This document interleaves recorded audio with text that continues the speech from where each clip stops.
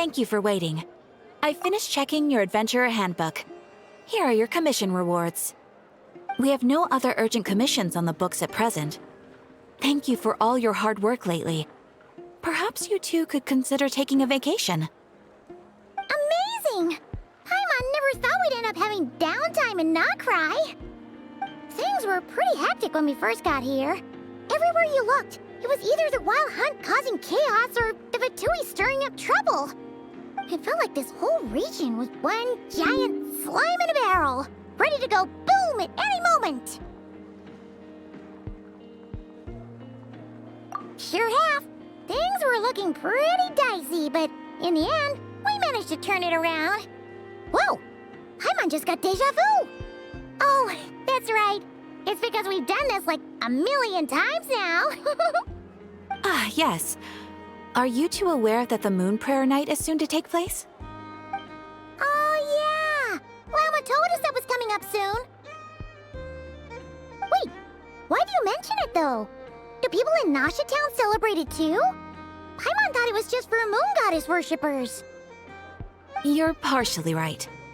Most people in Nasha Town just see the festival as an opportunity to do business. They do not concern themselves with the religious element. The festival was first celebrated by the Frost Moon Scions. On this day, they would wear moon prayer blossoms and celebrate the birth of the moon goddess through song and dance. They would also prepare food and handicrafts and give them as gifts to others. Over time, it became Nod-Krai's most lively festival. Oh, sounds like fun!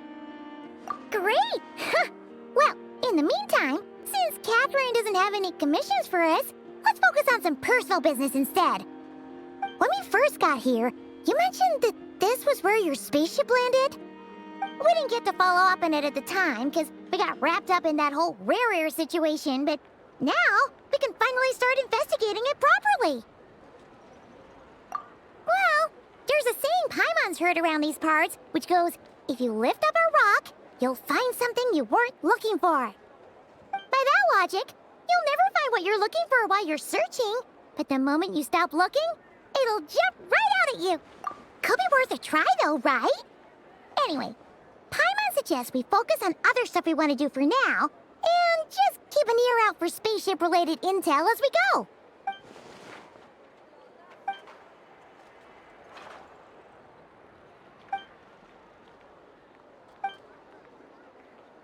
What's wrong?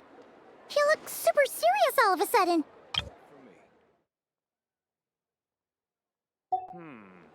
Huh? Paimon gets why you'd be concerned about Columbina, but what does the doctor have to do with anything? Oh, that's true. And now that you mention it, we're definitely overdue for a showdown with the Fatui. It is weird that he hasn't shown himself this whole time. What could he be up to? True. Paimon would much rather deal with Marionette anyway. She says the meanest things, but when it comes down to it, she doesn't seem like a bad person. Maybe it's the pressure of being a Fatuse? Especially as a Harbinger. Does she feel like she's gotta act tough to keep up appearances or something? But then, every time we headed out with Rerir, she always wound up having to repair Pulonia and her other robots. That's gotta sting. Losing face always hurts more for people who care a lot about their image. She's probably still furious about it. What? Relax, she's not even here. Huh? What's the matter?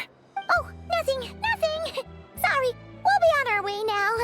Where are we again? Oh yeah, Columbina? Right, yeah, let's go see Columbina.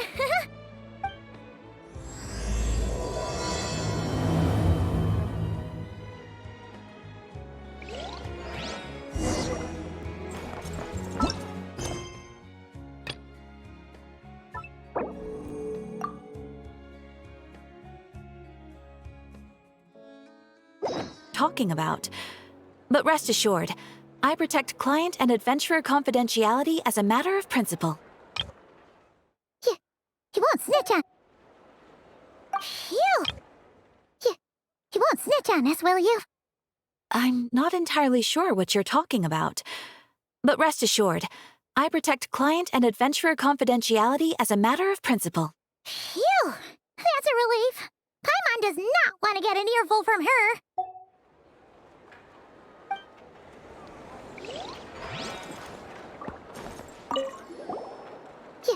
You won't snitch on us, will you? I'm not entirely sure what you're talking about. But rest assured, I protect client and adventurer confidentiality as a matter of principle. Phew! That's a relief. Paimon does not want to get an earful from her.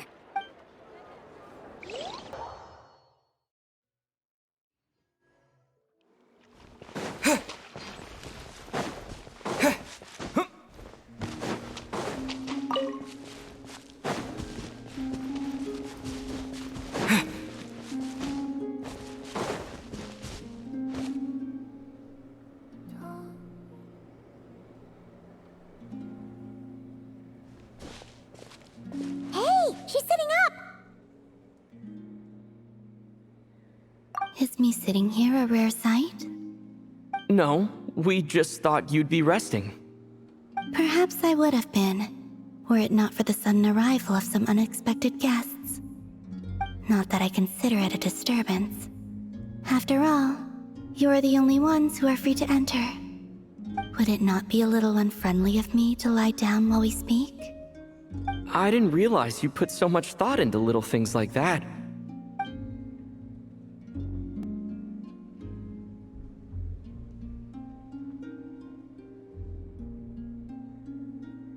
Only sometimes. There have been moments lately where I think about you and your companions. They are warm, mysterious, and cozy memories. Very few of my past memories are anything like that. They say that travelers return home bearing bags full of souvenirs. But my luggage was empty, and I believed it would stay that way. Return home? So, you're still planning on returning to the moon? Yes. This planet continues to reject me, reminding me that I do not belong here. If I remain in Teyvat, there will come a day that I disintegrate. And I don't mean reduced to dust, or turned into food for the flowers. I mean, I will cease to exist entirely. Alright then. Well, we're sure gonna miss you. But it sounds like we'll have to say goodbye. How do you intend to return? The moon prayer night is soon to arrive. On that day, the moon will be closest to Teyvat. The Kuvaki in this land will reach its peak at that time. I merely need to grasp the tide, and with relatively little effort. Oh, Paimon gets it! It'll work like a slingshot! You make it sound like she's gonna get blasted up to the moon. If I did that, I suspect I would crash into the false sky. I will be using a much gentler approach. But I do like the analogy. It's fun. You see? She gets Paimon's sense of humor. In the blink of an eye, the time has come to part ways. It does feel that way, doesn't it? Time seems to fly fastest when you are enjoying it. I have always thought of myself as a wanderer on this earth, and it has never expressed any desire to keep me here. Yet, just as I plan to depart, it tugs at my arm.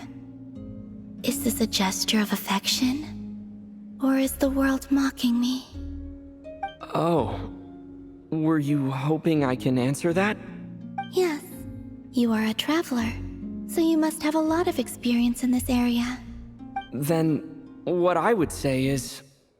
enjoy the moment. That's right! Don't overthink it! Happiness is happiness and joy is joy! The point is to enjoy it, not analyze it! I see.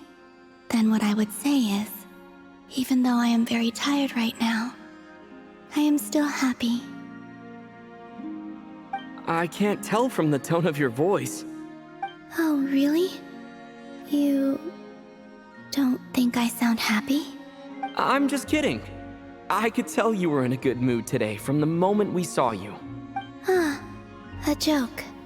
Albeit not a funny one. Anyway, I assume you're here about you-know-what. Give me your hand. Actually, it's not that. There's something else we wanted to discuss with you. Oh. Then, do you still want to give me your hand? Or not? Sure.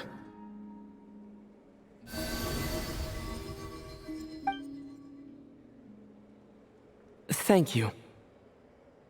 So, I've heard that in the Moon Prayer Nights of the past, people here would hold celebrations in the Moon Goddess's honor. Since you helped so much in our fight against the Rerir of Solnari, I think you deserve a farewell party before you return home. I haven't asked everyone else for their opinions on this yet, but I'd like to invite you to join the upcoming Moon Prayer Night. I've never joined a Moon Prayer Night before.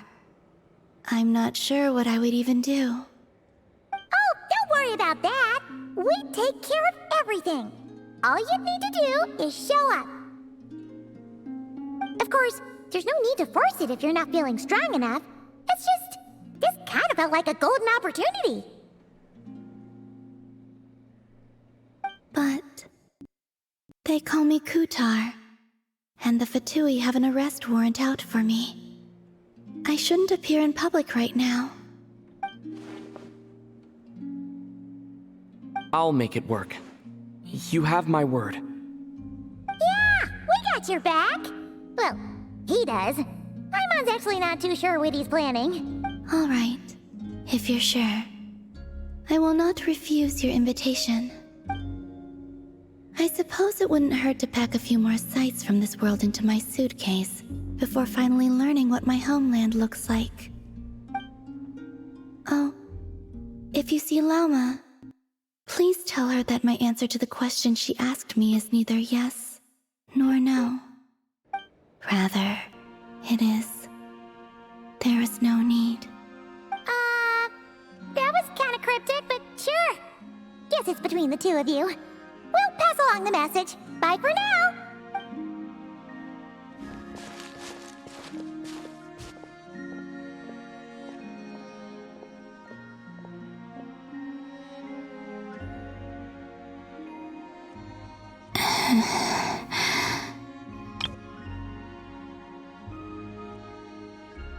And also, I do not know.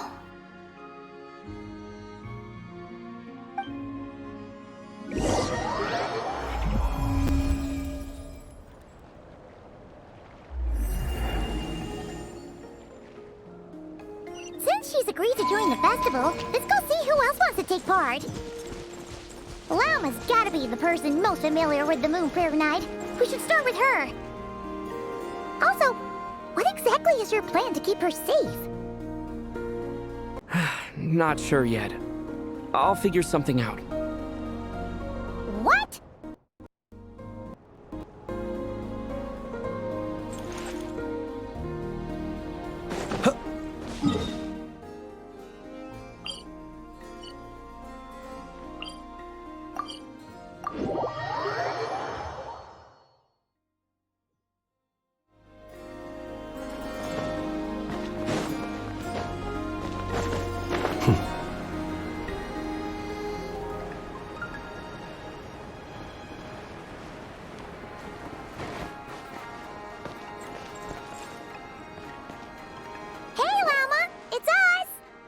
Huh?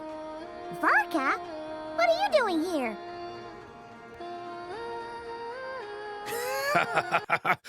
Beats me. I had a bit too much to drink last night, and when I woke up, I was on Hisi Island. Mr. Varka is helping to oversee Nasha Town's preparations for Moon Prayer Night. He is here to go over some details regarding the decorations and custom cloth designs. Right, yeah, that too. What do you mean, that too? Yes, celebrating this festival is a long-held tradition here in Nod-Krai.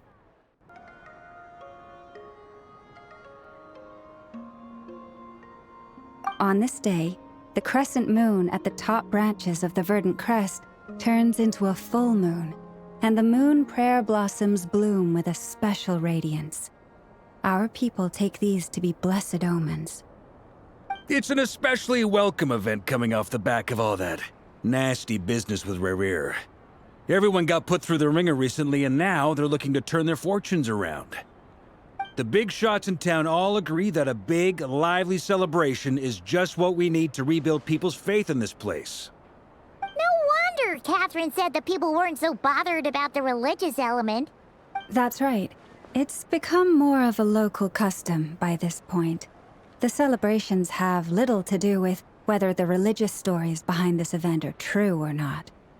Even the Frost Moon Scions are eagerly awaiting the coming of Moon Prayer Night, despite now knowing that their past beliefs were founded on a falsehood. That's fair. It's a bit like the Lantern Ride in Liyue. It's a chance for people to enjoy themselves, not debate the existence of the Adepti. Oh, one other thing! We just went to see Columbina. We went ahead and invited her to take part in the festival this time. Hope it's okay. Wait, so... you mean she agreed to it? Huh. That's quite a surprise. Then, I suppose that she intends to return to the moon on that day. Oh, yeah! It's kind of a complicated process, but basically, it's like a slingshot. I understand. In truth, I had a feeling that she might make such a decision. Well, if Kuthar has decided to participate in the festival, we should prepare accordingly. Yeah, exactly. She was saying how it could be risky for her to show her face in public. We were wondering if there was any way we could hide her. Unfortunately, the people who carved the statues did an excellent job of capturing her likeness. It will be very challenging to hide a goddess whose face everyone is so familiar with. Darn! We may have bitten off more than we can chew here. Nah, don't sweat the small stuff. We can handle that. Huh? Are you saying you have a plan? Not as such, no, but the most important thing with a festival is to keep the mood light and your spirits up. You can't go preparing for a festival with those long faces. You'll never convince anyone to enjoy themselves. The Mondstatter spirit is strong with this one. As it happens, I agree with Mr. Varka. Let's start by making our appreciation for Kuthar the beating heart of the festive atmosphere. And who knows? Once we get the ball rolling, perhaps everything will just fall into place. Hey! Did you catch that? Lauma said the thing! Or close enough, at least. I'm looking forward to the Moon Prayer Night already. We have a festival in Mondstadt called Windbloom, and you can always tell which couples are celebrating it for their first time by the smiles on their faces. Big, beaming smiles like their whole face is glowing. And I have a feeling we'll get to see that same smile on the Moon Goddess's face at this festival.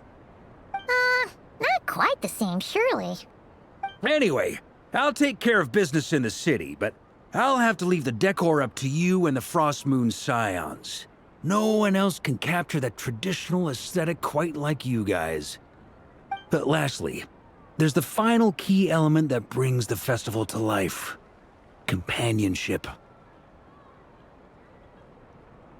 Before you leave, let me show you something that we've been preparing. Mr. Varka had asked to see it already, so you may as well tag along. Also, I have some further questions about Kuthar's decision.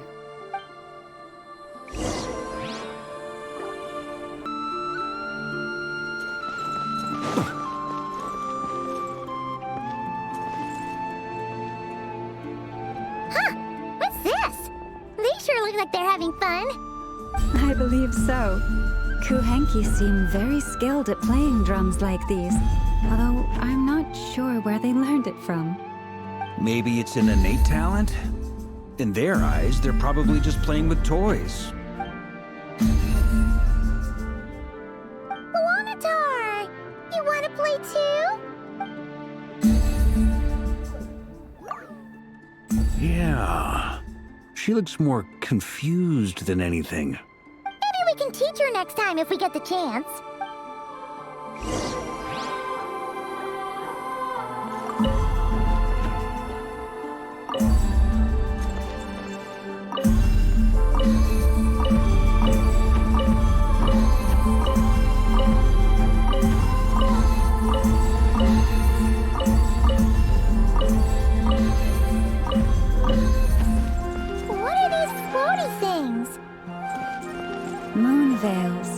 We hang them from buildings in the city during the festival. When you look at the sky through them, it creates a lovely misty effect.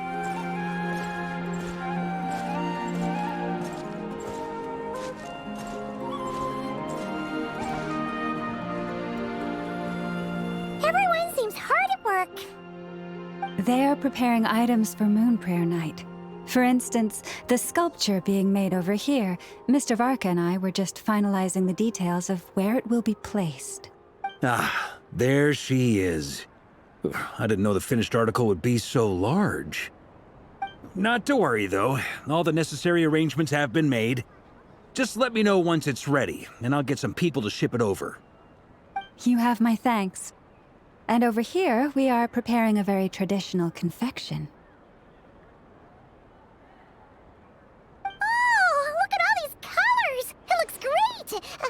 Can Paimon try one? Of course. I have a feeling you'll like it a lot. You bet! Sweets and treats are Paimon's favorite. If you included those in the Feast of the Moon, I bet Paimon would have joined the Frost Moon Scions by now. There will also be verdant crests like this present in Nasha Town during the festival. The timing of Moon Prayer Night is not completely set in advance. We make a rough estimate, then observe the changes in the verdant crests and moon prayer blossoms to guide us. As such, the wait itself is a fun feature of this particular festival.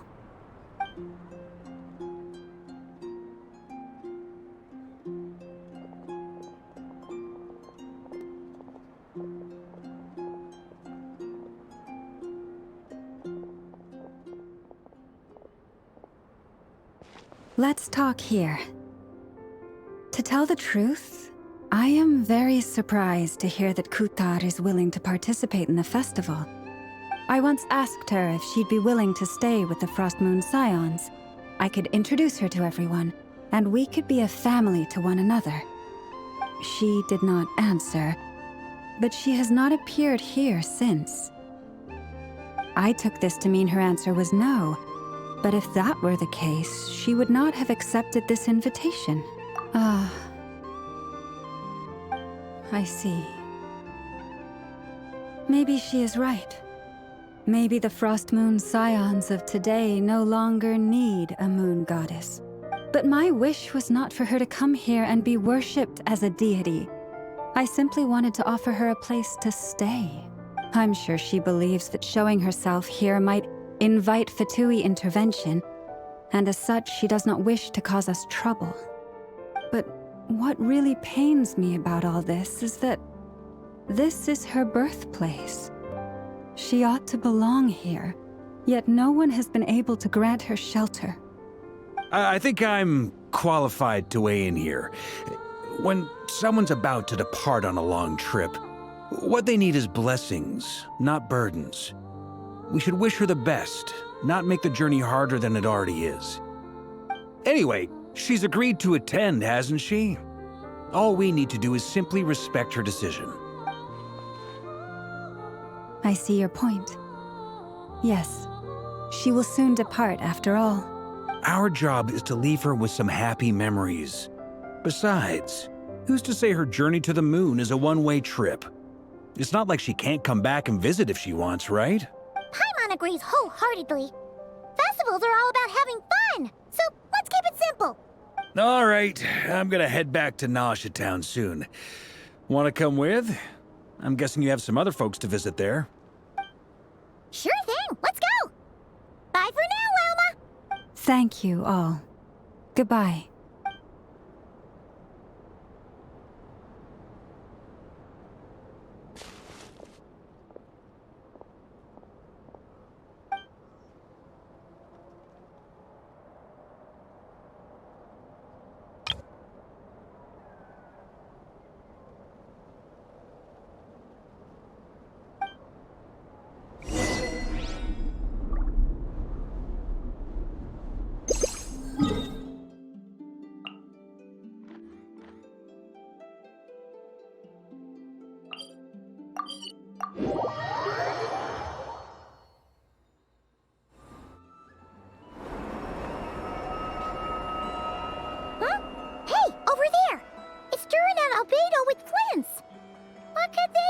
chatting about? Your guess is as good as mine. Ah, Grand Master, and the Traveler and Paimon. Hello there. It's been a while. Perfect. We have some new volunteers for our investigation. Wait, let me guess. The righteous Lightkeepers are finally ready to hunt down the Abyssal Dragon? Yes, that too. Yeah, right. Oh, wait. Why does everyone keep saying that too? Well, to be precise, the facts match, but not the causality. Wait, so I guessed right? Half right. Don't act so impressed with yourself. Maybe I can explain. We ran into Mr. Flint's north of Nosha Town. At that time, we just noticed a few abyssal creatures out in the wild, but the strange thing was, I didn't detect any traces of abyssal energy on them at all. On closer inspection, we realized that they were not real monsters, but something akin to reflections in the water, or perhaps a mirage. Huh? What do you mean? Like, you could see them but not touch them? Exactly. It was very peculiar. They roared and tried to attack us, but we could not make any physical contact with them. I think I've heard of things like that happening in Nod-Krai before, but I don't know much about it. Yes, it's a known phenomenon. Mirage-like illusions tend to appear in Nodkrai in the run-up to Moonprayer Night. From a distance, they appear quite real. I myself thought that Misters Durin and Albedo were locked in battle with abyssal monsters when I first arrived. But after sharing intel and investigating a little further, we can confirm that these illusions are harmless. There is no great cause for concern. All the Mirage stories I've heard are either animals, rocks, or small houses. Abyssal monsters, though? That's a first. It's a first for me, too. So I'm planning to look into it further just to be on the safe side. I intend to inspect a few more locations. What about you two? Any plans? Alice contacted me a few days ago. She'd like me and Durin to assist her with an experiment, but we lost contact shortly after receiving the message. I'm sure that comes as no surprise to anyone familiar with her. We don't know when the wind will blow, yet when the wind blows, we will know. That, in a nutshell, describes how Alice operates. Yeah, that tracks. Okay. Well, I suggest we investigate this Mirage business in the meantime. It's piqued my curiosity, and I'm pretty sure I know someone who will already be 10 steps ahead of us. Well said. Right? Whatever's happening in Nod-Krai, she always seems to be the first one to know. Let's go see what she knows. We can invite her and her staff to the festival while we're at it.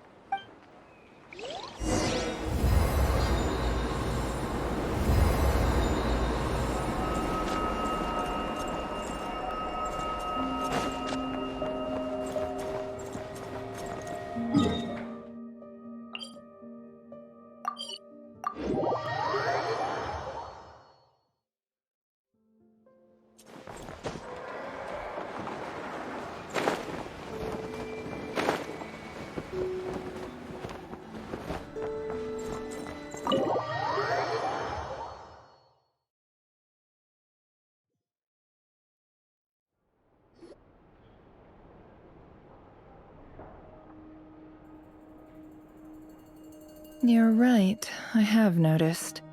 There's certainly something a little fishy about this situation. Only a little, though. Records indicate that this phenomenon can occur in the days before and following Moonprayer Night. That said, it has always been a rare sight in the past. The odds of encountering these phantoms are similar to looking up in the night sky, happening to see a shooting star, and managing to make a wish before it disappears. But this time, either everyone's getting lucky, or they're appearing far more frequently than usual. Jahoda's out gathering intel as we speak. In the meantime, let me check off some points of interest. First, the Abyss. The ones we saw seem to be abyssal monsters. Indeed. but we have identified one location where many more of them have made an appearance. And not just monsters, but human phantoms too. Given the scale and nature of the phantoms, it's almost as if someone's last memories are coming to life. Or perhaps the memories of multiple people. Oh. So you mean the phantom monsters are hunting down the phantom humans? Exactly. The phantoms can interact with each other, but we have no means of intervening. In addition, some of the human phantoms would seem to be from the very distant past. This is clear both from the clothing they wear and the stories they tell. They claim to be from Hyperborea, a name which I've heard from Lauma before.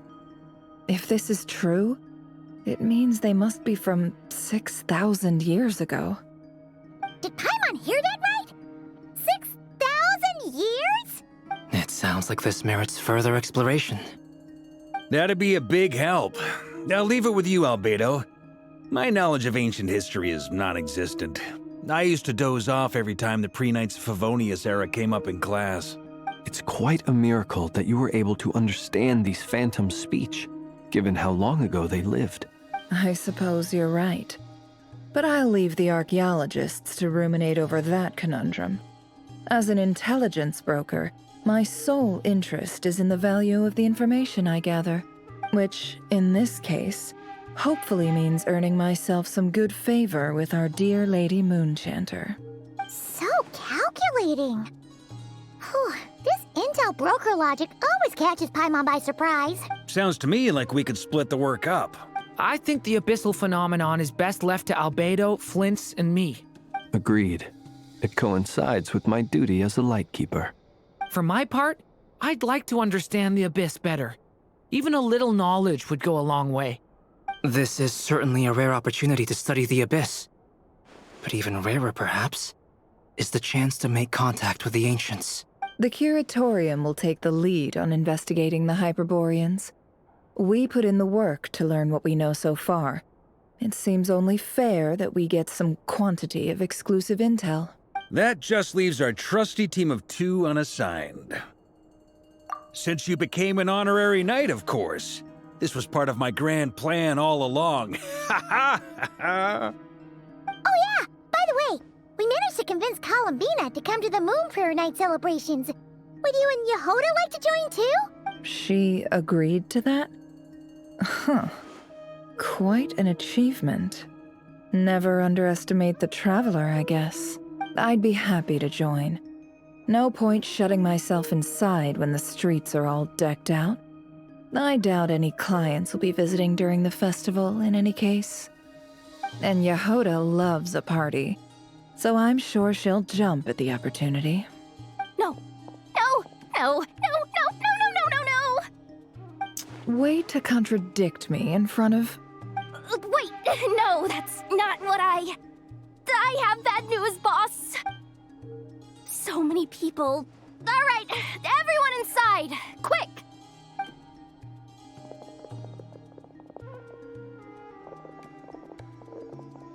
This is gonna sound crazy, but hear me out. I saw one of those phantoms at Star Sand Shoal, and it was some sort of flying ship. Like a spaceship? That's gotta be the one you came to Tibet in. You said you saw the same thing through the moon marrow, right? Huh? You already know about it? Ugh, I thought I was gonna blow people's minds. Turns out I'm the last to find out. Wait, back up. You came here in a spaceship? Now my mind is blown! What's it like on the inside? Was it like flying through space? I want to know everything! Yep, exactly. Huge discovery. You're the best. Second best intel broker in the world. After your boss, of course. Wow. Really? Well, I don't know if I'm all that, but... I guess that decides where we're heading next. Come on, don't look at me like that. I know the spaceship doesn't have anything to do with me, but you don't want to leave me as the only one twiddling my thumbs, do you? Please? Fair along. In that case, let's meet back here to discuss our findings once we're done. I wish everyone a productive investigation. You too.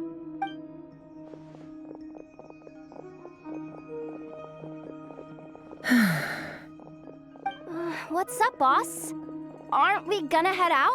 Tell me, Jahoda, when did the curatorium start giving out intel for free? Oh,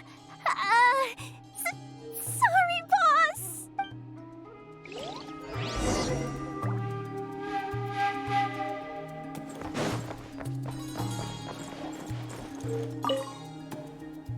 We can't unshare information any more than water spilled on sand can be put back in the bucket.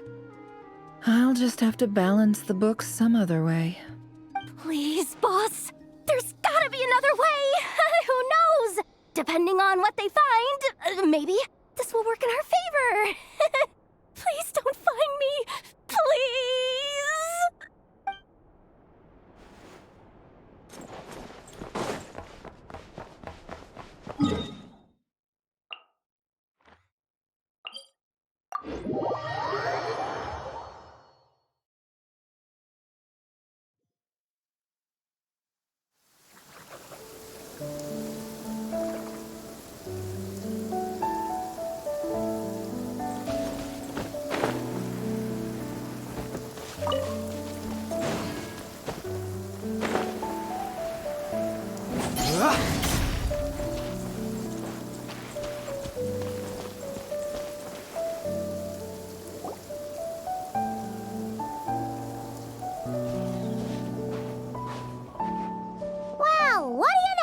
Jahoda was right on the money. This Phantom really is your spaceship. But that's so weird. Why would it show up here? Is it some kind of projection? Or a ghost? Like, maybe it no longer exists, but somehow it left an afterimage? Ah, you're already here. Miss Lauma, what a surprise. I thought you were busy with festival preparations. I was, until one of our people informed me that a strange sight had appeared at Starsand Shoal. No one's ever seen something quite like this before. I thought I should see it for myself. Same here. Oh, so we heard that these things appear around the festival period. Any idea why that is? Unfortunately not. We have very limited information about them, since they can't be interacted with. And no human phantoms have ever made an appearance before now. The most we've been able to deduce is that these sightings appear to be connected to the increase in Kuvaki energy around this time. Yeah, seems like that's all we can do. This is all so confusing. Allow me to lend you a hand.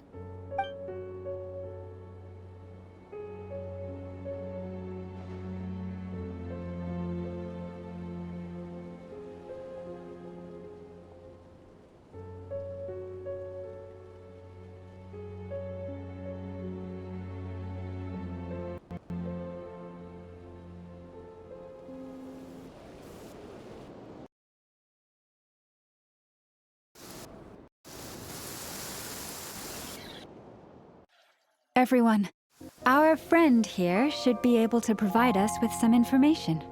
Is that a phantom rhymehorn deer? I've heard about how the Frost Moon Scions live in harmony with the animals and can even communicate with them. That's coming in handy now, for sure. Okay.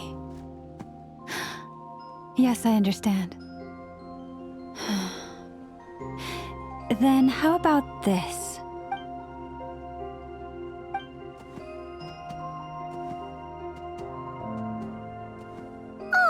It's leaving! It appears to share our curiosity about this giant spaceship, so I asked it if it wouldn't mind investigating along with some friends. In return, I told it about some nearby spots where the wild fruit grows abundantly. We may live in a different era from these phantoms, but I trust that the terrain, climate, and ecology here are more resistant to the effects of time than some things are.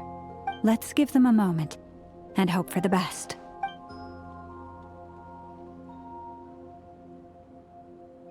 All back together? Must have been a lot of fruit. Indeed. Now let me ask them some questions.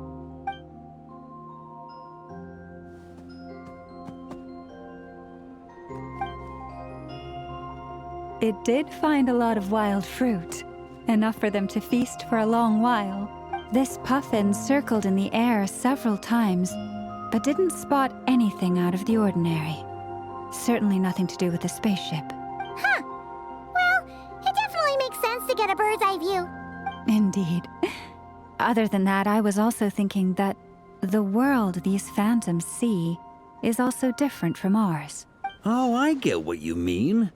The wild fruit exists in both times and spaces, but there might also be things that only exist in that space-time, which we can't see. Good point. Great thinking, Lauma. Blunthorn rhinos can use kuvaki to shift great rocks, but this one says it couldn't get that ship to budge by even an inch. The sniffer mole tried too, but despite being a skilled digger, it could not get through. They say that the spaceship looks robust and undamaged. It seems completely impervious to any and all attacks. Whatever lies within is well defended from harm. So, just like us humans, there was nothing they could do about this spaceship either. Yes. Still, they deserve our thanks. We are grateful for all your efforts, dear friends. Now go, and enjoy your feast. I've noticed some other human phantoms gathered nearby. Come on, let's go talk to them.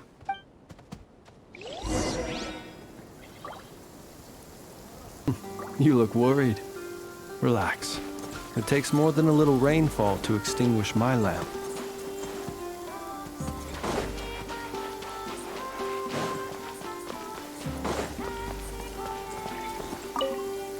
Those illusions and those people. Nah, all part of the festive atmosphere.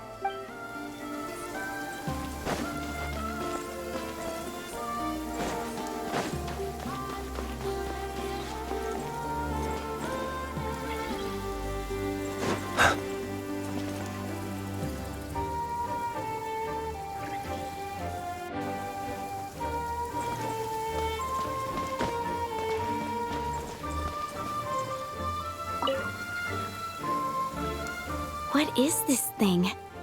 I've never seen it move, and there's no way to get inside. Goodness knows. My grandpa says it's been sitting here at least since his grandpa was still alive. What about his grandpa?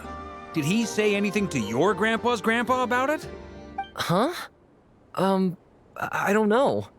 In all likelihood, it was here back then too. Hard to imagine something this huge could move. Guess that means that as far as they're concerned, this ship's been around a long time.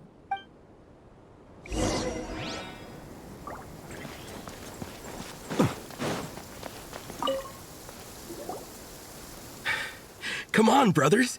If we can get even a small chunk off of this thing, it's gotta be worth a fortune. Today is the day we strike it rich. Huh? You mean Paimon? Yes, brother, I shall join you. Let's make our fortune. We should go with them. What the? This thing is crazy tough. I can't even scratch it. What's it made of? Sorry, brother. Looks like we'll have to seek our fortunes elsewhere. Enjoying yourself? I was just seeing if I could influence this phantom's perception by playing. But nope, no dice. I'm sure we're all starting to build up an idea of what's going on here now that we've spoken to some of the people. These phantoms are reenacting real historical events in Nod-Krai. It's almost like we're in some kind of interactive stage play. We can talk to the actors, but the plot is fixed, and we can't influence it. It makes sense. History is set in stone. The objective facts of the past cannot be changed. Paimon totally thought you were just goofing around earlier. But actually, you were doing some serious investigating. Of course I was. Anyway, at this point, I think we're forced to conclude that although the Phantom spaceship is right there in front of us, we aren't going to learn much about it from these people.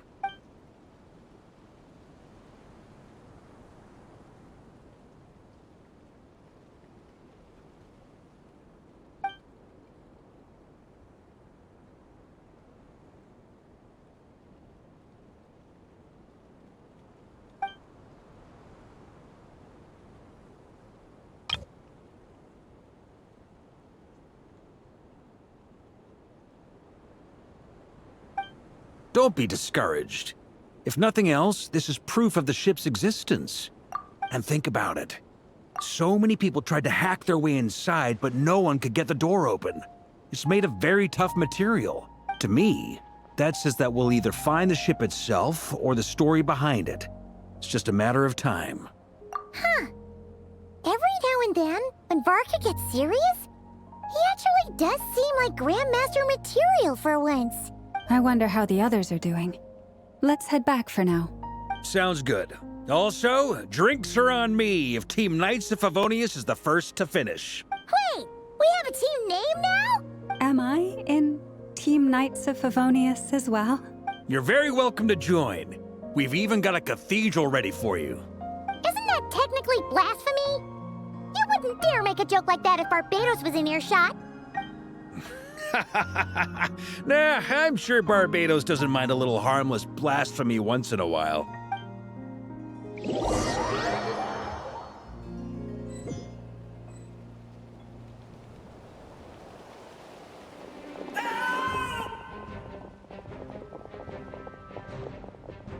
Oh, no! Get away! Oh.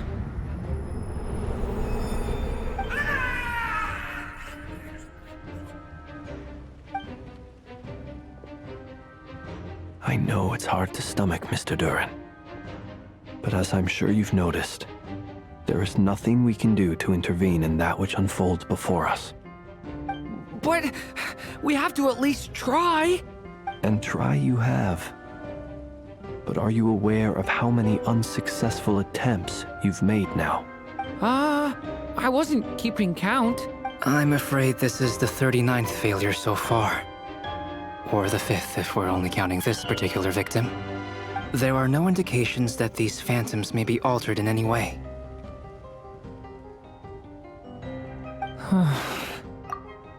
You seem to have calmed down a little. I'll make us a fire. You should rest and have some water. Feeling any better now, Mr. Durin? May I ask a few questions? Be my guest. What exactly are we witnessing here? What happened to those people? My guess would be that we are seeing Nod-Krai during the Conrian Cataclysm. Would that be accurate?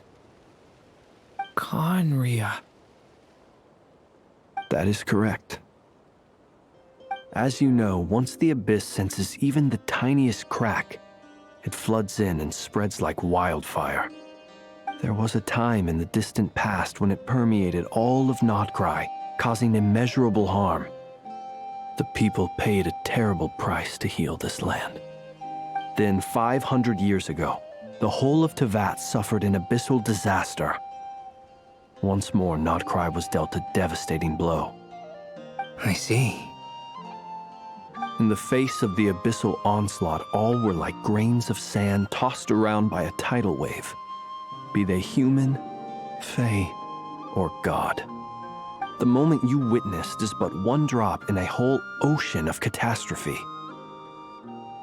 All right. I guess that answers my second question, too. I wanted to know why there's nothing I could do to help them, and that's because what we are seeing is history. That would be my guess as well. As I understand it, history and fate are not all that dissimilar. The latter may be unseen to us, but both are immutable. Yes. Fate was determined long, long ago. I still have a couple of other questions for you, Mr. Flins. You mentioned more than one abyssal disaster that has struck this land in the past. how can you be sure that what we're seeing is from the Conrian incident? And also, how are you able to stay so calm when you're talking about these events? From everything I know about you, you're not cold or ruthless, and you're not indifferent to the suffering of others. Alas, I am forced to show my age. I must be 600 or 700 years old by human measure. Wait, so you... One is not easily moved by history when one has witnessed the truth firsthand. I'm sorry. You needn't apologize. Your passion is a good thing to have. Treasure it, because someday you may find it in terribly short supply. Now, at the risk of offending you, I have a question in return. Your curiosity toward the abyss, is it born from hatred or because you sense its call? I only ask because I kept a fragment of Rerir's body in my lantern for a short time. Specifically, his heart. So I know what a burden it can be to carry the abyss with you. And I hear its power growling from somewhere within you. In my eyes, your mere existence is a miracle. My honest answer is... I don't know. I don't think I have the confidence to say for certain.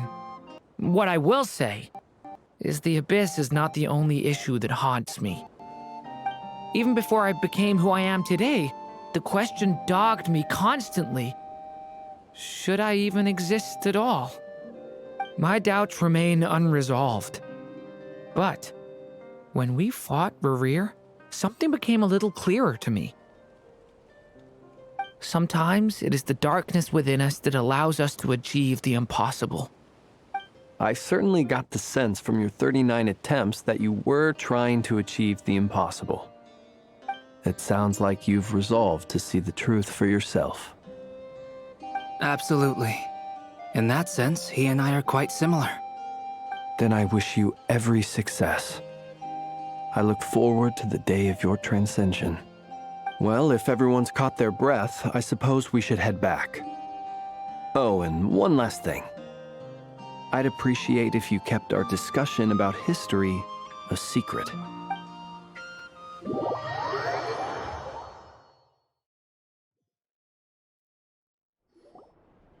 Incredibly, our separate investigations led us all to the same conclusion. Hooray for consensus! Yeah, but we barely learned anything, though. I totally thought this would be the mother lode. Talking with the ancients? I mean, come on! But nope. All we got was useless snippets of conversation. And all this stuff about moons and hyperopia. What a load of baloney. Seems like people back then had a few screws loose. I understand your frustration. We found the same issue. Each phantom only showed a very brief moment in time.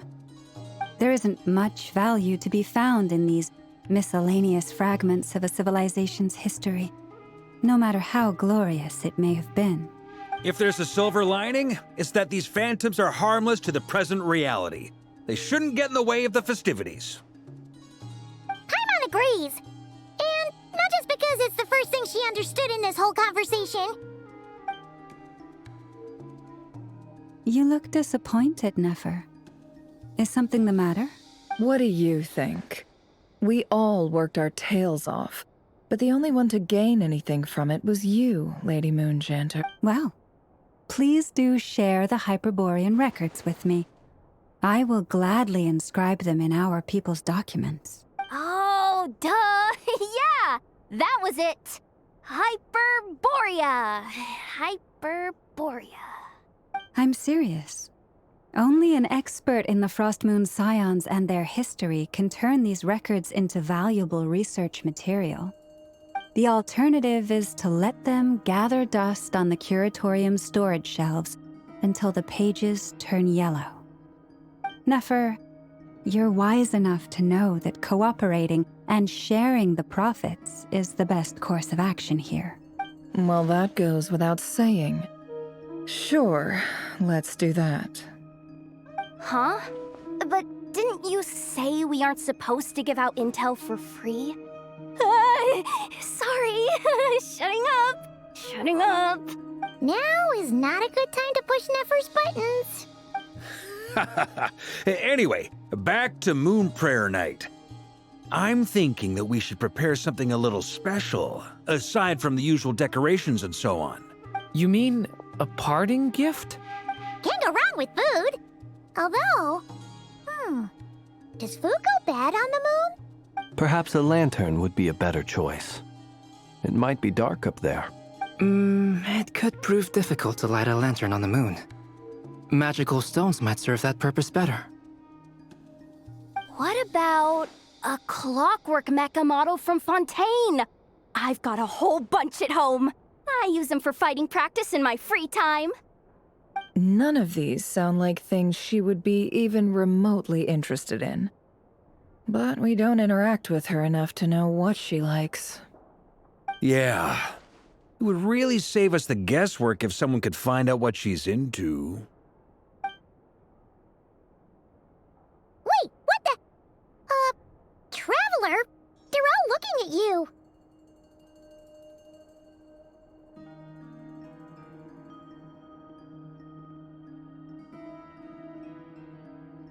Great! Haha, problem solved. Now, I need to stop by Dory's. Gonna need her help sourcing a bunch of stuff for the festival. Then let's leave it there for now. We all have our own business to attend to.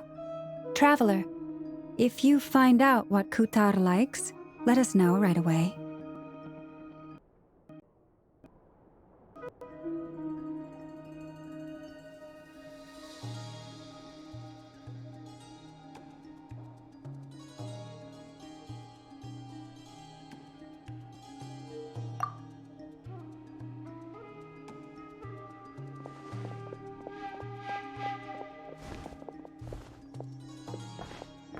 Is something the matter? I'm fine. It's just... I'm still feeling a little rattled after witnessing the horrors of the Abyss. But it's okay. This is something I have to work through. I'll be all right. Thanks for your concern. Well, don't put too much pressure on yourself. If you ever feel like something's wrong, physically or mentally, we're here to talk. Come on. Stop treating me like a kid.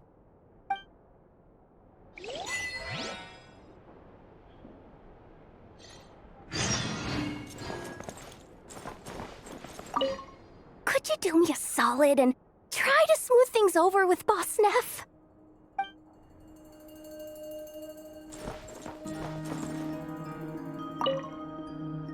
Which is why we need a lantern guaranteed to work on the moon. Yes, I have a few ideas, but the lantern itself is the easy part. The real issue is how little we know about the lunar environment. Wait, you two are serious about this? Let's just say I'm intrigued by these shining magical stones that Mr. Albedo has mentioned.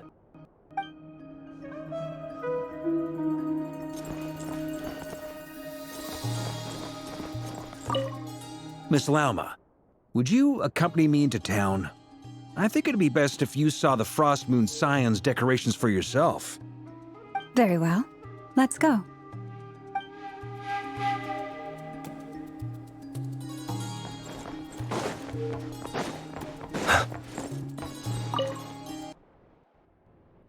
You should get going. It's important that we ascertain what Kutar likes.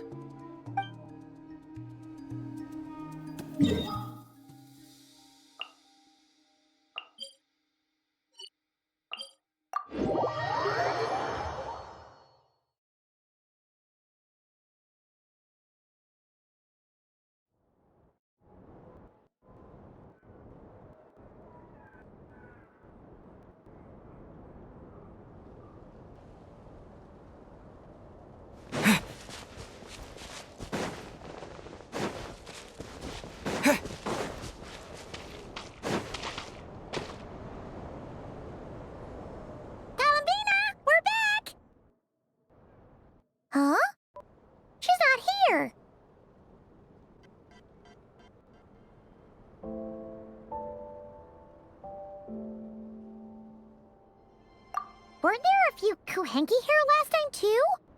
Where did they all go?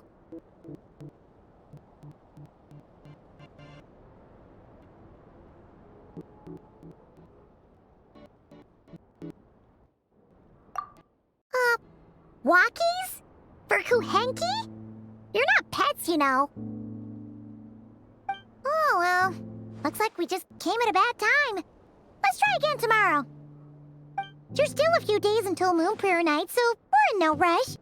Besides, she needs time to rest anyway.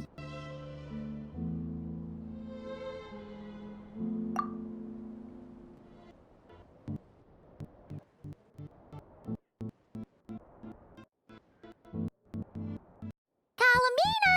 Are you back yet? Oh, how strange. Looks like she still isn't here.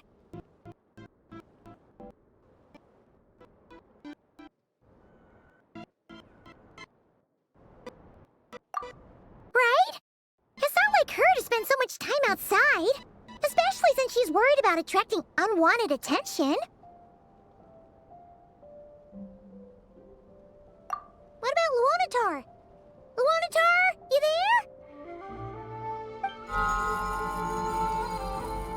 Hey! Do you know where Columbina went? Sorry, didn't understand. But if you know where she is, could you take us to her?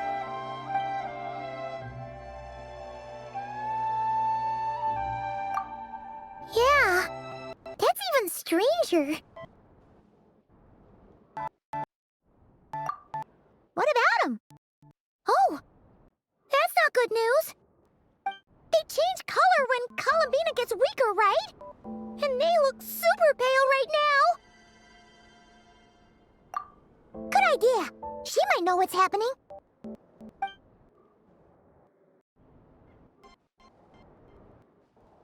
Lauma! Ah, it's you. How is Kutar? Is she okay? No, she hasn't. I came here to check on her after I noticed the flowers had changed color. Based on past precedent, she must be very weak right now. Even getting up to walk would be a struggle. It seems unlikely that she wandered off outside. Not to mention that she doesn't do that at the best of times either. So yeah, this is super weird. No. Very few people are in the know about Kutar's whereabouts. And if anyone suspicious had visited, they'd have left some sort of evidence. Come on, let's go to Nasha Town. If anyone has seen her, someone there will know about it. It's Nod-Krai's information hub after all. Makes sense. Let's go!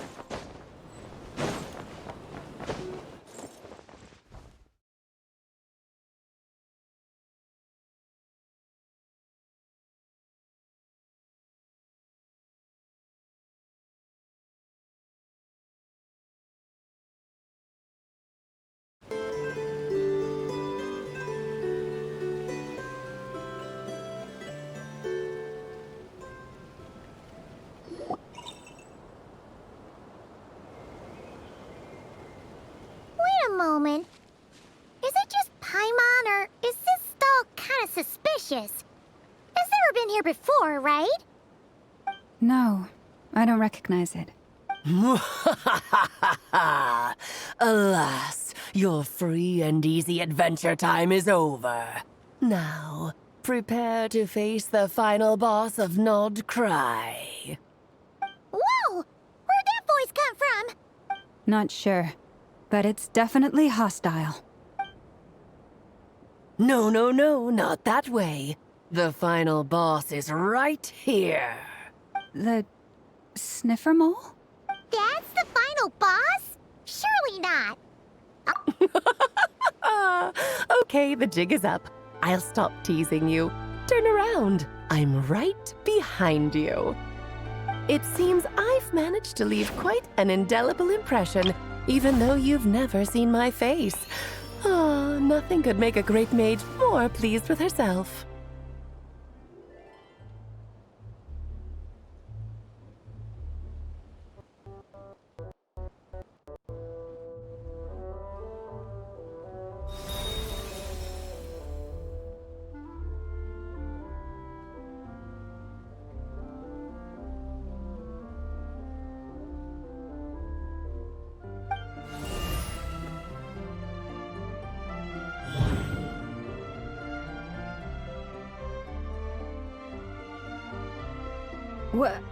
What is going on?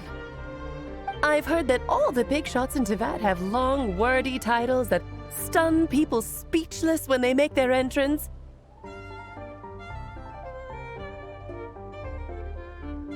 Unfortunately, none of them are affiliated with the Hexen Circle, and we ourselves keep a very low profile.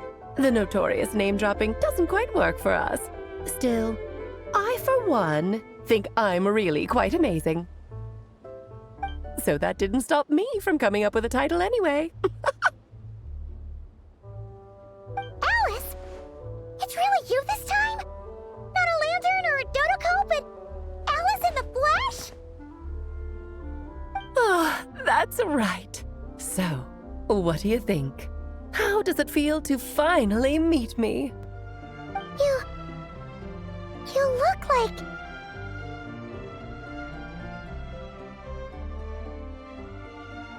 Oh, that's the first thing you thought.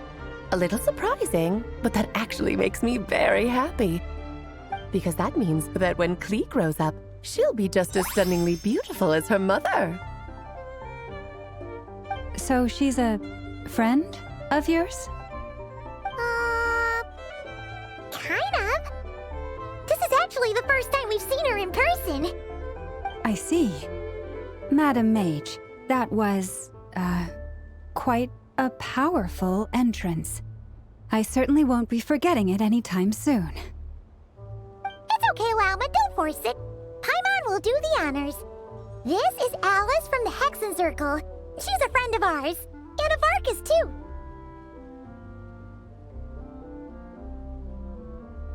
That's right. She's a good person, just kinda unpredictable. Well, what is the human heart if not unpredictable? Hmm? If we could not do as we please, how would we differ from machines? I am Lauma, Moon Chanter of the Frost Moon Scions. It is a pleasure to meet you. Oh, I know. Before you got here, I spent a good, 15 minutes getting up to speed on Nod-Krai's present situation. In other words, I've read the whole in the last episode part, so we can skip the pleasantries. Fair enough. Well, Miss Alice, I can already tell that you have quite a unique personality. He'll get used to it. Paimon sure is. So anyway, what are you doing in Nod-Krai, Alice? Oh, I thought I told you already. This time, I'm the final boss. And what a formidable foe I shall be. Powerful, confident, decisive, and good luck finding my weak spot. You will never succeed.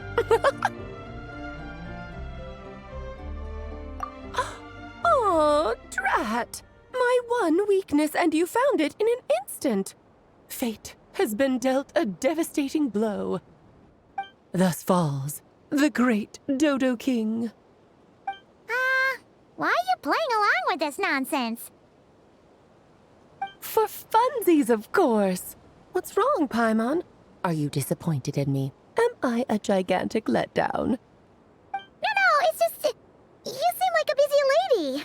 And this is the one time you've shown up in person. Paimon figured it would be for something more high stakes than just goofing around. You're quite right. I'm here in Nod-Krai because something big happened. Something big enough it caught the attention of the Hexen Circle. It concerns the 3 moons, Tevat's borders, and of course, the moon goddess you are currently searching for. Kind of. Why don't we discuss this over a pot of tea? My main reason for coming on this trip to Tevat was, of course, to have some fun. But I do technically have a job to do as well, namely, maintaining the stability of Tevat's borders. I'll skip over the complicated parts, but to sum it up, abyssal energies are all that lie beyond Tevat's border. We'd find ourselves in a real pickle if they ever made it through. And the phantoms you've been seeing are a sign that the border has been disturbed. Ah, no wonder they tend to show up around Moon Prayer Night. Is it because the real moon is now so close to us that its power can cross the border? In part, but only a negligible amount passes through. Just enough to influence the verdant crests and so on. And as you've noticed, there has been an unprecedented number of phantoms appearing this year. The influence of the moon beyond the border cannot explain this. No, there is another far greater factor at play. The trilunar syzygy. A trilunar syzygy? Eons ago, before the heavenly principles came to Tevat, it was the then 3 moon goddesses who controlled the laws of this world. Oh, that's exactly it! The 3 goddesses split these powers amongst themselves, promising never to consolidate them into one singular body. This was meant to keep the world stable.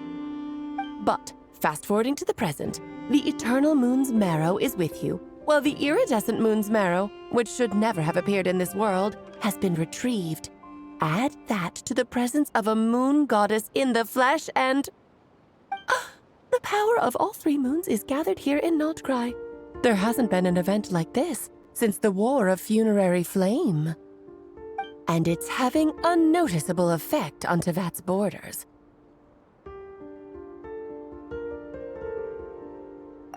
Because I wish to give my darling daughter a peaceful, sunny environment to grow up in. Is that a good enough reason? Kinda sounds like you're dodging the question, but it does make sense. Well, that's one reason anyway, and the most important one. The others are a little complicated to explain. For instance, cleaning up after dearest Miss R. Albedo could tell you more about that if you're curious, but right now, I have a more important question to ask you. Why are you collecting the moon marrows? I see. Nicole told me about that legend once. Nicole? You mean Mage Anne? Oh, so you remember. Yes, of course. That was a story about fate, her area of expertise. But back to the story of our dear moon goddess. I'm afraid her intended method of returning to the moon is unlikely to work anymore. What does that mean? She may be missing, but she hasn't gone anywhere. She has disappeared.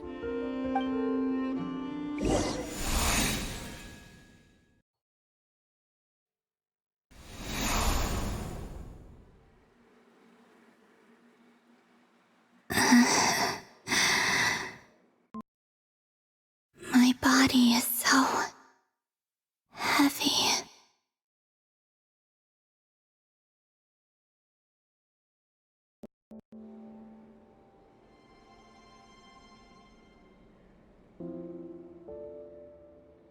What's happening to me?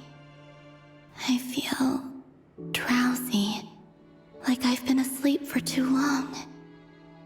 Is it daytime or nighttime? Is the moon out? I a walk.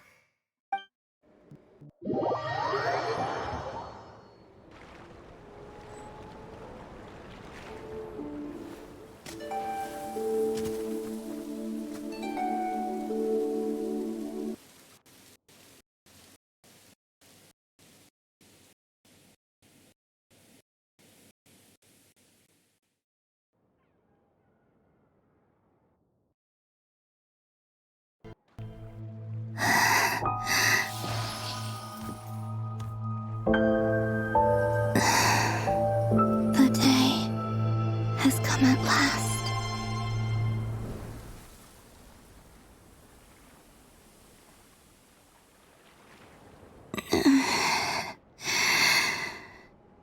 Have I grown so weak that I can't even sustain my physical form? But Moonprayer Night is nearly here. I was so close to returning home. Death is near. Is this how it ends for me? Will I return to the moon after I disappear? Or... I don't want it to end like this. So far, at least, I still exist. Even if not physically, I can still feel. But as my power wanes, I'm sure that too will fade.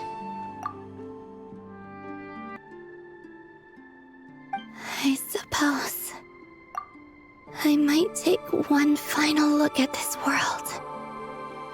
The world where I was born.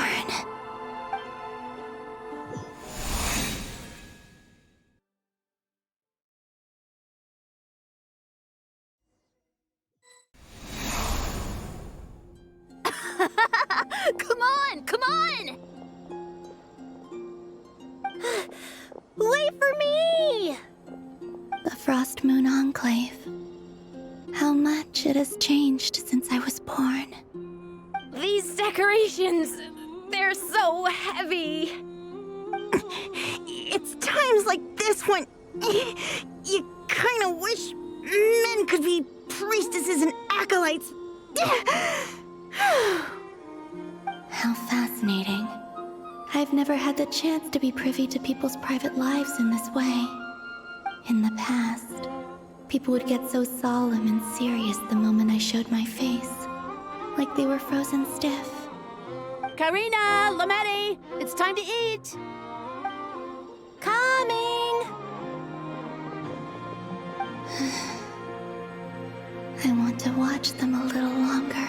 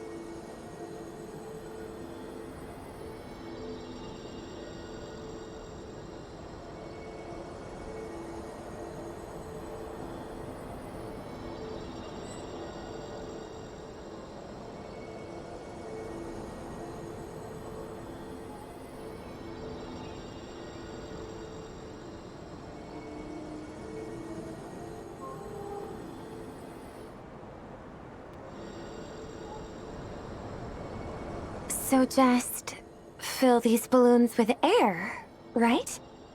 Yep. Try a couple now to test things out. The rest can wait till Moonprayer Night. Think fast. Rita! teasing an acolyte of the Frost Moon Scions?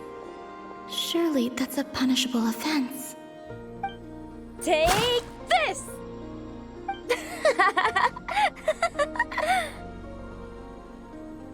Huh? Alright, enough horsing around. Lady Lauma gave us a task. We should get back to it. The task is just to check that the balloons don't leak, right? Doesn't matter if we fill them with air or water. Yeah. Okay, you got me there. And you got me there. But still, we can't use all the balloons before the festival even starts. We won't use all of them. And as long as Lady Lauma's trusted acolyte doesn't snitch, this can stay as a little secret between friends. A couple more can't do any harm, right? Oh, you menace. Then, think fast! Is pumping a balloon full of water really so much fun?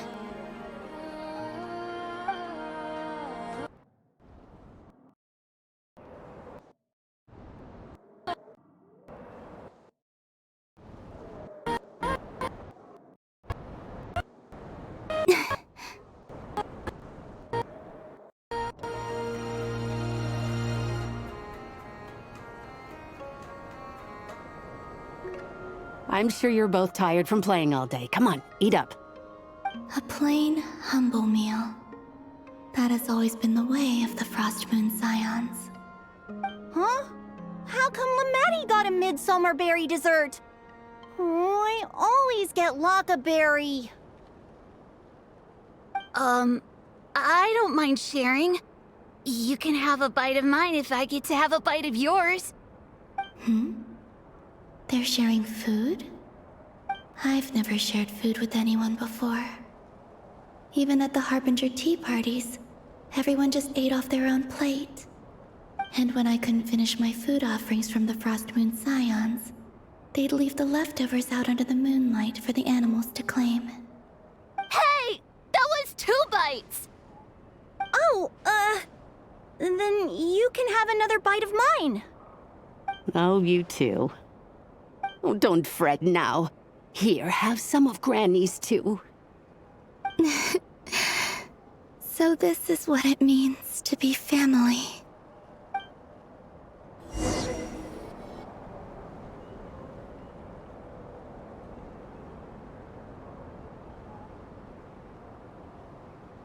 I'm seeing so much that I'd never usually get to see.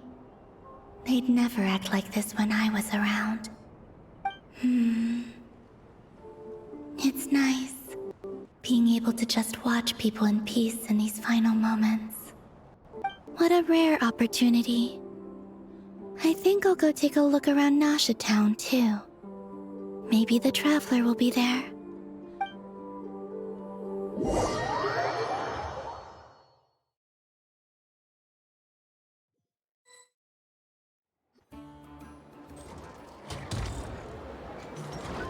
After the War of Funerary Flame, the Moon Goddesses were no longer recognized by Teyvat. They lost the whole foundation for their existence. That's why the Moon Goddess's strength is fading. She cannot withstand the world's rejection of her.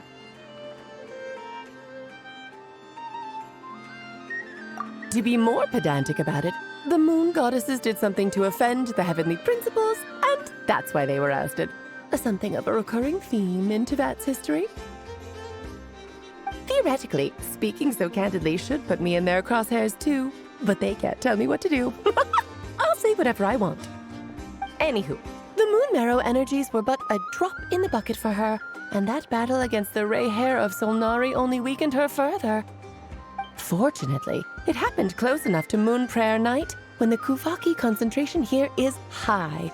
That's the only reason she managed to survive this long. What do you mean, fortunately? You said she disappeared. We're too late. Oh, what a headache.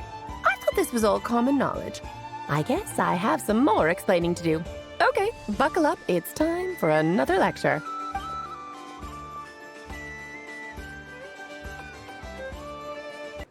Now, I said earlier that the moon goddesses lost the foundation for their existence. The reason for that has to do with the natural order. Basically, the rationale for their existence in Teyvat was lost. The same logic applies to the present moon goddess, too. Consider her existence so far. Her comrades in the Fatui called her Damselette. And she was worshipped as Kutar by the Frost Moon Scions. But these connections have now been severed, whether by her hand or yours. So, the rationale that once sustained her existence is now gone. Wait, we did that to her? Oh, well, strictly speaking, yes. But let's not start pointing fingers, shall we? I'll only end up as the big bad villain, and that's not the kind of final boss I want to be. Of course I do. I'm only the greatest mage in the whole entire world. Now, if you wish to find your moon goddess, there are two problems we need to solve. Firstly, we'll need to strengthen the connection between her and Teyvat, at least enough to sustain her until Moon Prayer Night. Strengthen her connection? But does that mean I'll have to rally all the Frost Moon faithful behind this? I'm afraid a bygone faith and a former home won't be of any help to her now. Do you know her name? Her name? Yes. Names are very important things. A name is a fundamental concept that anchors one's entire existence. Then your first job is to find it. As a moon goddess, I'm sure she must have a name she identifies with. Neither Columbina nor Kutar is her true name, and she's never really accepted either of them. So, finding out her real name is enough to sustain her existence? Yes, I know it sounds like a small step, but every journey begins that way. So for now, that's all we need to focus on. The second problem is with her plan to use the moon marrows to return to the moon. Unfortunately, piercing through the false sky will take an enormous amount of power. Given her current condition, she won't be able to provide anywhere near enough power, even if she recovers her physical form. But no need to fret. Nicole's the expert in this field, and I'm sure she'll figure something out. Wait, Mage N is going to help us out too? That means we've got 2 Hexencircle mages on the case. This is turning into a pretty big deal. Actually, this is more of a side quest for me. Like you said, I'm a busy lady, so I can't stay for too long. I'll have to return to Teyvat's border soon. That's the upside you get for looking out for my little Klee. Hopefully that will incentivize you to carry on keeping her company in the future. Anyway, jokes aside, you'd better get moving. It will take quite a miracle for the moon goddess's consciousness to hold out till Moon Prayer Night. Oh, I suppose I might as well tell you where Nicole is before I leave. Off you go now. Time to meet your new friend. Oh, yes, and a little suggestion. Don't forget to mind your heads. What? I wonder how Durin's doing. I should really go see him before I head back. You really are super busy. I most certainly am. There's so many children I have to keep tabs on just in Mondstadt. Durin, Albedo, Venti, Varka. Klee didn't make the list, huh? Of course not. Klee is my pride and joy. I have no qualms about her, because she's the best child in the whole wide world. Yep. Klee's a little angel. I'm glad you agree. Well, all the best. See you when I see you.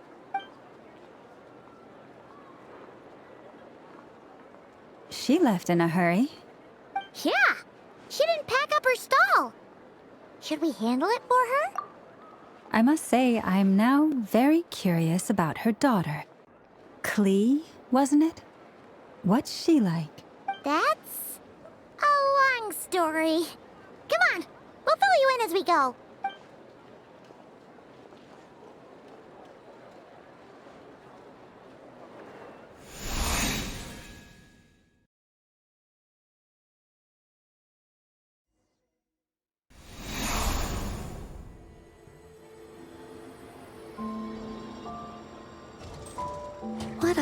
lovely place. I've never experienced Nasha Town like this before. Hey, you old geezer! Your hammer's rusted through! Who are you calling old geezer? Are they quarreling? I'm looking right at him! You've really gone downhill since giving your daughter free rein in the workshop. Can you even swing a hammer anymore? It shouldn't take you days just to fix a single chair! You might as well use that hammer to massage my back for all the good it's doing. Don't run your mouth, or you'll get a back massage that'll put you in bed for the rest of your life. Look, the materials haven't arrived yet, all right? You know how busy it gets in the days before Moon Prayer Night. I'll bet you send all the materials to your little princess. Blood's always thicker than water, huh? All right, you've made your point, Uncle Koski. As soon as the materials arrive, fixing your chair will be the #1 priority. And Dad, if you've got time to chat, why don't you lend me a hand, See? Lolka knows what the score is. I guess they're friends. But the way they spoke to each other was so ugly. Then again, it wouldn't be the first time I've seen something like this. Columbina! Sing outside my door in the middle of the night one more time, and I'll unscrew your vocal cords. You hear me? Oh, Sandrone. So that was her way of trying to be friends with me. What a pity. I won't get the chance to say any ugly things in reply.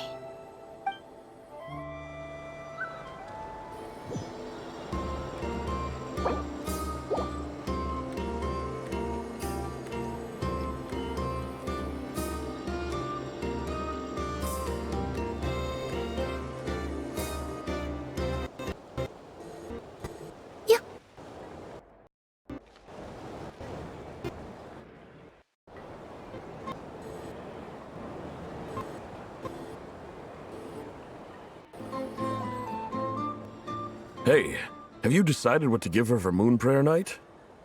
I sure have. She's gonna get the surprise of her life when she's least expecting it. Then I'll whip out the ring and pop the question. The surprise of her life. What a fun turn of phrase. Cool, I get the picture. You can spare me the gushy details. Ooh, looks like we have a customer. Hello there, ma'am. Would you like some Moon Prayer Night candy? Huh? Is he talking to me? Can he see me? Here you go.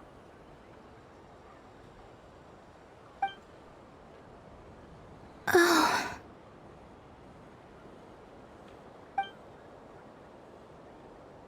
Come back anytime. Right. Now, where were we? I don't know why, but I still held out hope.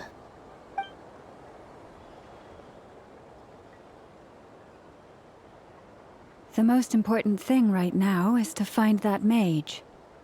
This name thing seems super important too, but where do we even start looking? I'd better go pay the Fatui a visit.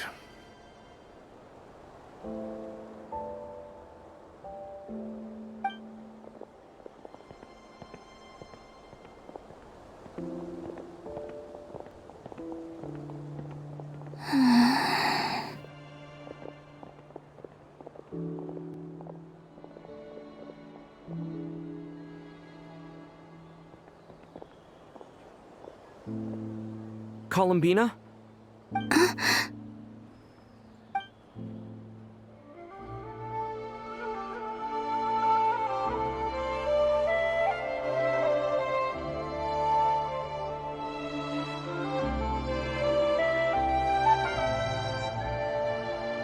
Traveler? Let's go! This is no time to be spacing out!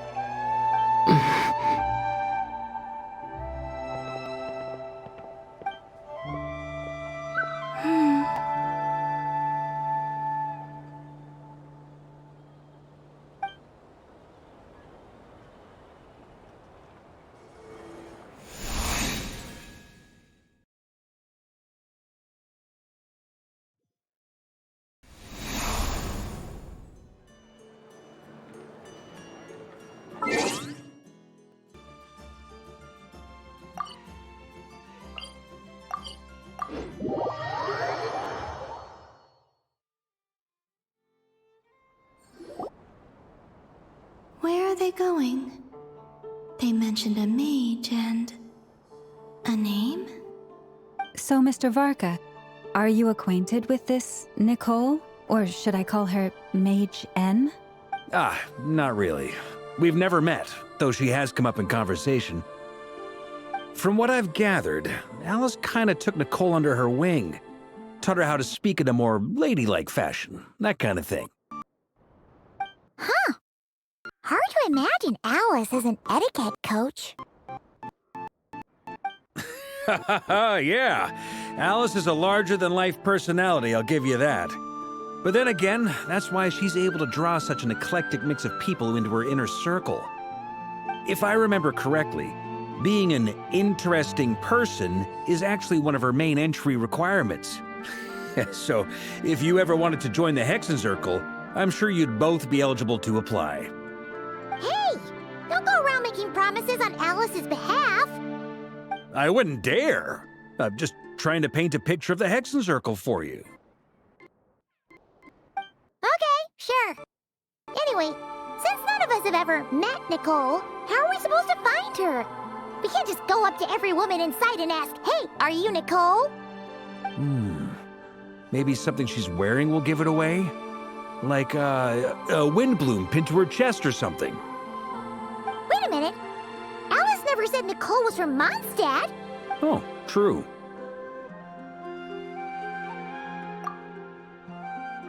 That would be... this young lady, then?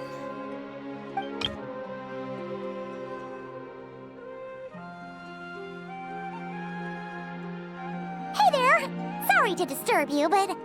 are you Miss Nicole?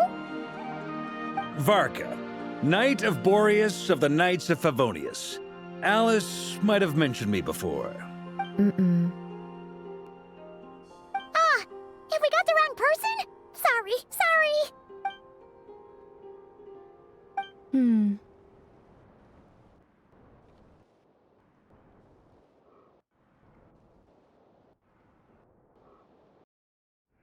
When I shook my head, I meant, no, Alice hasn't mentioned you before. Huh? Where is this voice coming from? My apologies. For certain reasons, I am unable to speak. This is the only way I can communicate with you. It might take some getting used to, but I hope you can understand. Hey, it's fine. I'm more shocked by the fact that Alice never speaks about me. As for you two, we have crossed paths twice before, but it is nonetheless a pleasure to finally meet you. It's really you! Thanks for all your guidance in the past!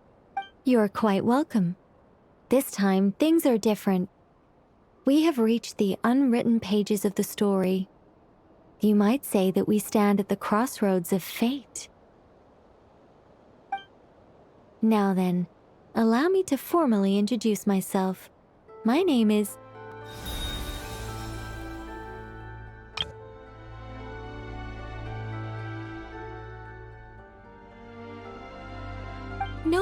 No, stop!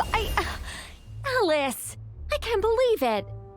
I had a whole speech prepared. I'd agonized over every single word. She always picks the worst moments to ruin other people's plans. I'm so sorry about that. Alice took the liberty of devising some bespoke self-introduction magic for each member of the Hexen Circle. But I could have sworn I deleted all of the triggering conditions for it. How did it bypass everything? Oh gosh, this is so embarrassing. This is a very different side of Nicole than what we're used to. Is she not used to face-to-face interactions? Don't worry about it. We've seen that introduction magic once already, so it wasn't too much of a shock. Please go on, Miss Nicole.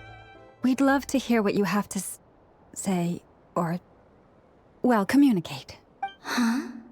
Are they talking to this lady? But... will you all promise to forget that horrendously embarrassing introduction? Sorry? Embarrassing? When?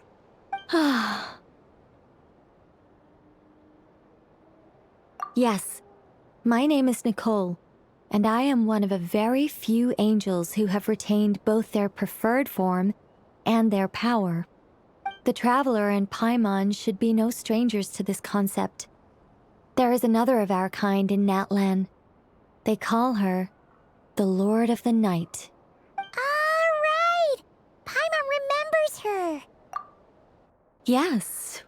Well, I have retained more of my power than she. It's because I don't have a long-term duty to fulfill. To be more specific, no. We'll be here all day if I get into the specifics. Moving on. If I'm not mistaken, you are here because you wish to learn how one might reach the moon beyond the sky. That's right. Is that something you can give us any guidance on? Yes, I do know a way. It began with the Hyperboreans, who lived after the War of Funerary Flame. Blank looks. Maybe I should start with the background of the war. Or maybe not. It shouldn't be an issue. I'll fill in the gaps for you when we have more time. Anyway, after that war ended, the three moons retreated to beyond the false sky. The Hyperboreans were humans I once aided. They accepted the civilization and creations bestowed upon them by the angels. But despite accepting many blessings of the angels, many among them still held on to their faith in the moons. They were reluctant to accept the new order, even after the War of Funerary Flame. They sought to contact the moon goddesses beyond the sky and receive their guidance. But all three had passed away by that point. This mage has a unique method of communicating. Is she talking about the moons? Yes, but they did not know. And so, still they prayed for the moon goddess's mercy. After building titanic structures that consumed vast amounts of Kuvaki, at last they glimpsed the moons and heard their voices. But of course, they were gravely disappointed, for it was then that they realized the three moon goddesses were dead. Oh, that's such a sad story. It is. Humanity was in a very sorry state at that time. The angels who had once aided them were gone, and the War of Funerary Flames had left them homeless and destitute. Just a second, I gotta ask. How relevant is all this history to the task at hand? Well, I mean, it's... Okay, it seems we've drifted into irrelevant narrative waters. It's been a while since I've had the chance to speak inside someone's head. As soon as I got started, I lost control and the words just flowed out like a waterfall. What I'm trying to say is... Right, yes, that's it. The relevant part is the ritual created by the Hyperboreans. The fact that they bypassed the false sky and saw the true moons implies that they successfully built a connection between Teyvat and the outside world. Which means, with enough Kuvaki and a sufficiently stable connection, it should be feasible to send one person over the border. Okay, so they built some kind of portal? Oh, yes. A portal. Yes. Is something wrong? You sound disappointed. I just didn't expect you to summarize it so well. It turns out I could have said all that in one word, if only I'd managed to think of it. No, please, it's fine. This is invaluable knowledge. I'll be sure to record and preserve everything in writing. Oh, really? Well, in that case, I suppose I could backtrack and add some more detail. I did gloss over a few things so far. Whoa, time out. Let's summarize what we've got first. The Hyperboreans were the last ones to use this method, right? So we somehow need to find whatever structure they built and make sure there's enough Kuvaki to power it up. Luckily, we have the moon marrow of both the eternal and iridescent moons, so we're all good for Kuvaki. Which means the key issue we need to focus on is finding the place. Am I right so far?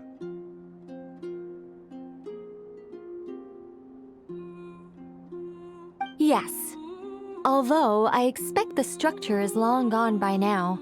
That said, what if we could take advantage of the phantoms to travel back to a time when it still existed? Well, travel back isn't quite accurate. It's more like we'd be creating a handshake between 2 points in space-time. We wouldn't even have to pick a time when it still existed. It could just be a time when it still appeared in phantom form via projection, or we could project our own phantoms, fold them together, and...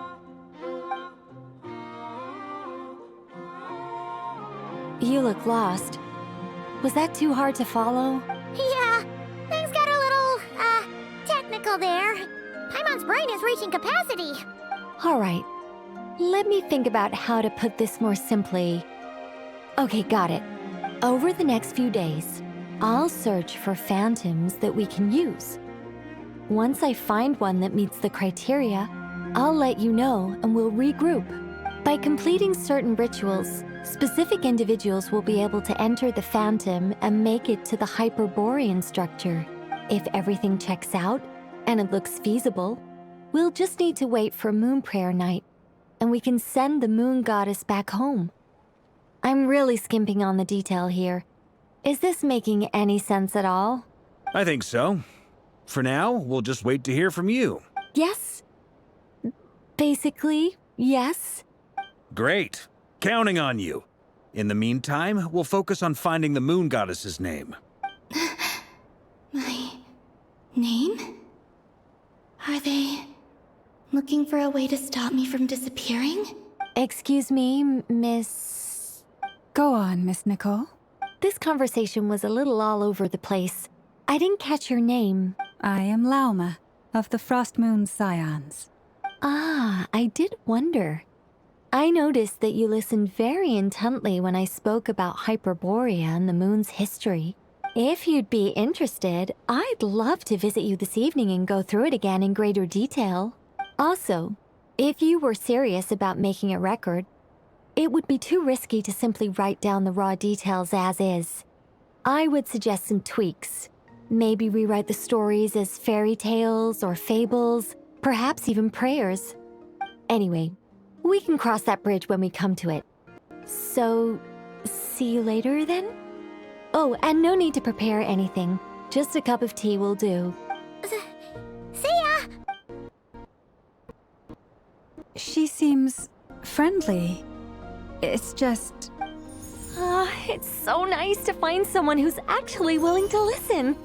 I've been dying for a chance to finally go through all this systematically from start to finish. Any longer and I'd probably start forgetting it. Now Paimon gets why Alice told us to mind our heads. Ha ha ha ha, what did I tell you? A lot of quirky people in Alice's orbit. Now then, the next order of business is, where do we start looking for the Moon Goddess's name? Maybe the rest of what Nicole has to say might give us some clues. Once I've heard her out, I'll summarize the salient points and share them with you all. I'm also inclined to review our other documents. Yes, our faith was first established by our Hyperborean ancestors, but many of the more factually accurate records are from after Kuthar's birth. Sounds like we're gonna follow Columbina's journey through Teyvat, huh? In that case, we'll start by heading to the Frost Moon Enclave. Sounds like a plan. Take this with you. I'll see about getting in touch with the Fatui. It'll probably just be Arlecchino and Sandrone again. They're the only ones who would want to help. Thank you, Mr. Varka. Ha ha ha ha ha, don't mention it. Honestly, I'm more comfortable dealing with the Fatui than prying into the details of a young lady's childhood. Catch you later. I should follow them, just in case there's some way that I can help.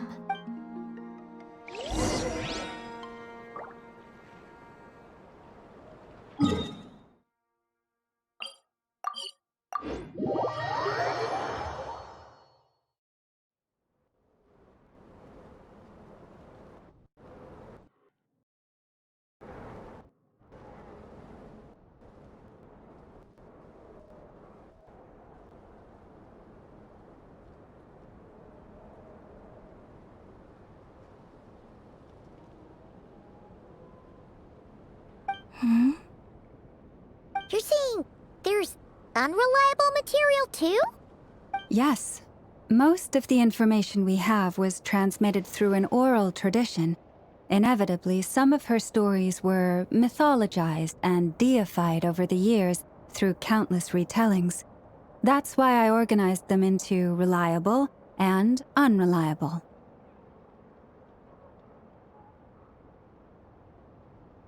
There's no sense seeking answers in history unless we can ensure the veracity of the historical record.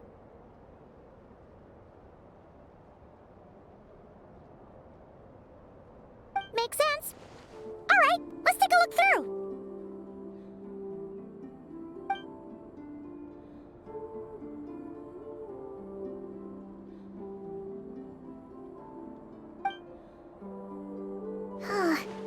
Almost all these records refer to Kutar instead of Columbina. Although neither of those is her real name. Paimon's not sure what point she's trying to make. What we can gather from these records is that the Frost Moon Scions worshipped her as a god, placing impossible expectations upon her. I cannot fault them for their earnest faith, but for all their devotion, worshipping her day in, day out changed nothing. I imagine that none of it resonated with Columbina. It wouldn't surprise me if, even back then, she had already begun to reject the name Kutar and everything it represented. Lauma speaks the truth. When I heard them call upon Kutar with hope and expectation in their voices, they may as well have been calling upon somebody else.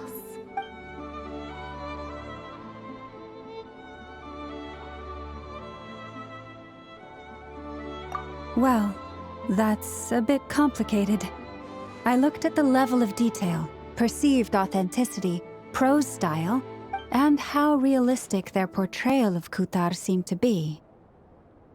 Amongst the Frostmoon Scions of today, only I know of her existence, and I alone have spoken to her face to face. As such, I know that there are certain things she simply would never do. That being said, I have sensed some changes in her lately. Changes? Me? Seems like this is getting us nowhere.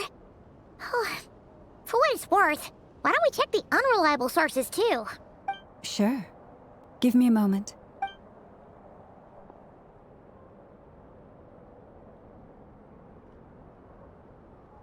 Exerting but a fraction of her divine might, Kutar sheared a great mass from the snow-capped mountain and cast it into the sea, upon whose surface shone the mirror image of the moon. Thus was formed the island of Hisi.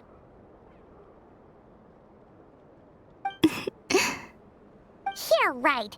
That doesn't even begin to pass the sniff test. The 3 moons are naught but lies through and through. Only one moon has ever shone for us, and Kutar is her name. The vast majority of ancient texts are filled with fanciful tales like these. I trust you understand my criteria a little better now. Kutar did not speak, merely gazing into the distance in silence. And where her gaze landed, this was her prophecy. Clearly, whoever wrote this text never even met Kutar. Otherwise, they'd know that her eyes are always closed. What about you, Traveler?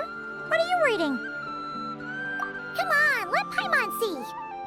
The child wished to build a wooden nest with which to shield the fledgling bird from the cold. But being so young and lacking in strength, the child could not snap the branches from the trees. Kutar was passing by. Upon seeing the child, she summoned forth a Kuhenki, who built a beautiful nest for the child. I remember that. Not knowing the meaning of Kutar's divine intervention, the child dared not to respond, and thus ran home to call their parents. But Kutar was gone. The Moon Chanter declared the event a miracle and took the nest as a relic, placing it on high for all to see. The child was named as one favored by the goddess and was greatly respected amongst the people. Yet, no further miracles were bestowed, and this matter was forgotten in but a few years. Huh. Any thoughts after reading that? Yeah. Columbina probably just wanted to join the kid in making nests. Ah. I had originally considered this a fabrication, because Kuthar did not perform any similar actions in subsequent records. But now that I think about it, it does seem like something Columbina would do. It's just that... She didn't know how other people would interpret her actions. She was probably worried about making things difficult for people. And so, she gradually stopped joining in. Yes. Oh, that's so sad.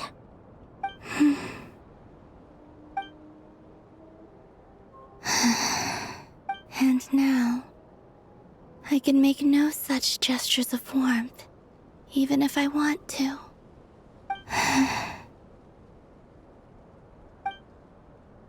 Still no name. That's a bit of a shame. But we did learn some interesting stories. That's gotta count for something. Varka said he was gonna set up a meeting with Arlecchino and Sandrone, right? Let's go back to Nasha Town and see how he's doing.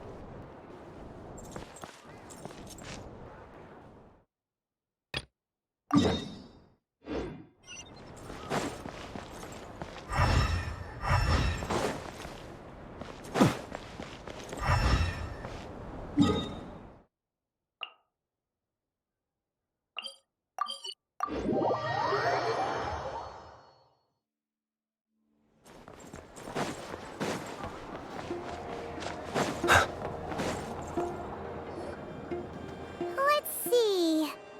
There's Varka. Oh, and it's Durin and Albedo too. Yeah, this is pretty much the same place we bumped into each other last time. I convinced them to stick around a little longer. We were all waiting on people, so I figured having a little company would help pass the time. Ah, so you've been waiting for us? Does this mean that you've already arranged things with the Fatui? Sure does. Now you're back, we can go meet up with them together. How'd your investigation at the Frost Moon Enclave go? Well, we didn't find out Columbina's true name. But apart from that, it went pretty well. Aha, just as well that I didn't tag along then. I'm sure our moon goddess wouldn't want every man and his dog knowing all about her private life. Still, desperate times, desperate measures, I guess. Someone had to do it. So, Varka was waiting on us, but what about you two? Are you waiting for Alice? Oh, no. We already met with her. We discussed that experiment I mentioned to you last time. Oh, and she also handed me this communication device. That's right. I understand she informed you about the relationship between the phantom phenomena and Tevat's borders, yes? She wants me to help her with some more experiments on that front. She said that she'll contact me through this device with more information. Ah, I see. Following instructions and making observations. Pretty common research method. Takes me right back to Albedo's lab. Wait, then who exactly are you meeting? Someone you know. Albedo's met him too. But I don't think Miss Lauma or the Grand Master have been introduced. Introductions are overrated, especially in cases like this. It's you! So? It's not like the academia has prohibitions against going abroad. Also, I applied for leave. I've been writing to Hat Guy since obtaining a human form. I've already brought him up to speed on everything that's been going on in Nod-Krai. Hat Guy? Turns out, I actually have heard that name before. Oh? Then why did you react the same way I did? I only knew the name, not the fella. But since we're all here, let's do some introductions for what it's worth. I'm Varka, Grand Master of the Knights of Favonius. Lauma, Moon Chanter of the Frost Moon Scions. And I'm a Drioche from the Vahumana Darshan of the Sumero Academia. Hat Guy. Good to see you again, Mr. Guy. I believe we last saw each other on the boat ride here. Mind you, The only reason I came here is because there's someone I want to look into. Who's that? The Doctor, also known as Dottore, second of the Fatui Harbingers. From the tone of your voice, it sounds like there's bad blood between you. I was reviewing our archives and noticed that a lot of information about him was missing. Left a bad taste in my mouth. That's all there is to it. Dottore, or Zondik, as he was then known, once studied at the Academia, but he got kicked out before he could graduate.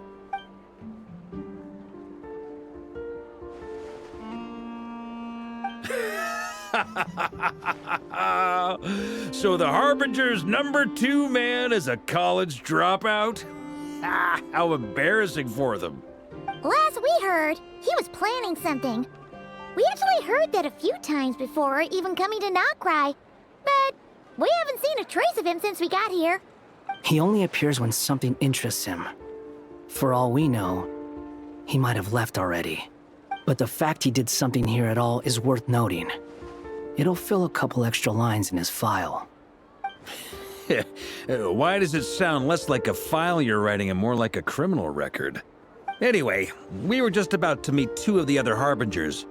Want to come along? You might learn a thing or two about him there. Sure.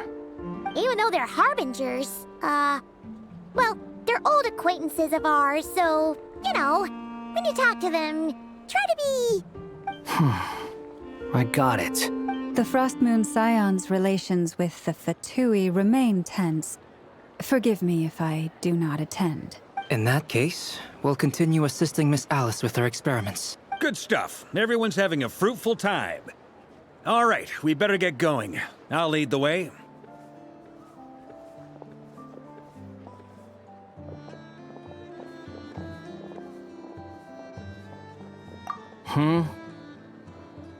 Well, yeah.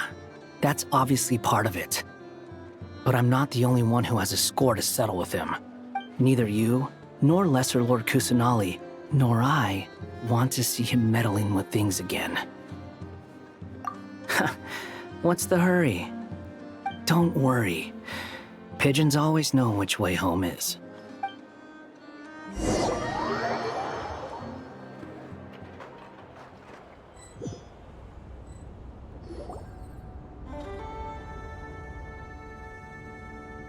You made it. Who is this? A scholar from Sumeru. They call him Hat Guy. He's an old friend of the Travelers. Wait, this is the Academia representative you wrote about?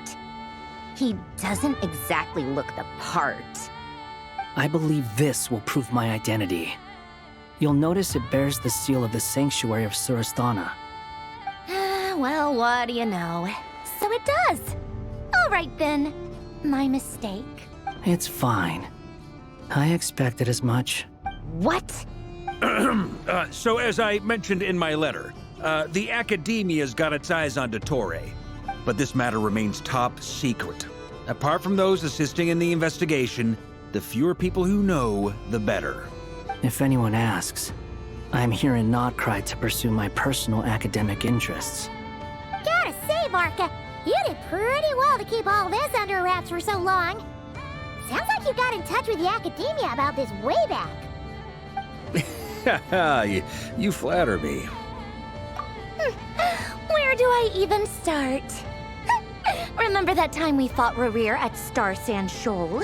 He sure let me have it then, didn't he? I'll bet Dottore had that all sketched out, with me as his convenient little pawn.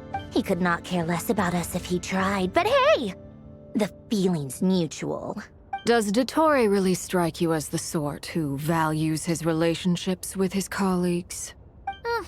Fair point. Definitely not.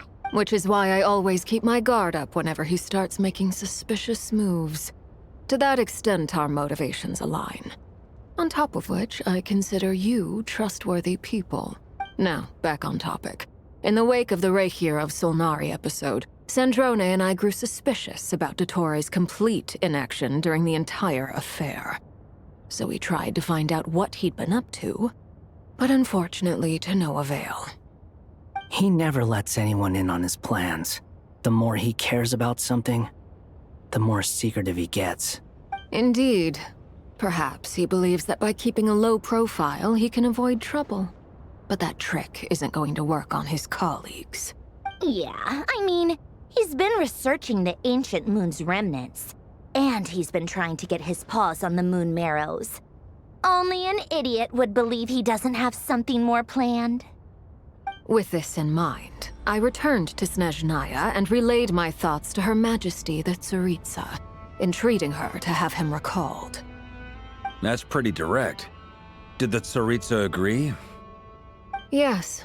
I made it abundantly clear that the Fatui's business in Nod-Krai is almost concluded, and we do not need 3 harbingers in this territory. Her Majesty concurred. Accordingly, Dottore has returned at her orders. I imagine he is continuing with experiments, which no one besides he would ever have any interest in. Common sense might mean nothing to him, but he's not stupid.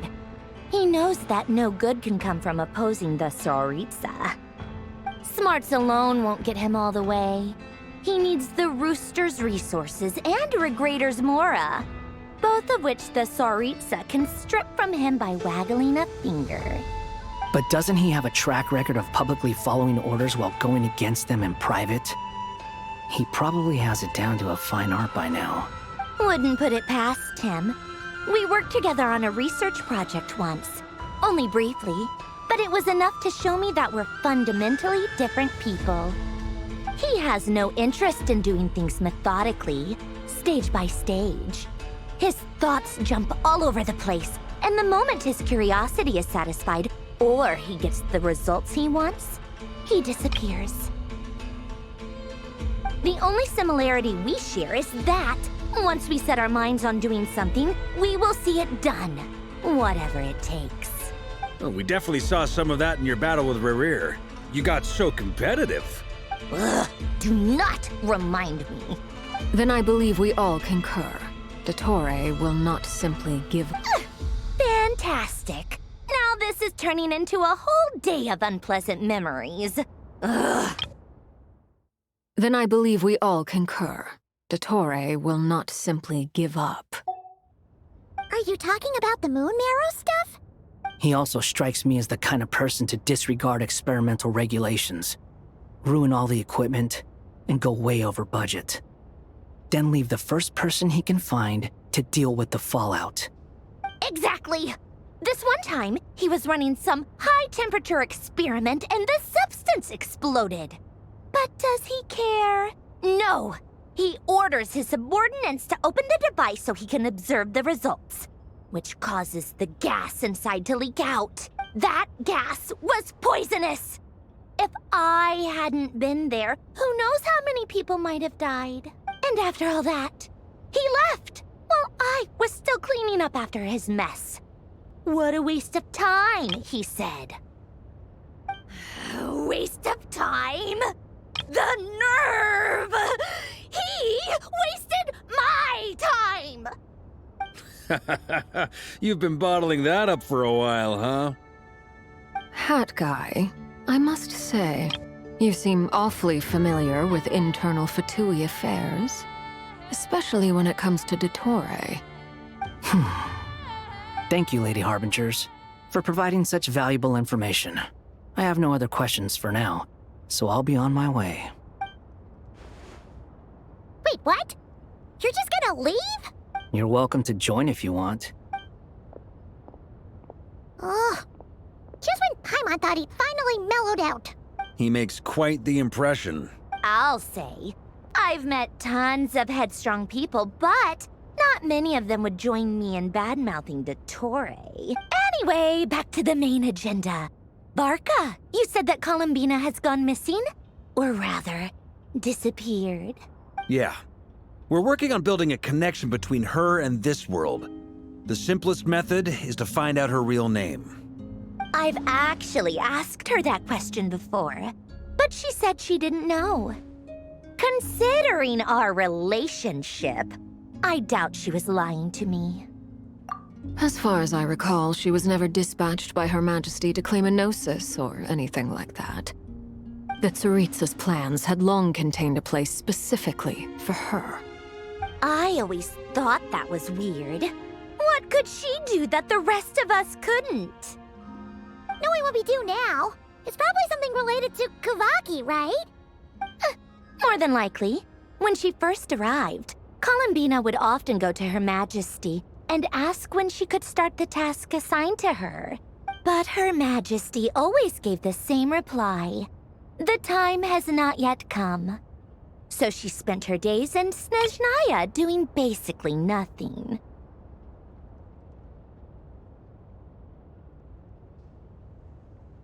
The Tsaritsa has summoned a beautiful blind maiden to be a harbinger, giving her the third seat by virtue only of her enchanting voice. It was a dumb and stupid rumor, but the reality of the situation made it hard to refute. And what happened after that? I imagine she stopped caring. She no longer seemed to care why she had been recruited, and Her Majesty never gave her any missions, so she just continued to sing in the flower garden. For my part, I was busy. So busy, in fact, that watching someone be that idol had me fuming. But still, I got the sense that she had long been used to a life of other people claiming she was needed when she wasn't. I just felt that having a place to stay would cost me something eventually. And so I waited quietly for the day that I would have to pay the price. And on the other end of that spectrum, you had me. Someone once told me that I had the lousiest work and the toughest luck. That's a good way of putting it. I forget who said it, but those words have always stuck with me. But you've done your job exceptionally well all this time. Because at heart, you are a conscientious person. What is it? Something come to mind? That makes sense. Nothing screams you are needed like your name shouted from across the town. Well, good luck with it. But if you ask me, Columbina is still the most shoutable name. I'm just so used to it now, after all the arguments we've had. I can't be bothered trying to remember another name for her. Nor I. Sandrone. Harlequino.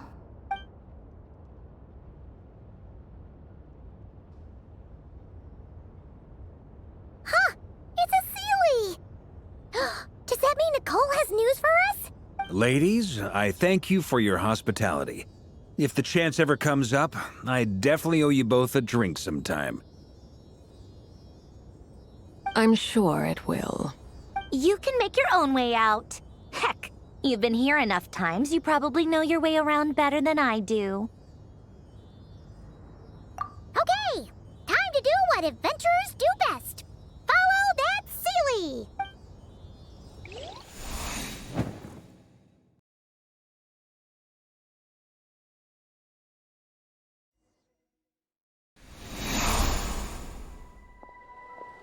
Here you are.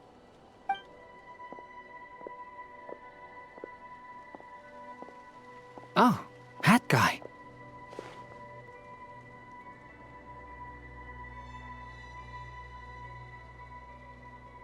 How come you're back so soon?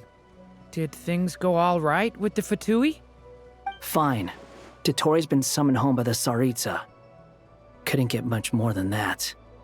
How about you? Any progress with the investigation? Unfortunately not.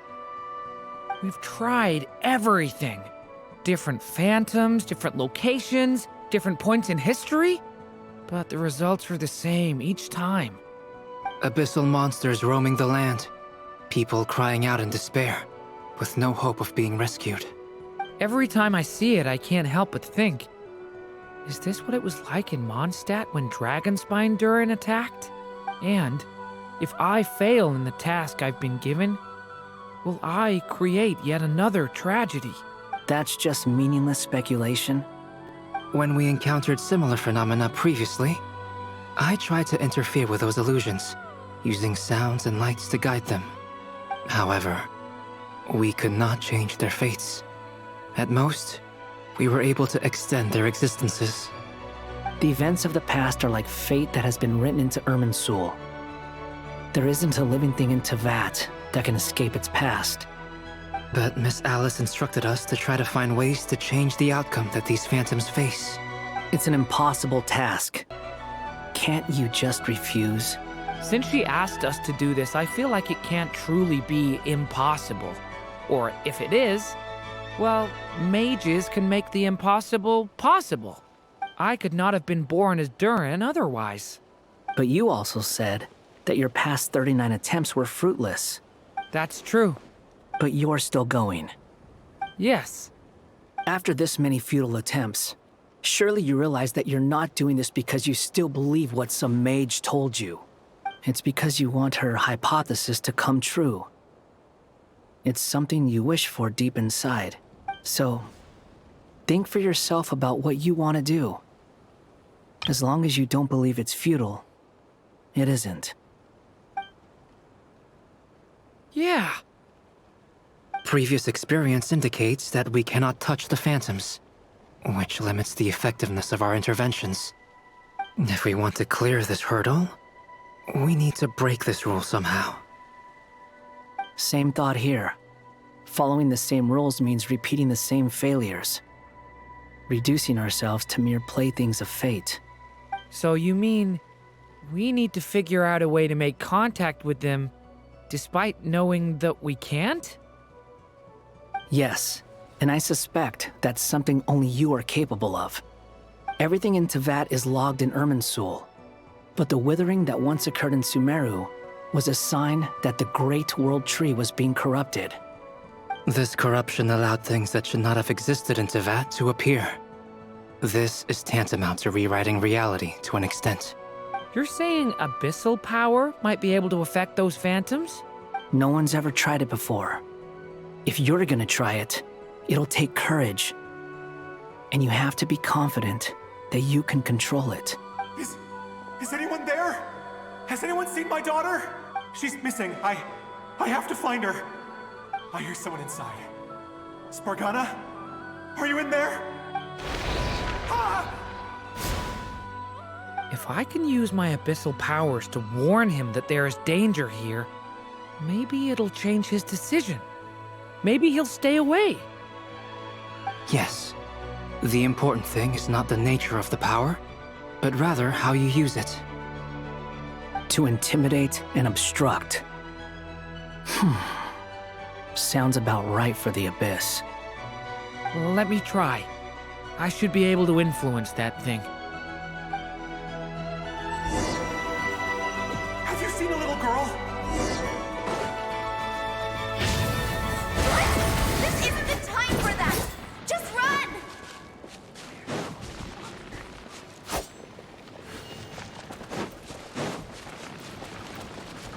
I hear someone inside.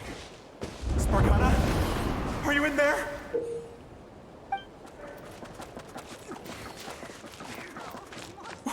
What is this? Looks dangerous. I should get out of here.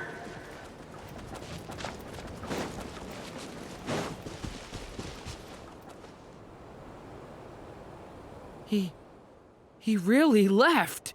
Ha! We did it! Don't celebrate too soon. Follow him. See what he does next.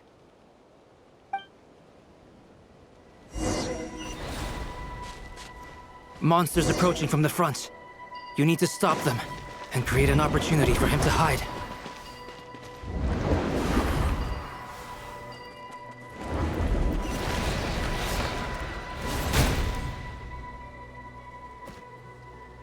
Help me!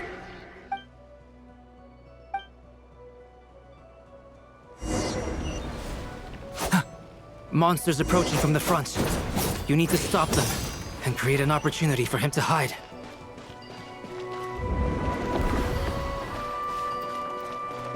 No! There's monsters ahead!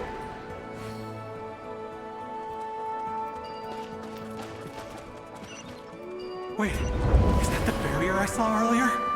Why is it appearing now? It's as if someone's controlling it.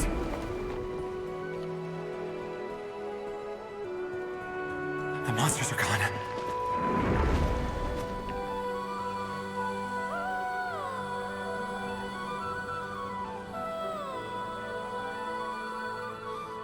The barrier's gone too. How odd. Anyway, I guess I'll keep going. Quickly, let's keep up.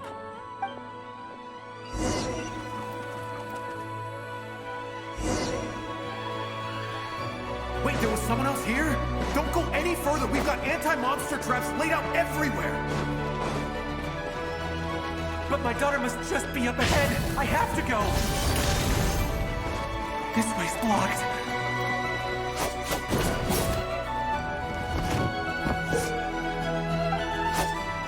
We might be able to use the explosives over there, but we need to take care not to hurt him. I'll use the barrier to keep him at a safe distance. This barrier seems to be helping me somehow. Hey, wake up! Oh, no good. Gotta keep moving ahead.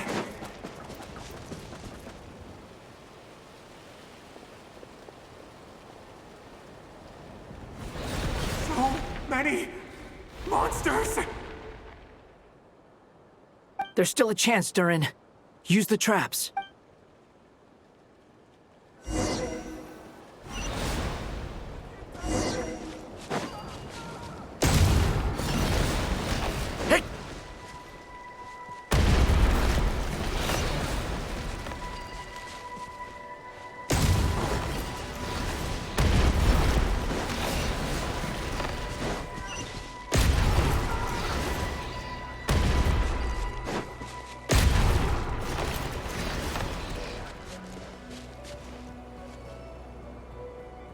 This is a new development. I've never seen this happen before.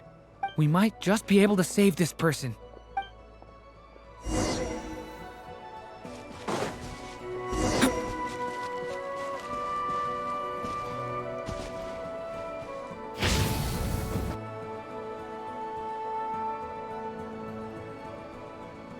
Hello there. Have you seen my daughter? Spargana's her name. She's carrying a large backpack. Get out while you still can, you fool. You won't find any survivors here. But I can't just leave her here. She must be so scared right now. Sorry. Wish I could help, but I haven't seen her. You'll just have to keep looking. Okay, thank you. If I do find her, I'll get her to shelter and come back for you. Don't bother. I've got nowhere left to go.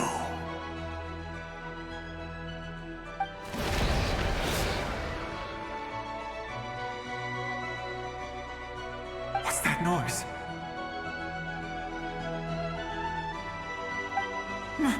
Monster! No, if he goes inside, he'll be walking into a trap. Let's try this once more. This time, we have to stop him.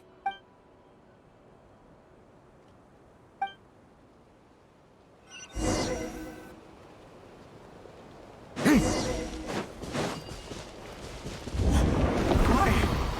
How will I know where Spargana's gone like this? You know what? I'll trust this strange barrier. It's gotten me this far after all. Hey! What? Hey! Spargana, are you there?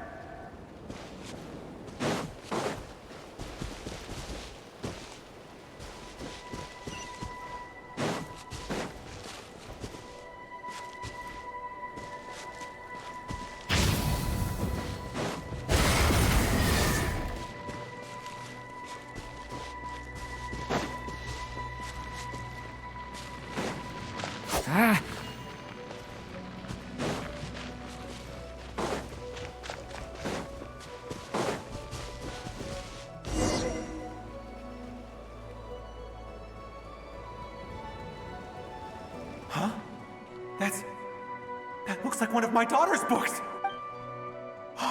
Thank you. Thank you!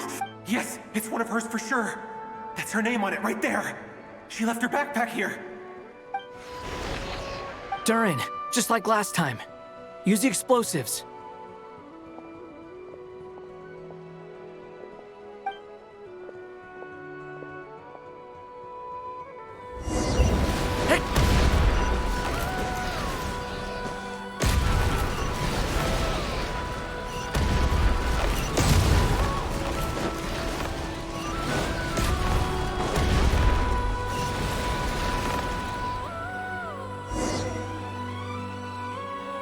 It won't work.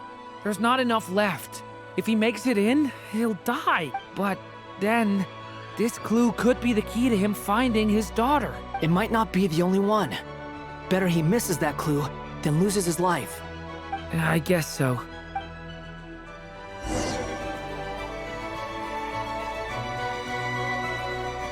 Stop him, Durin. We can't let him get any further in. It's my daughter's book! She's passed this way! Why? Why won't you let me go in? I've searched and searched and searched just for this! But how will I find her without any clues? I no longer have anywhere else to go.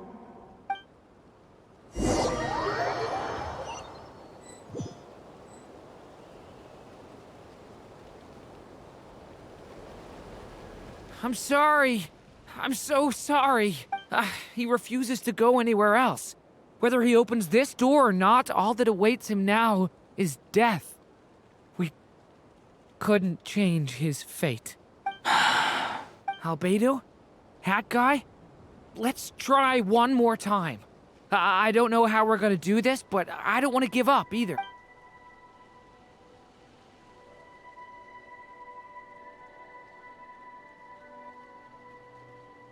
Why am I here? What's going on?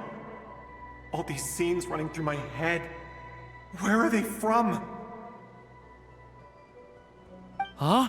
What's going on? His reactions have changed. How many times have I... What's happening to me? Huh? Wait. Who are you? You can see us now? I feel like I always could, but that I only just realized you were there. I'm sorry, I don't know how to describe what I'm feeling. But you were the ones guiding me using that marked barrier, right? I haven't done anything yet, but those monsters, those deaths, they feel like memories. Like things I really did experience. I won't find my daughter. In fact, I'll ultimately die trying to find her. Isn't that right? No, it isn't. Yes, it is. Even so, we're trying to find a way out of this. You've not seen my daughter either, have you? It seems she really isn't here.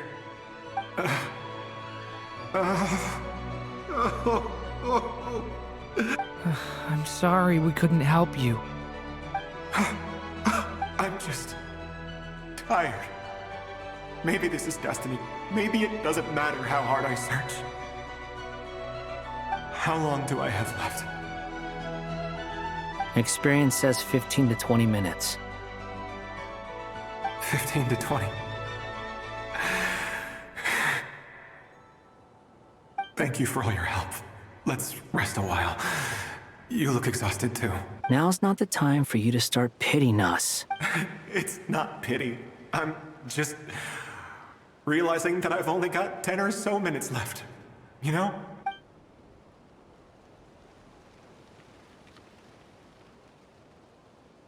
You say you're from Mondstadt, yes? A place with windmills, where people enjoy limitless freedom? And you're from Sumeru, where they've built an academy into a giant tree? Yes. It seems you've never heard of either place. Those names are unknown to me, I'm afraid, yes. Have you heard of Hyperborea? I have, but I heard that it was destroyed in the distant past. I see. That was where my ancestors once lived.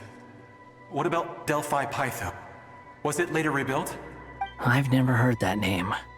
Then what about Sal Vindagnir? I have seen that name on stone tablets on Dragonspine. But I'm afraid the only things left of that place are its ruins. I see. Sure enough, there was no way to turn this around, huh? I'm sorry. I was the one who asked to chat, but it seems like we're too many ages apart. There's barely any common ground to start from. It's all right. We did hear something new, at least.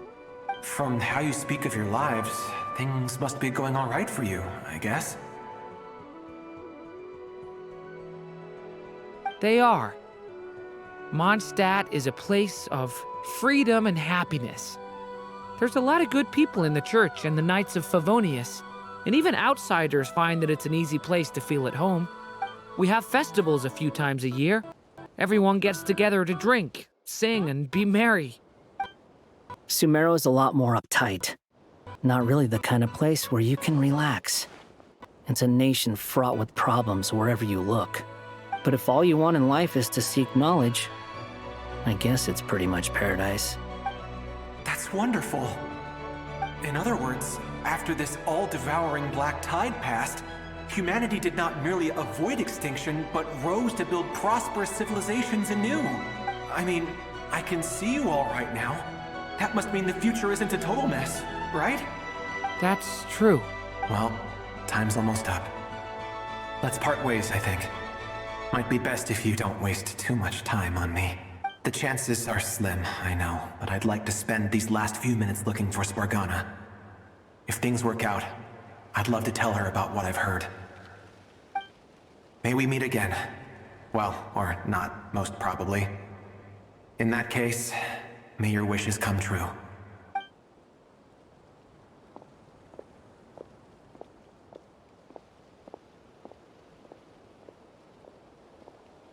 He's gone.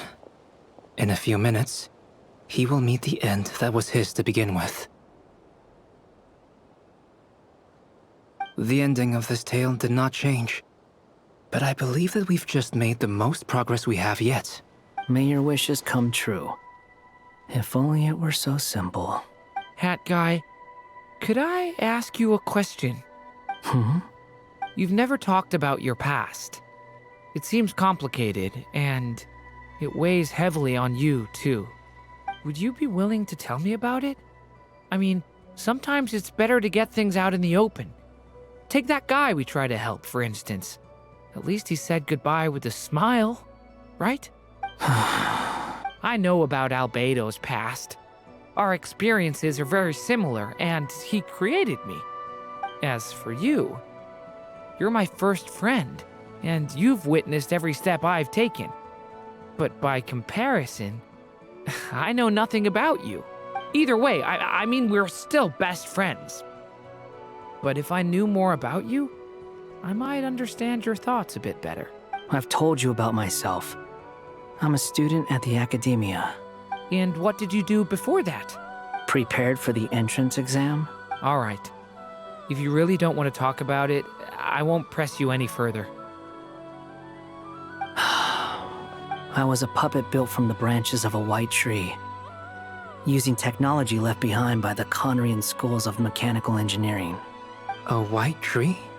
You mean an Irminsul tree? Yes. A branch of Irminsul that was once connected to the main tree. So you had a human creator too? Yeah. But my creator abandoned me after deciding that I was a failure. After that,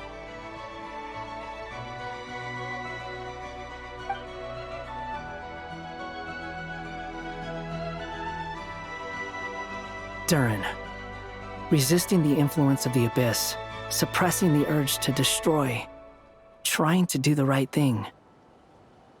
None of these things are easy, but no matter how hard they are, trying to rewrite past wrongs is far harder.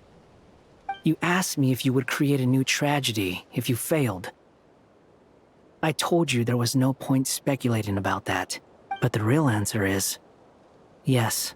You absolutely will. That guy. But at least you've got people here to help steer you away from the wrong path. So, Just keep aiming towards the light. I will. I promise. All right. Break time's over. Hello? Durin speaking. Hello, friends, it's me! What have you been up to, I'm detecting some unmistakable fluctuations here at the border. The amplitude isn't particularly high, but they're completely different signals from the ones before, and the scale is comparable to those I've detected previously. Alice, we were unable to save that person. However, he appears to have retained a portion of the memories gained through that cycle, and was able to hold a conversation with us. I see. Well, that is rather odd indeed. It definitely merits further attention. Could I trouble you to keep trying the same approach? I need to gather some more data. Counting on you. I should probably have Nicole come and check this out as well.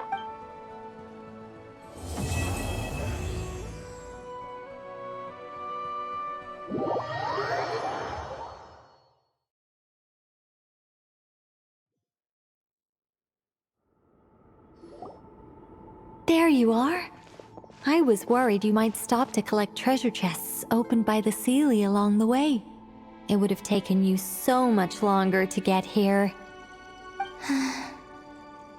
Another conversation I cannot hear. I am delighted to see that you understand what takes priority, and that your adventurer's instinct has not swayed your resolve. Really, I must applaud you for it. You should know. Paimon's head. Okay, I'll try and keep it short. My senses are telling me that this is where we shall find the entrance to the ruins. Oh, cool! Well, what are we waiting for? Let's open it up and see! Patience.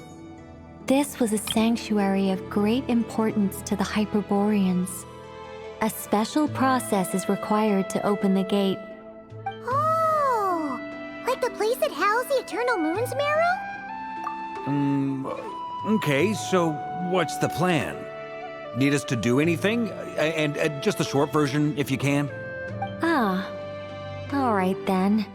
I was planning to start with some background on the invention of these techniques. Are you sure you don't want to hear it? It's quite informative.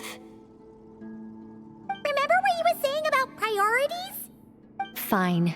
Simply put, we need 3 human representatives to successfully undergo a process of Kuvaki resonance. Think of it as a test from the 3 moon goddesses to see if the entrants are qualified, with the most recognizable qualification being Kuvaki.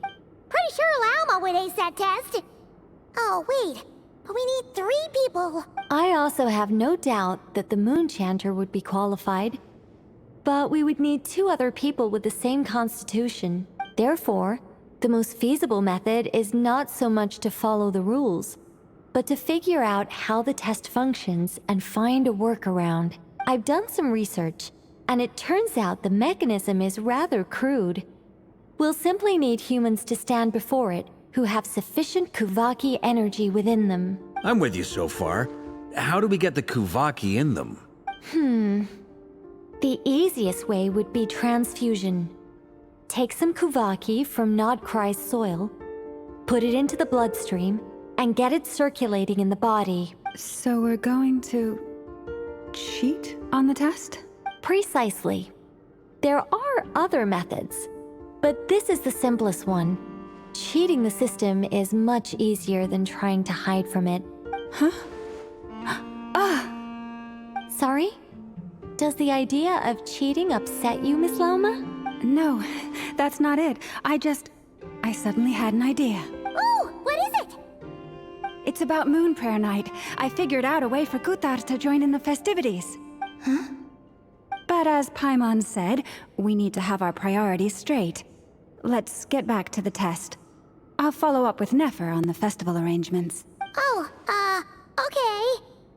Anyway, is this really the best method we have? A Kuvaki transfusion sounds dangerous, no matter how you slice it. If you think that's dangerous, wait till you hear the other methods. I'd be more than happy to go through them if you'd like. There are several. No need, we're good. Let's go with this one. Very well. Kuvaki transfusion it is. Now, I should mention that the risks can be greater or lower depending on individual compatibility. It would be rash to simply infuse the Kuvaki and hope for the best. If the body rejects it, the reaction can be quite severe. The symptoms are similar to another condition that some people living here suffer from, known as congenital Kuvaki sensitivity. So, before we execute our plan, I will perform a simple test of my own to see who is compatible and who is not. Once that is done, we will have to complete the resonance process as rapidly as possible. The participants must remain stationary while the Kuvaki circulates and bonds with them, and they mustn't eat or drink anything. What? No eating or drinking? That's some hardcore fasting. They'll all be monks by the time they're through. 3 days. Oh, that's so long! And we still need to find 2 more people who are not just compatible, but also willing to volunteer. Fasting? What are they talking about? Really? Don't you want to think this through? Haha, count me in too. 3 days without food? I can handle that. Mr. Cole has made it clear that this is the easiest way. The way I see it, there's nothing else to discuss. Yeah, you're right. In that case, Paimon volunteers to be captain of logistics. She'll keep the fires lit and grab some spare clothes to keep you comfortable. Then we'll start with you first, Traveler. Please step forward.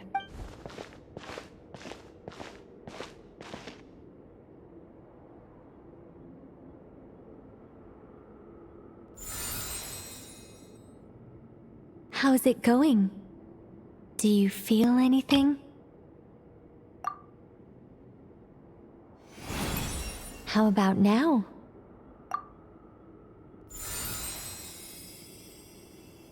And now?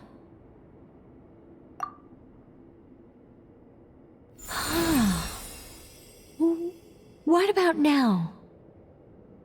You guys, it's not a competition, you know. All right, I'm officially impressed. Even as a descender, you can withstand far more than I imagined. It's like I summoned a giant stone titan to arm wrestle you, and your arm hasn't even moved an inch. In my last attempt, I infused 5 times the amount of Kuvaki required. Yes, safe to say, compatibility won't be an issue for you. You're eligible to join. You're next, Mr. Varka. Sure, here goes nothing. All right, I'll start where we left off. 5 times the required Kuvaki dose. Whoa, whoa, whoa, hey, wait a minute. How's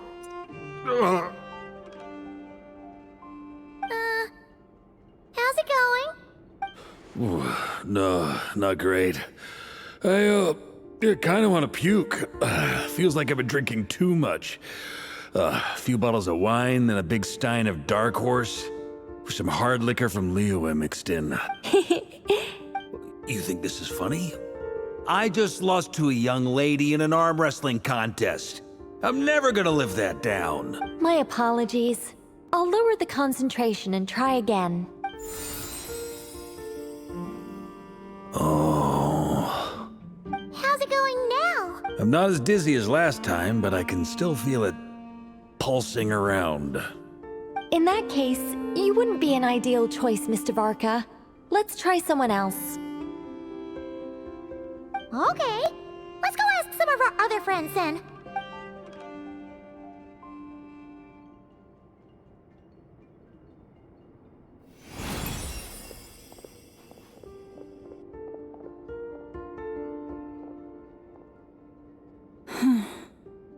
No surprises here, Miss Moonchanter. You're perfectly compatible. You may join.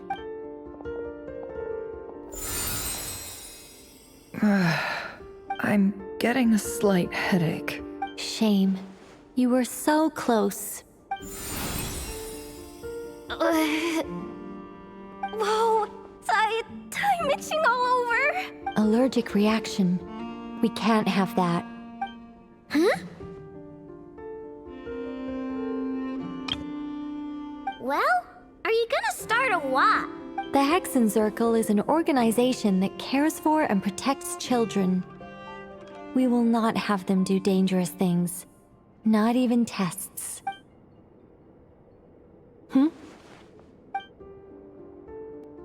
Is something the matter?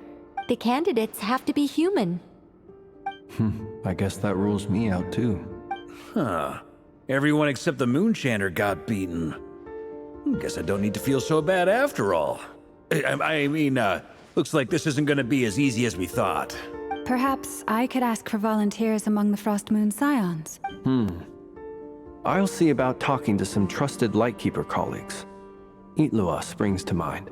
In fact, I think we had some former Frost Moon Scions join our ranks recently. Can you give me the scientific explanation for how the test works? I can probably make some kind of test bot. Then we can just zip through Nasha Town, going up to people and pressing a button to check their status. Wouldn't that be way easier? No. Wow! No elaboration for once. How about I contact the Knights of Favonia's garrison in the Wave Chaser plane? Shame that Lohan's already left. And that guy's even tougher than I am. Strange. The moon goddess is clearly revered by many people. So why is she on the brink of disappearing? She mentioned that the world has rejected her from the very beginning. And when we fought the Rerir of Solnari, it seemed like she exhausted her power for our sake. Also, I'm not sure revered is the right word for how people feel about her. Gratitude, certainly. For my part, anyway. It's basic reciprocity. She helped us, so she deserves our help in return. Yeah. Even though she looked like she didn't care, she still saved a ton of people, including me. A review of the relevant data leads me to conclude that Miss Columbina is a good person. Yep, you bet! They really think so? I'm super surprised that Columbina isn't her actual name, though. I think it really suits her. It's light and graceful and... yeah, just a really pretty name. I know, right? Unfortunately, that's not our decision to make. Columbina. That was the code name the Fatui gave me. But it also came up in the song I heard when I was born. But...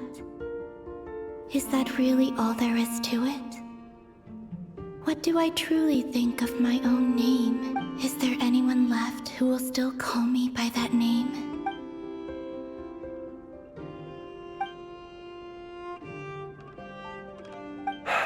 Moonprayer Night is getting closer by the day. We're running out of time. We need to look for other candidates. Then allow me to try. Huh? What are you doing here? You contacted your friends via the Adventurers Guild. Sandrone has been keeping an eye out for something like that, so she informed me. Since I have the ability to accommodate a moon marrow, I should prove to be a suitable candidate. Arlecchino. When can we begin? I see. We can begin right away.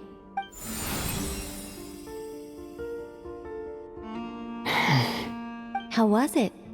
Did you feel any discomfort? None at all. Then it seems we shan't need to look for additional candidates after all. Great! Cool. Alright, like Paimon said, the rest of us can take turns making sure the three of them stay warm and comfy. Then, my job is to take care of the caretakers. I will ensure everyone receives food and accommodation. I'm ready as well.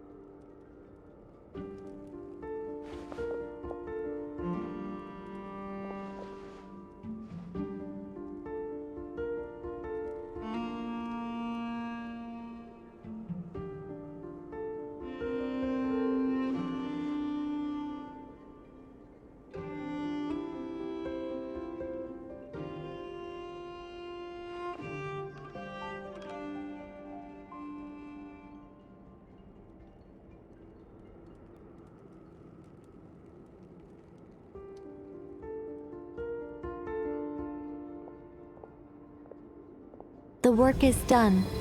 The sacred scroll shut. The stars grow dim, the people silent. The white sun sets, the silver moon rises. O path to the temple, appear now before us.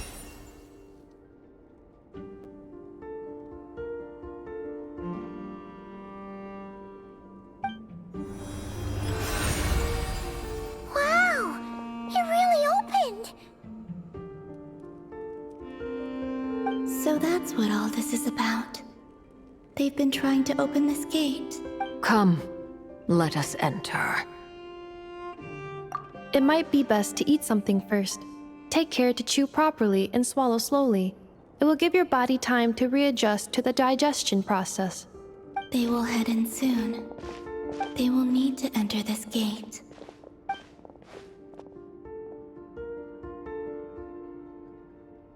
Huh? I cannot pass through. Is it because I have no physical body? It has been 3 days. My strength has all but completely faded. Can I really hold on until Moon Prayer Night?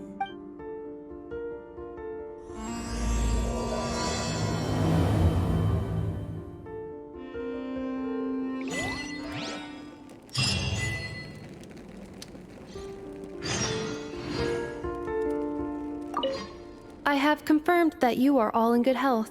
With that, my work is now complete. Congratulations are in order. It's good to know you're all well. Puts me at ease.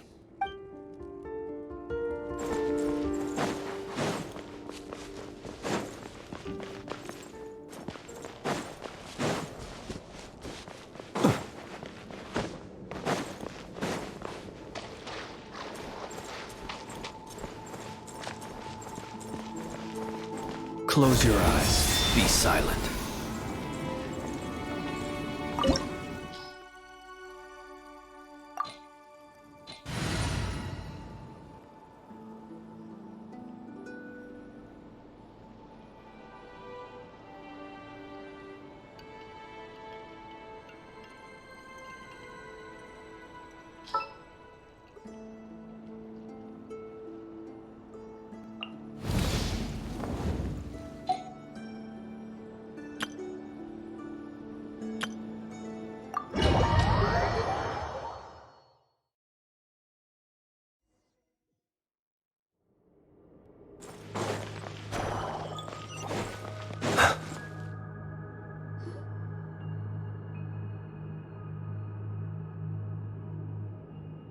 Are these people...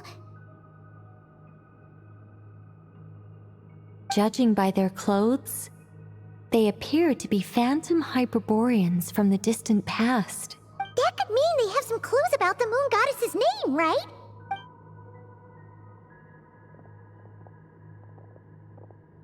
Hey there! Could you tell us what the moon goddess's name is? Sorry. That's probably a weird question, huh? How do we explain this? The moons are long gone, and their goddesses are dead. Their names no longer mean anything. When a new moon goddess is born, we will surely know her name. We have used every last resource at our disposal. All that remains is to wait, patiently and quietly.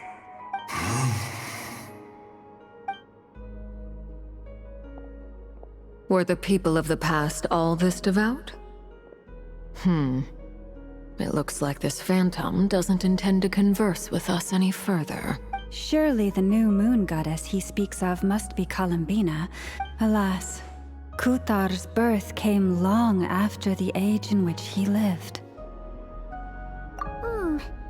But, maybe if we find a phantom from a more recent age, they might know Columbina's real name. True. Keep an eye out. We should be able to tell which era they're from by the clothes they wear. Yeah! You've been pretty talkative this whole time. What changed? Oh, nothing. I'm fine. You all make good points. When the Hyperboreans speak of moon goddesses, they mean the three from truly ancient times. I can't imagine they would know anything about our current moon goddess. There once was a time when the moon goddesses blessed them greatly and protected them from harm. So, when the war between the gods and dragons plunged the world into chaos, it seems they looked once more to the moons for help, praying for a new goddess to be born.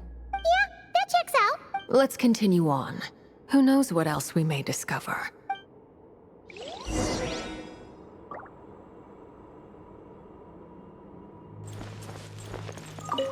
The moons have left for now, but they would not abandon us forever.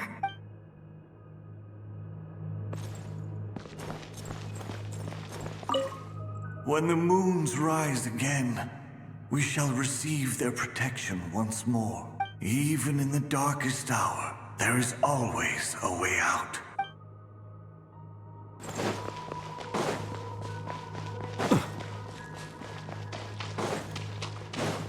There's a door blocking this path! Not a problem. Try this.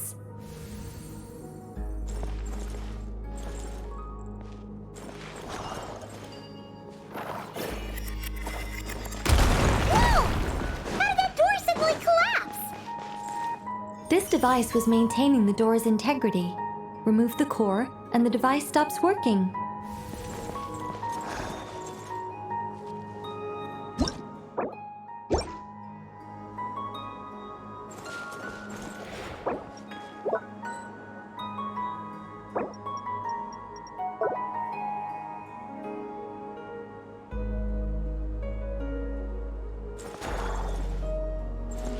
Is this our destination? Impressive.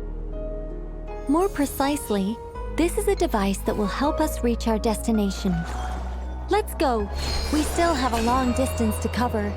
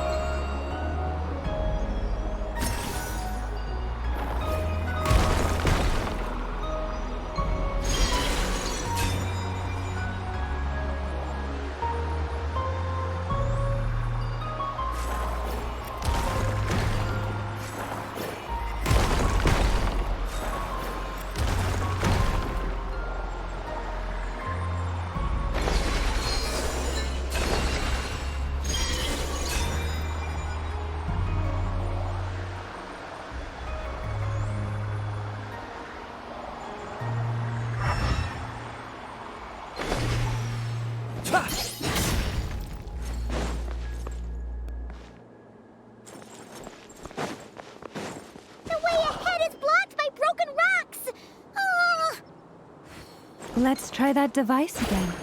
Remember the door from earlier? It works in reverse, too! The humans we see are all phantoms, but the monsters are real. What a fascinating place. There'll be plenty of time to admire it later!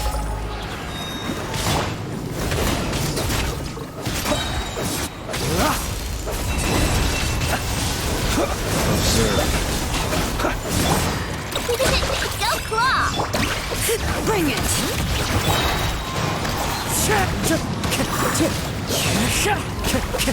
Be silent. Close your eyes. To dust. Good one!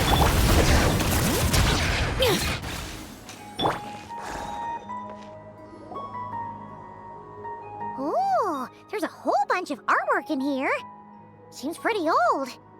Nicole, this is probably your area of expertise. What do all these paintings mean? Let me see.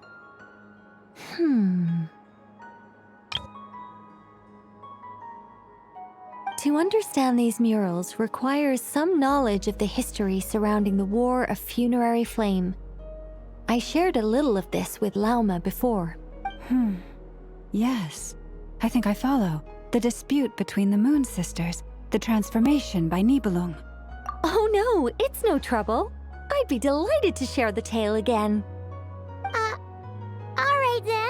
Tevat's 3 moons and their goddesses were brought into being by the will of Nibelung, the then ruler of Tevat. But when the heavenly principles came, they changed the world completely, down to its very foundations. The moon goddesses were nowhere near strong enough to challenge this entity, but the heavenly principles did not view them as heretical entities that had to be removed. Essentially, the 3 moons existed to keep this planet alive and operational, which did not directly conflict with the heavenly principles' aims. Nevertheless, the inherent precariousness of this arrangement would soon be revealed. Nibelung returned, yes.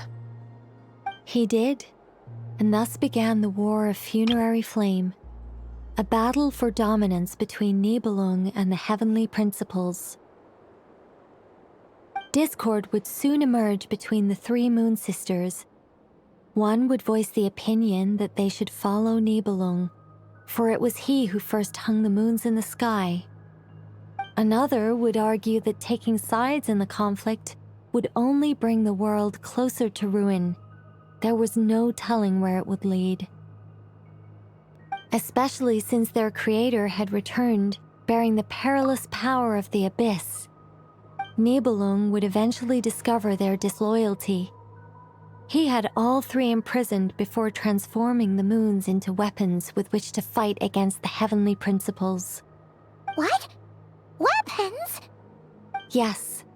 The very moons that had once defended the planet became instruments of death and destruction, striking terror into the hearts of all living things. And although the heavenly principles and the 3 moon sisters had once been at peace, it now seemed that the moons posed an unacceptable threat to Tevat. It is possible that the heavenly principles did not know of the goddess's imprisonment. If so, the weaponization of the moons would surely have been viewed as an intentional breach of the peace agreement. Regardless of who knew what, when, the heavenly principles shattered 2 moons and flung the other beyond the skies.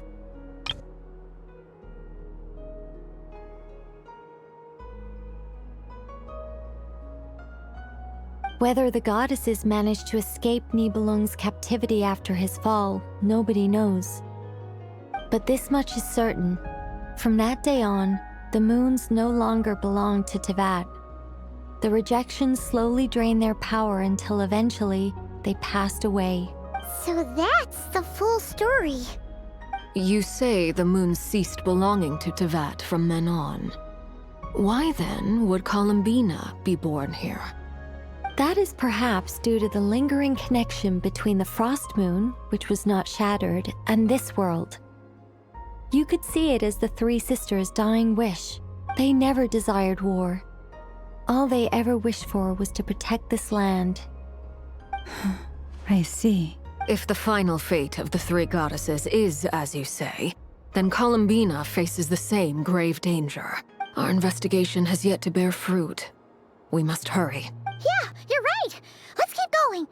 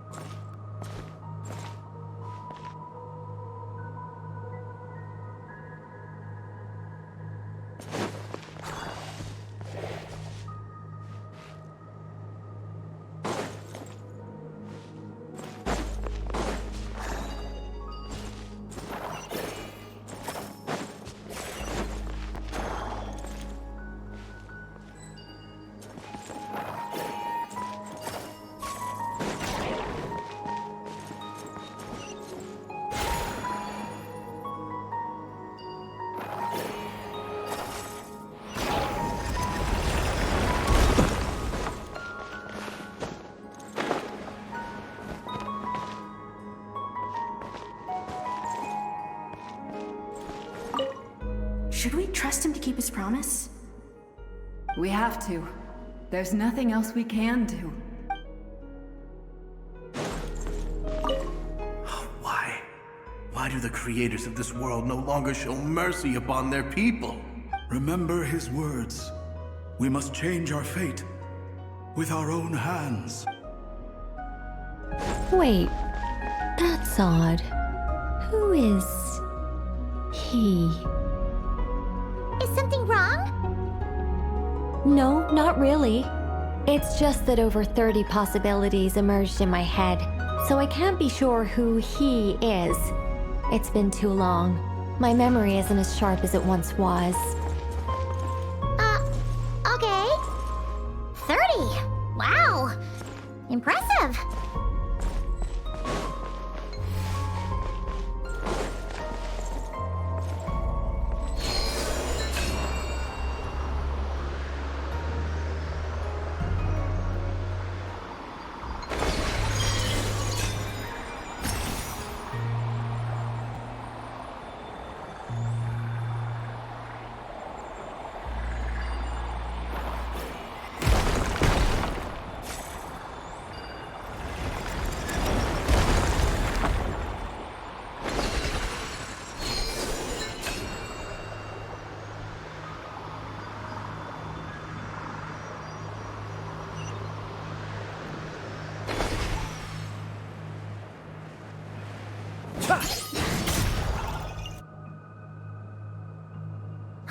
We're finally here. Guessing we'll need to activate this thing? Indeed. I was a little worried about that at first, but as we got closer, I sensed that the Kuvaki within it flows unimpeded. It should be functioning normally. The only issue is how to activate it. It's looking a little worse for wear. What about the cores from some of the other devices we've seen? Can we repair it using those? In all likelihood, yes. I imagine that would have been the Hyperborean's backup plan. Let's look for some cores.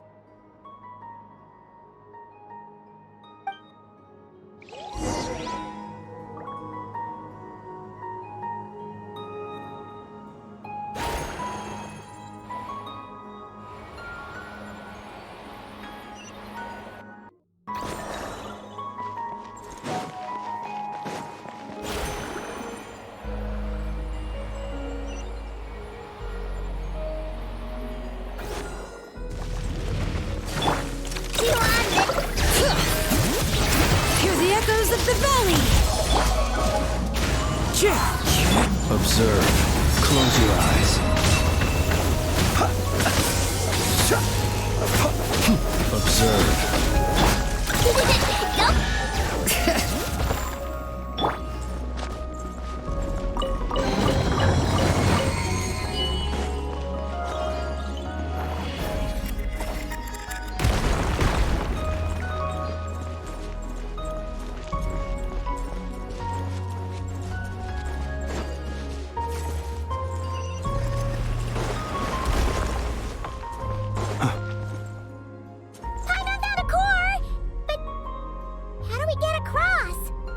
Walk up, then jump down.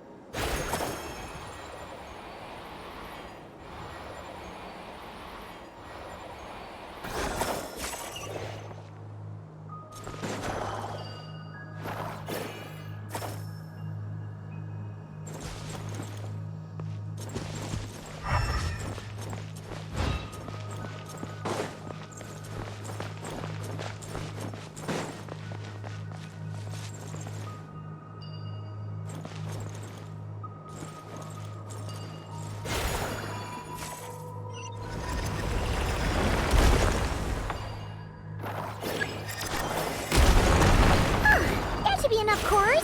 Let's head back.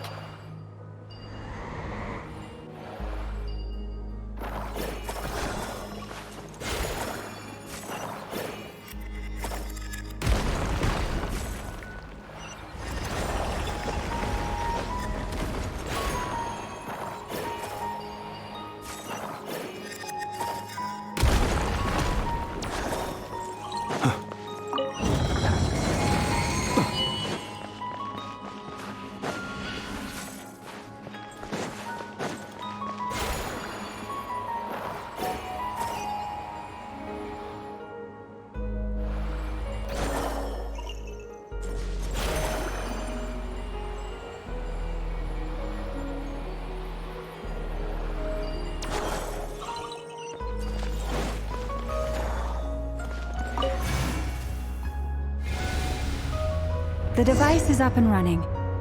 It's hard to believe that the ancients were capable of constructing such things. Paimon sees our destination! It's right up ahead! Yes, let's go.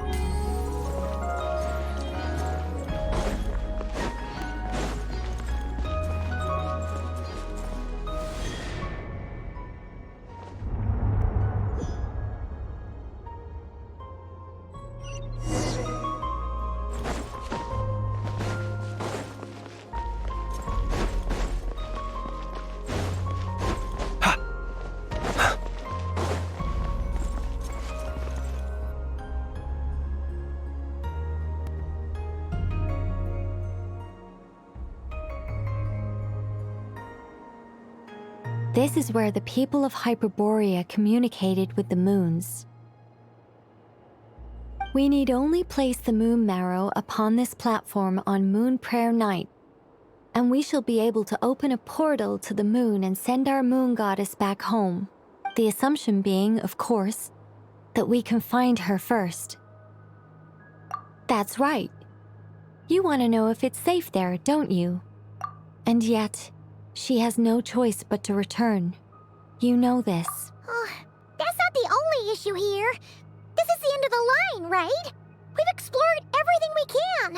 And despite looking at historical artwork and talking to people from Hyperborean times, we're still no closer to learning Columbina's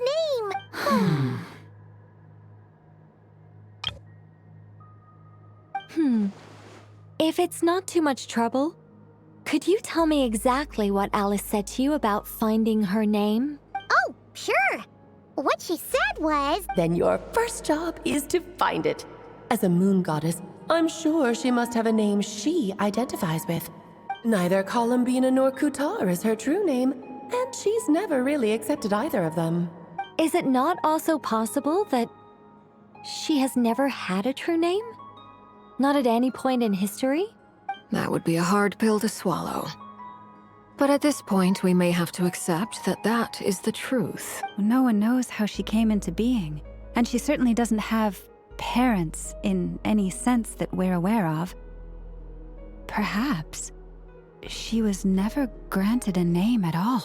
But does that mean there's no way to get Columbina back? She's just gonna disappear and there's nothing we can do about it? Huh? Wait, why all this pessimism? Was it the way I phrased this question?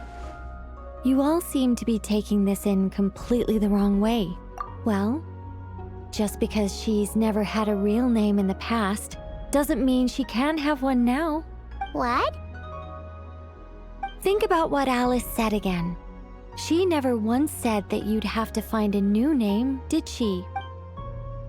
Are you saying what I think you're saying? Yes. Names are anchors that connect us to the world. If she doesn't have one already, then all we have to do is create one, no? It's like... yes. Traveler, when you first arrived in Teyvat, do you think you would have turned around if someone behind you shouted, "Hey, Hermione"? But what about now? I understand what you mean. Life is a long journey. Even the friends and family by our side can change over time. When people call you by different names, what matters isn't so much the words themselves, but what they symbolize. And of course, whether that resonates with you. Lumine. So, close your eyes and picture the moon goddess in your mind. If you were to call out to her in this moment, what would you say? Columbina. Columbina. Paimon would call her Columbina too. Well, she has long forsaken everything that Kuthar represents. I think from now on I should call her Columbina too. Well, it sounds to me like you found your answer. Are you sure? Is it really that simple? We haven't found her this whole time, and not for lack of trying. For a journey like this, the process is every bit as important as the outcome. Had you not searched far and wide, rejecting every other answer you were offered? How could you have come to an answer you felt was finally correct? Oh, it all makes sense now. This has Alice's fingerprints all over it. Are you suggesting that Mage knew from the start that Columbina never had a real name to begin with? I can't say for sure, but I can definitely imagine her chuckling in satisfaction somewhere right now, saying, "Ah, what fun." Lauma! Your antlers! You should hurry. The festive moon has begun to rise. Do not worry, for when you called the name Columbina just now, I could sense that the power within was enough to summon back the moon goddess. The power within what? The name? Yes. So, the thing is... What's wrong now? This is so annoying. I really want to explain how that whole thing works. Starting from the founding principles of Tevat and... Oh, I could talk about this for hours. But... Deep breaths, Nicole. Deep breaths. You're an angel. A sober, sensible, solemn angel who has her priorities straight. Okay then. Sorry for asking. Clearly a bad call on Paimon's part. Anyway, you all need to hurry. Last thing, remember how it felt when you called out that name. Then it is agreed. By the name Columbina, we shall find her. Then we'll throw her the best Moon Prayer Night party ever! And at last, we will send her home.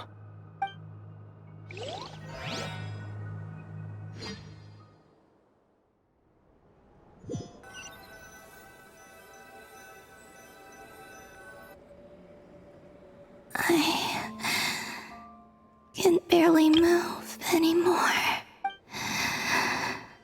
My consciousness is fading away. Have they come back out? I'd love to see them one more time.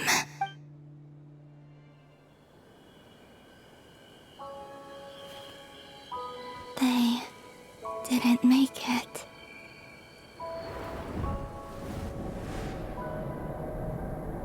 Could you tell me your name? My name is... Columbina!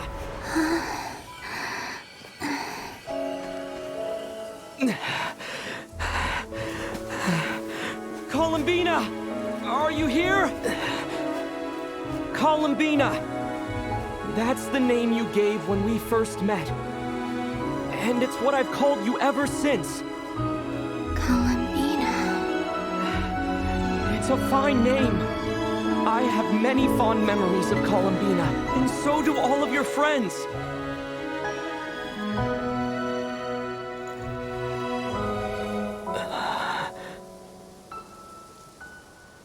If you like this name...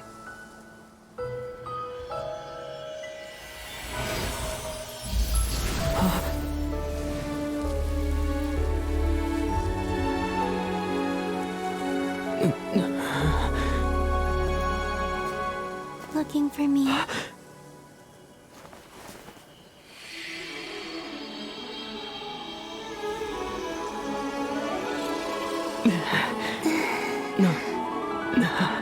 like can carry on using it. My name is Columbina Hyposelenia.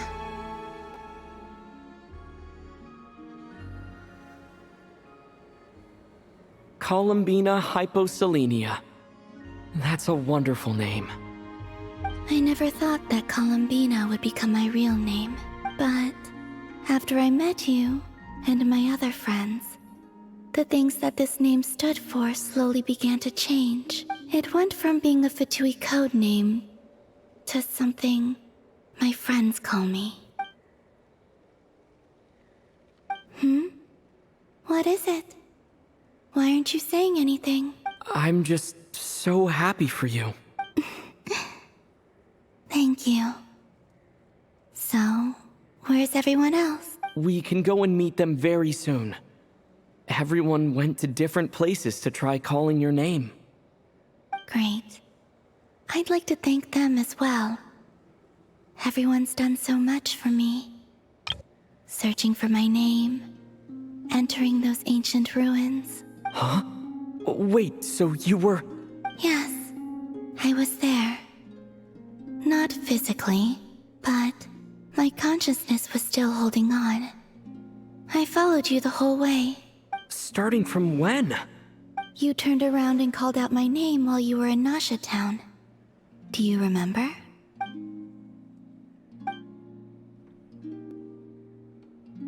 Let's go. We don't want to keep them waiting. Sure. In that case, come with me. But... Before that, could you call my name one more time? Sure. Come with me, Columbina Hyposelenia.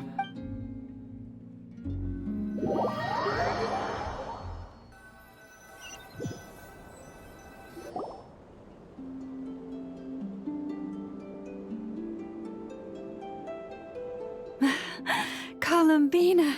Oh, this truly is wonderful.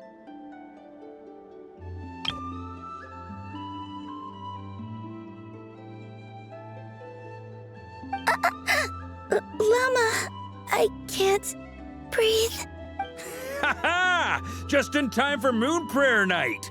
It's good to have you back, Miss Columbina. Yeah, we were worried sick. Thank you, my friends. With your help, I now have a name that belongs to me. Columbina Hyposelenia. Where's the second half from? You added it yourself? That's right. It means... born beneath the moon. Yes. And by extension, it can also mean born beneath this world. A fine name. Now, as much as it pains me to interrupt this beautiful reunion, I feel obliged to remind you that the Moon Prayer Night celebrations in Nasha Town have already begun. Don't you want to enjoy the festivities? There's so much to see and do. And some of the ambient lighting and entertainments were sponsored by the kind souls in the Hexen Circle. Nicole? Why have you turned into Dodoko? So you're Miss Nicole. Thank you for helping us, and for helping me find my name. It's nice to finally hear your voice. You're quite welcome. Guiding lost people to hidden treasure is what we Seelie do. And if you ask me, spiritual treasures are far more precious than material ones. Chests are all well and good, but this was what it's all about. So satisfying. Anyway, I had to go help Alice. It seems like she ran into some trouble. That's why I couldn't be here in person. But don't worry, we're with you in spirit. We'll be celebrating right along with you. Keep an eye out for the Hexen Circle's festive stalls in Nasha Town. I think you'll like what we came up with. Alice said she even managed to rope B in this time. The Frost Moon Scions have also prepared various attractions. I believe Aino, Ineffa, and their crew are setting things up as we speak.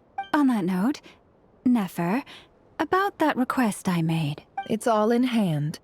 Jahoda is on site to ensure that everything goes off without a hitch. Wonderful. In that case, Traveler? Huh? Come on, Columbina.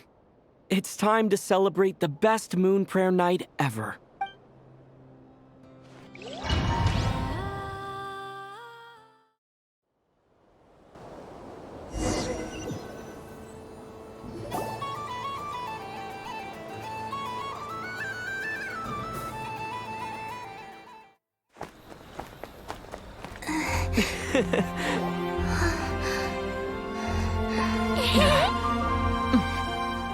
Hey, young lady.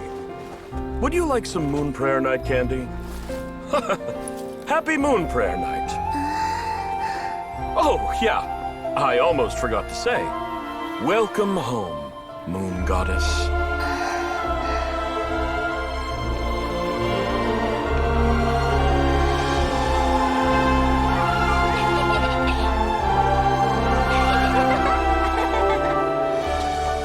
Welcome home, Moon Goddess. Welcome home, Moon Goddess. Welcome home, Moon Goddess. Turning Nashitown into her home is a festive gift. A rather brilliant idea. Perhaps this is what Nod-Krai, Columbina's home, should have been like all along.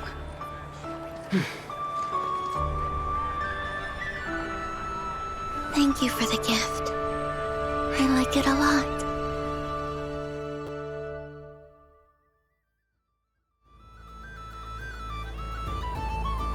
This feels like the surprise of my life.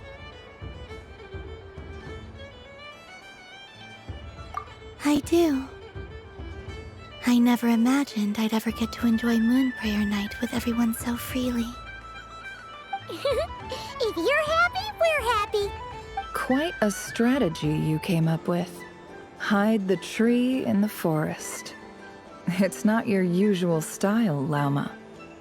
Is there something about Moon Prayer Night that enhances what's in your head as well as the antlers on top? Apparently so. It even inspired a perennial penny pincher to use their resources for a greater cause. It truly is a magical festival.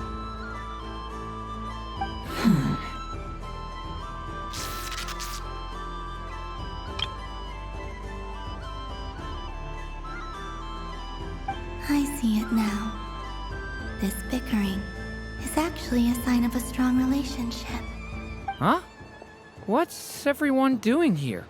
Oh, Miss Columbina, you're back. Yes, I'm fine now. Thanks for your concern. How's your progress with Alice's assignment? Very well indeed. I've never heard her sound so excited. Not like this. This time her excitement seems more serious. Seems like she's had a major breakthrough. She said she'll contact us once she knows more. In the meantime, we're free to relax and have some fun. Enjoy the time off while it lasts. I have a feeling that our next task won't be so simple.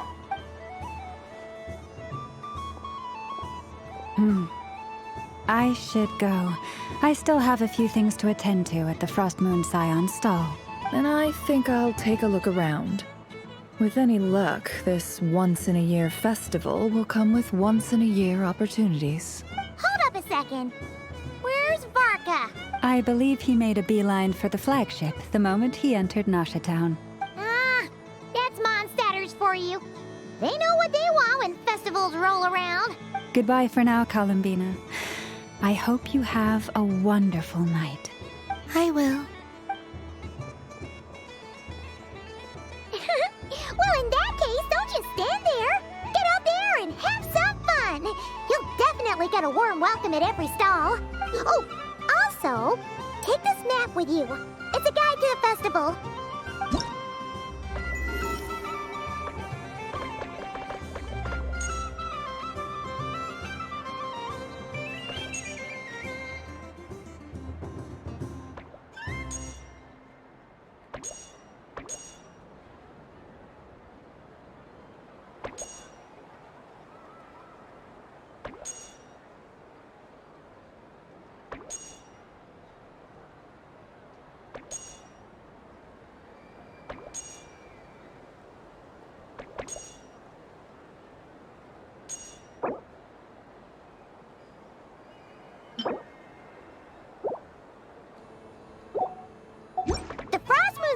stall is over here. Lauma's invited a whole bunch of cute animals to celebrate too. Over there is the Hexencircle section. Alice seemed more excited than anyone about this festival, so she insisted on making it a grand affair.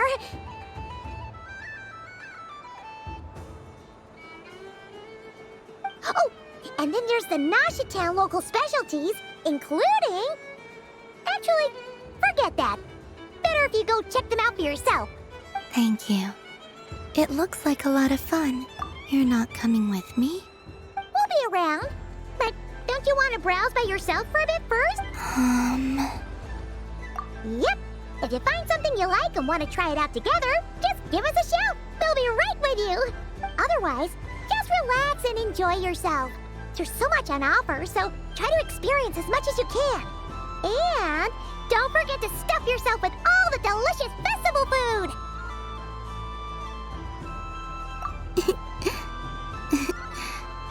All right then. Off I go. Where should I go first?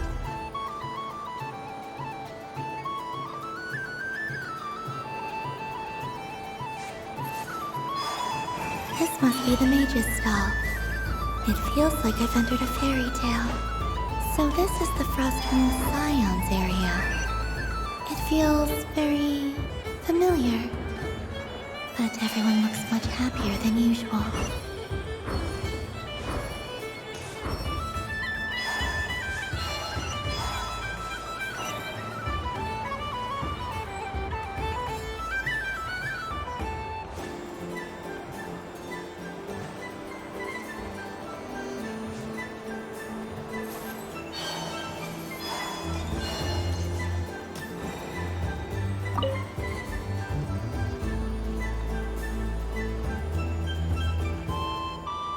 I wouldn't say it's unfair, exactly.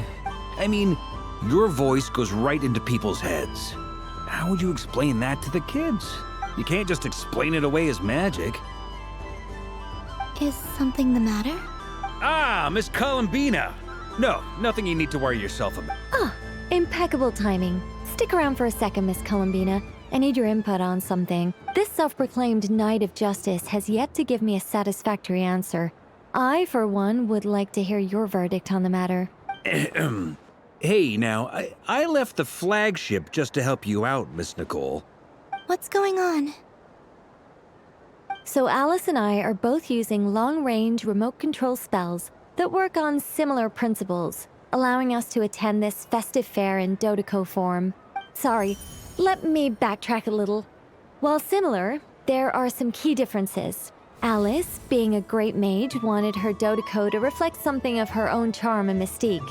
So she adjusted the way its tail moves when it spins around. An entirely gratuitous move, in my opinion. I hardly see how anyone is going to notice that. If anything, I'd say that anyone who stares intently enough at a Dodeco's tail to notice such a small detail is someone we ought to be highly concerned about. I only say this to emphasize that my question has nothing to do with tails. Now that we're clear on that, why is Alice's Dodeco permitted to interact directly with the children celebrating Moon Prayer Night, while mine is not? Your voice speaks directly into people's minds. See? Exactly what I said. Miss Nicole? Ugh, I can't stand it. I know that probably makes me sound like a whiny child acting out in front of their parents. And it's a little embarrassing now that I think about it. But hey, I said it now, I can't take it back. That would be even more embarrassing. Also, don't go reading too much into that analogy. It was off the top of my head. I'm actually an awful lot older than either of you. Miss Nicole, are you saying that you'd like someone to play the game you've prepared? I'm not so invested in that. It's just something cobbled together using items I borrowed from Alice. She probably didn't even make them herself. The point is, I want to know everyone's thoughts after they receive their prizes. But as you've said, I can't just ask. I've been biting my lip for so long, and I've had no one to vent my frustrations on. I thought this was going to be a nice, straightforward festival where I'd get the chance to guide people to treasure. Well, Can I play? I can't guarantee that I'll win a prize, but... You will? I'd like to try. Then what are we waiting for? Let the game begin! It's like they forgot I was ever here. Ha!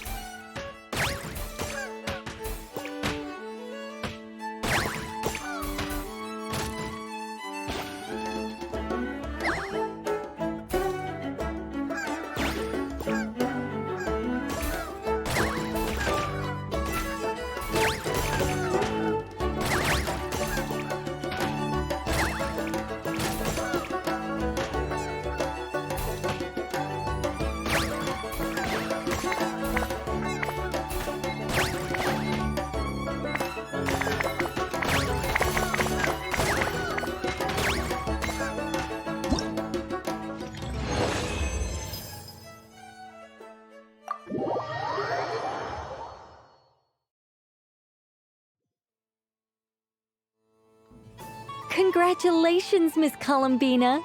With your great wisdom, you have overcome every obstacle in your path and conquered the great challenge posed to you by fate. Fate? Well, something to that effect. If you'd prefer something more poetic, it could be the icy winds or the dawn. Anything you like, really. You could even go with the challenge posed to you by Dottore, if that's what you're into. Anyway, you can take or leave my suggestions. Moving on, all my hopes are now resting on this. Can I open it now? Stop teasing me! Please, I'm begging you. No more talk, just open it. Wow. What a lovely sculpture. Classic and cute at the same time. Thank you, Miss Nicole. I'll always treasure it. Ah, there we go. Music to my ears.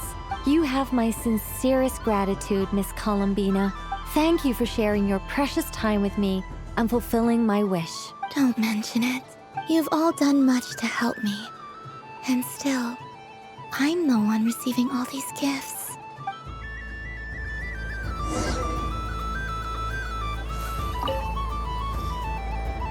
A soft and furry creature that bounces and jumps. Welcome home, Moon Goddess.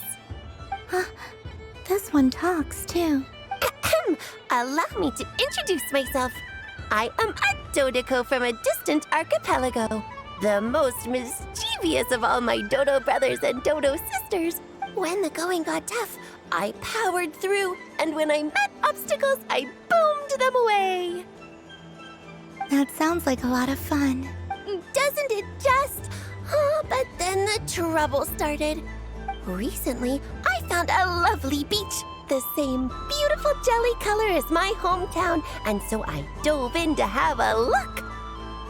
Only to find it overgrown with seagrass and nasty little spiky fish everywhere, looking to turn me into a Dottore kebab. I made it back to shore by the skin of my teeth, but my tail was sorely hurt. Couldn't you just boom them away? Oh, I wanted to, believe me. But I've heard that you, Moon Goddess, can understand animal speech. The last thing I wanted was to cause a gigantic fuss and get taken to court by a school of spiky fish. I'd be driven out of these waters for good, and my winter holiday would be ruined. And so, dear Moon Goddess, I was wondering if you might lend me your allegiance. Are you roping me into a crime? Oh, let's call it a once in a... All the festival goers tonight are dressed up as the Moon Goddess. But there's nothing to say that the Moon Goddess can't disguise herself as a Dodoko, is there? Besides, this is your home. You should be free to be whoever you wish. I'm afraid I'm not well acquainted with Dodokos, Madam Mage. Oh, that's quite all right. We Dodokos are innocent, happy creatures with a free-spirited nature. Many, like myself, are mischievous troublemakers. Others are lazy souls who like nothing better than to lie down on a nice rock and take a nap. In our eyes, every creature who yearns for happiness and freedom is a Dodoko. But perhaps in yours, we Dodoko are a fluffier and more mischievous breed of Kuhenki. Yes, that is a much easier image to follow. Oh, wonderful! Then let's play! Grab onto my tail and follow me into the sea! Time to settle some scores with the bad guys!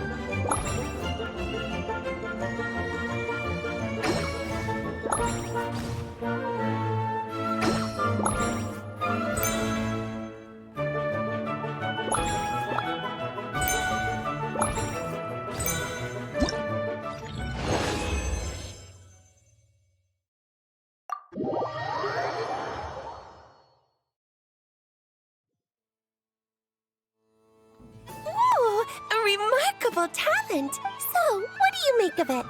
The use of Jumpy Dumpties doesn't come as naturally to me as Kuvaki, but their unpredictability makes it fun.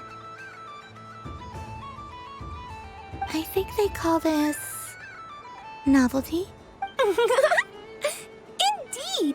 And how did it feel blowing those pesky nuisances away? Not bad. Any guilt? Hmm? What do you mean? Oh, wonderful! Lovely answers to all 3 questions. You've passed the safety test. Now I can give this special bomb to you as a souvenir. Remember, if you find any meanies living on the moon, you can use this to boom them into oblivion. I will.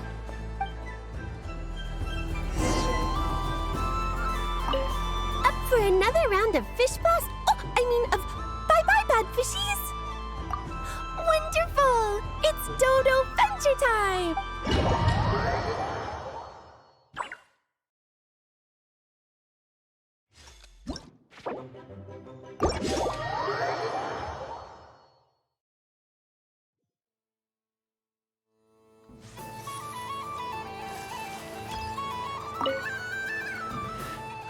It'd be rude to just leave without saying anything.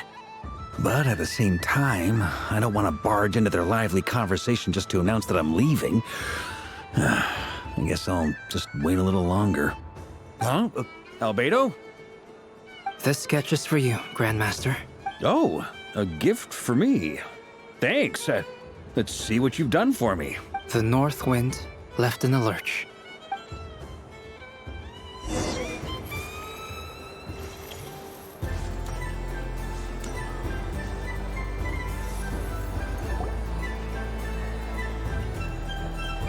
Dodoko's Whirligig!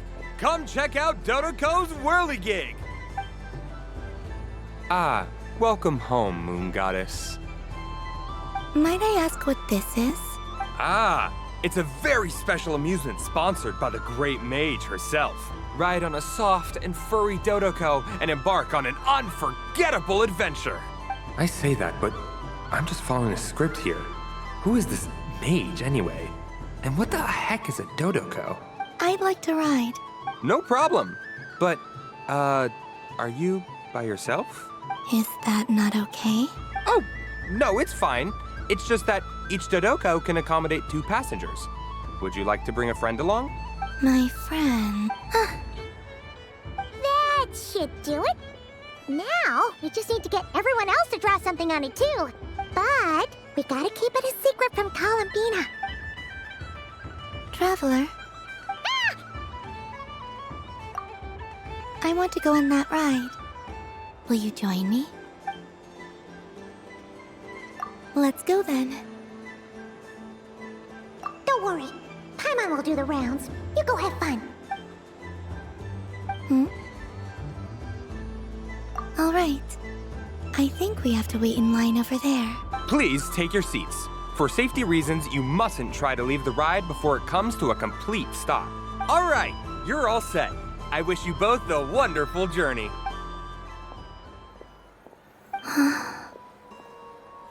Not bad. It reminds me of riding a moon lane. Sometimes, the Kuhenki circle around me like this, playing their beautiful melodies. Yeah, I'm going to miss them.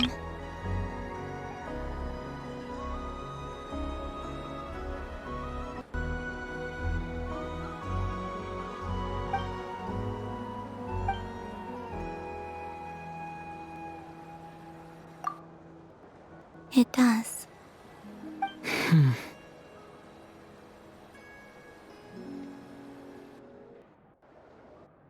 I've felt scared in the past, too. But this is a little different. You know something? I got to see a lot of fascinating things during my disappearance. I saw how the Frost Moon Scions act around their families. So different than how they used to act in my presence. And I also saw how they interact with their friends. It made me curious at first. Why do people act so sincere when they're worshipping gods, but save their truest, warmest feelings for each other? Slowly, I came to realize that it's because they trust one another. They know, deep down, that they'll be accepted for who they are. All of it. The good and the bad. I know. I knew it the moment you started calling out my name. What I fear now is the end. I fear losing all this the very night I have gained it.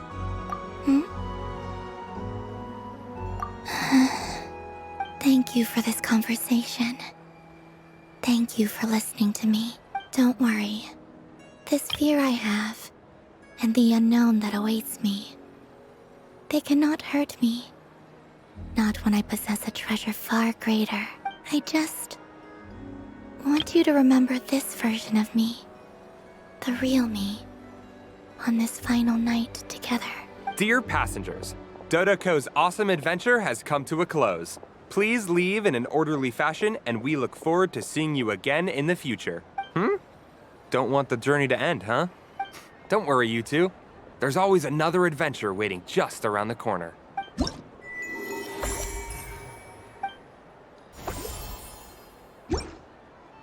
So this is the Frost Moon Scions area. It feels very familiar. But everyone looks much happier than usual. Welcome home, Moon Goddess. Oh, you're the genuine article. Alice was right. This Moon Prayer Night was worth watching after all. Another one that talks. Greetings. Pleased to make your acquaintance. I am the Hexenzirkel member they call B. Barbeloth Trismegistus. Columbina Hyposelenia. Pleased to meet you too.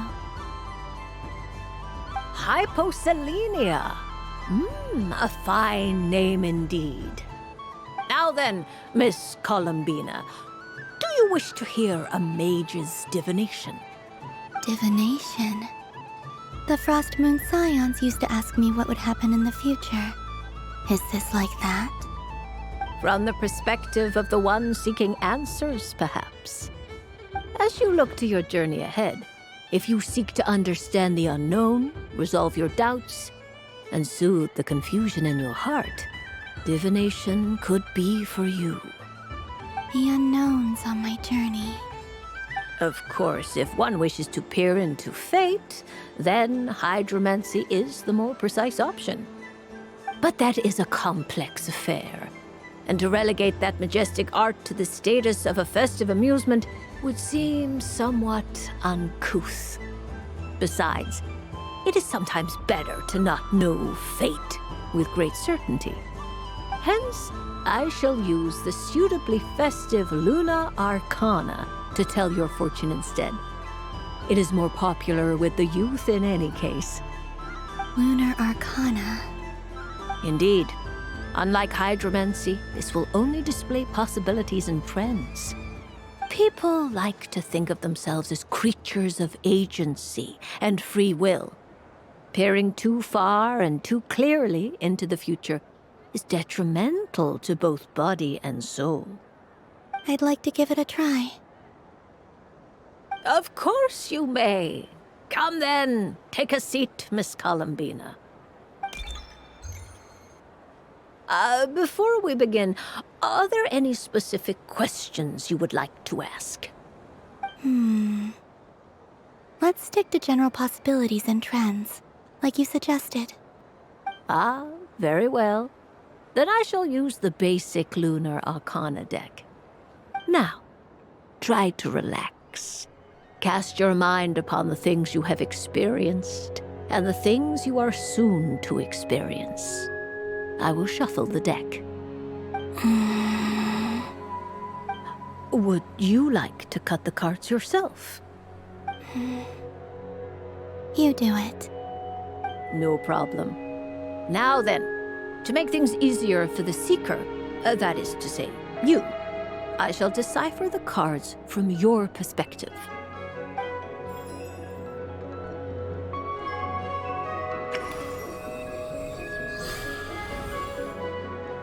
Please, draw the first Lunar Arcana.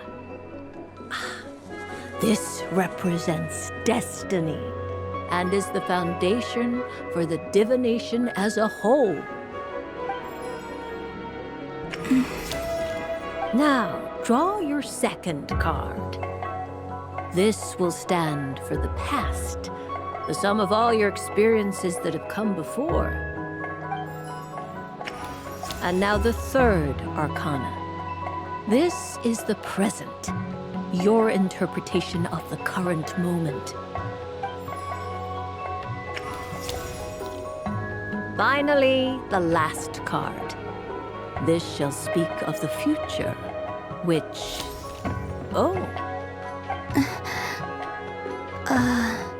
Kuvaki Pulse? Fascinating. I've never encountered this before in my role as a diviner. Something has exerted an influence upon this card, causing it to leave its designated position. What do you make of this, Miss Columbina? Perhaps this is the guiding hand of fate in action. Of course, if you wish, you can choose to deny the validity of this card and draw the future for yourself. No, it's fine. Let's go with this one. A bold decision. I must say I'm looking forward to the results. Well then, let us flip the Lunar Arcana in sequence and see what emerges. Sure.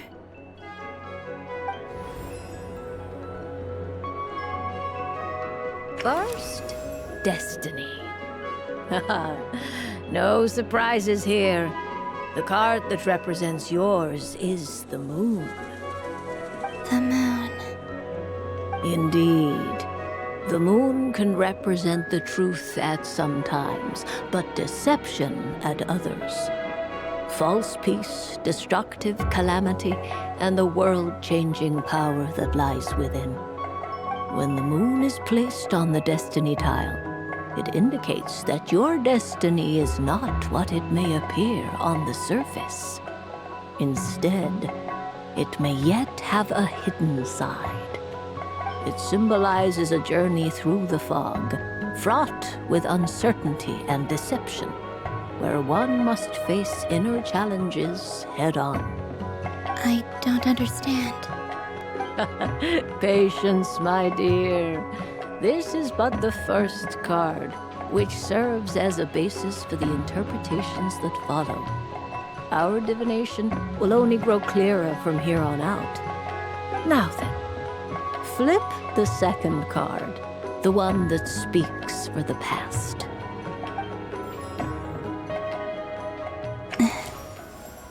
Ah, the Hermit, but inverted.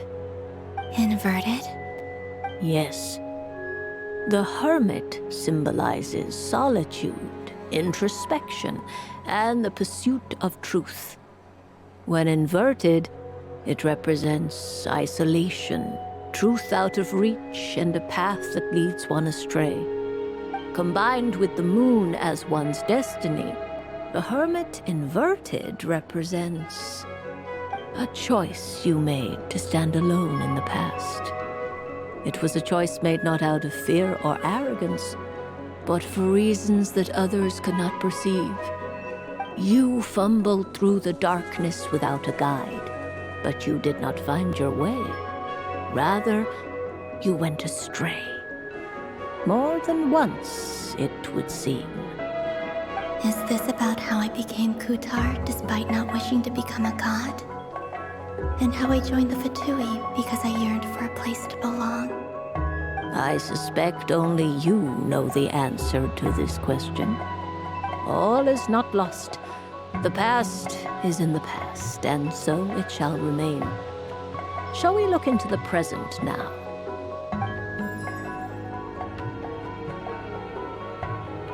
Oh my. The Lovers. One of the most interesting Luna Arcana. What does this one mean? This means that you have had an unprecedented emotional experience. The joy of finding your soul becoming intertwined with that of another. A precious and wonderful thing indeed. It's true. I've made a lot of friends recently, and they are very good to me. I like them a lot. That sounds lovely. I am most delighted for you. The Lovers can also represent important decisions, perhaps related to a parting of ways. Now, if I were to guess... Yes. My return to the moon. I understand. Parting with friends is never easy, Columbina. But rest assured, this is not the end of your journey. There is always another story waiting to be told. The future always lies ahead. The future. Well now, it's finally time to flip this most mysterious of cards. Why did it appear? And what does it wish to tell you? I'm ready. Very well. Flip this card and see what lies on the other side. Oh. Miss Barbeloth? What is it? This card is death. That doesn't sound very good. It depends on how we interpret it. It is true that it can represent an agonizing death, a complete and utter end, but at the same time, it can also represent rebirth. do not forget that your destiny card is the moon.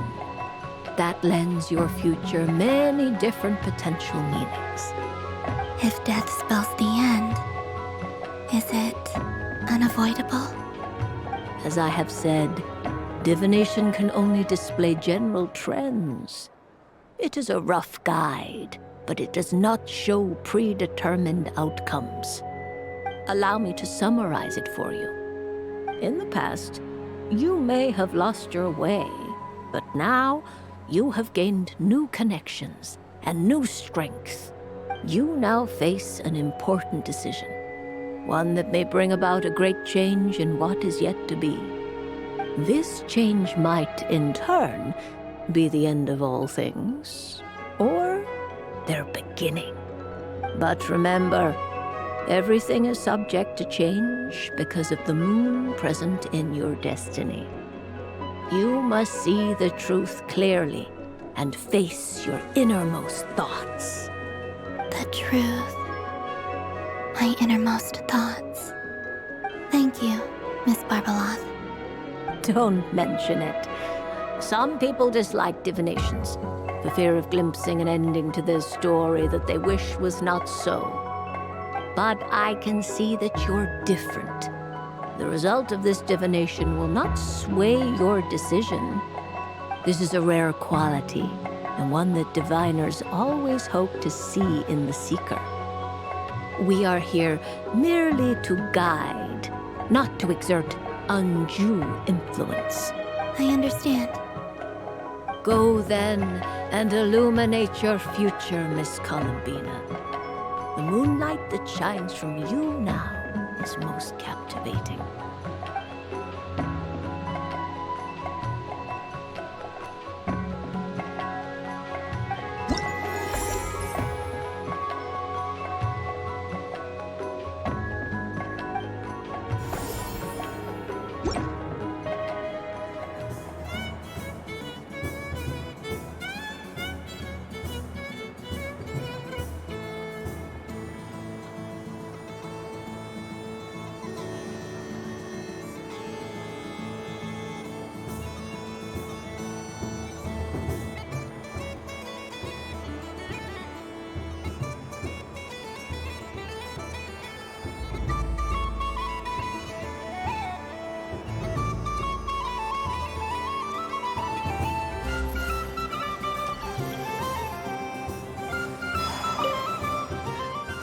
It'd be rude to just leave without saying anything.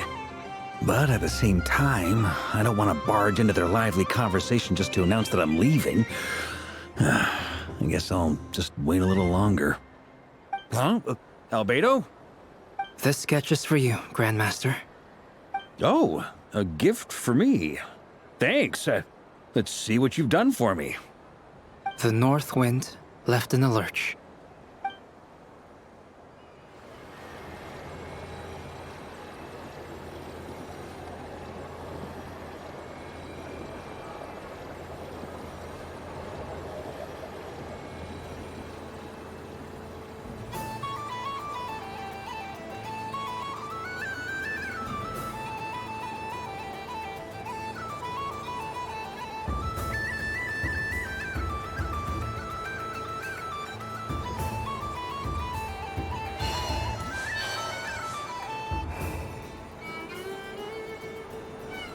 But I was aiming right at it!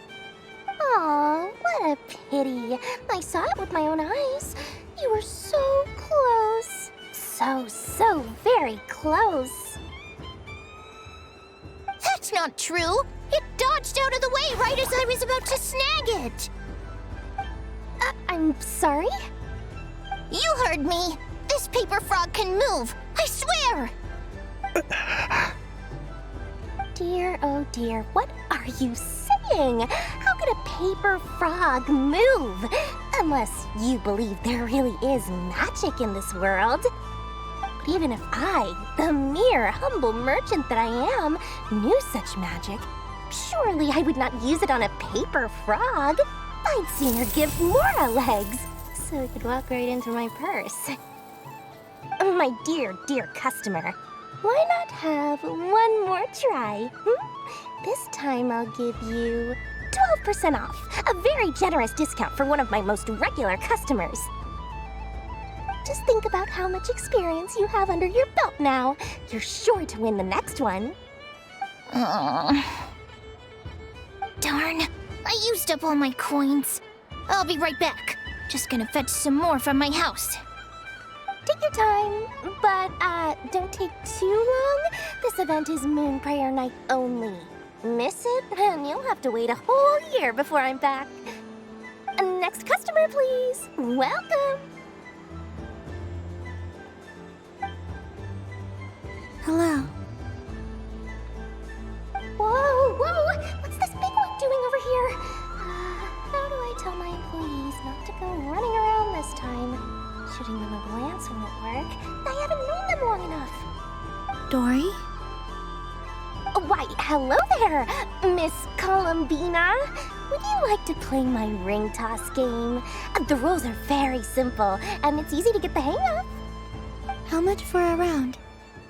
Oh, first time's free. Not a single mora. After that, well, we can cross that bridge if and when we come to it. But with your sharp skills, I'm sure you'll win all the prizes in one fell swoop. That was an obvious enough hint for them, right? Right?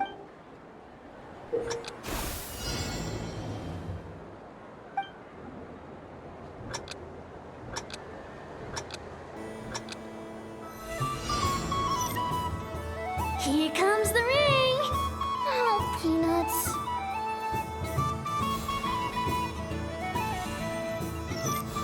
Change tracks! Roselle, should we move or not? Just a tiny bit.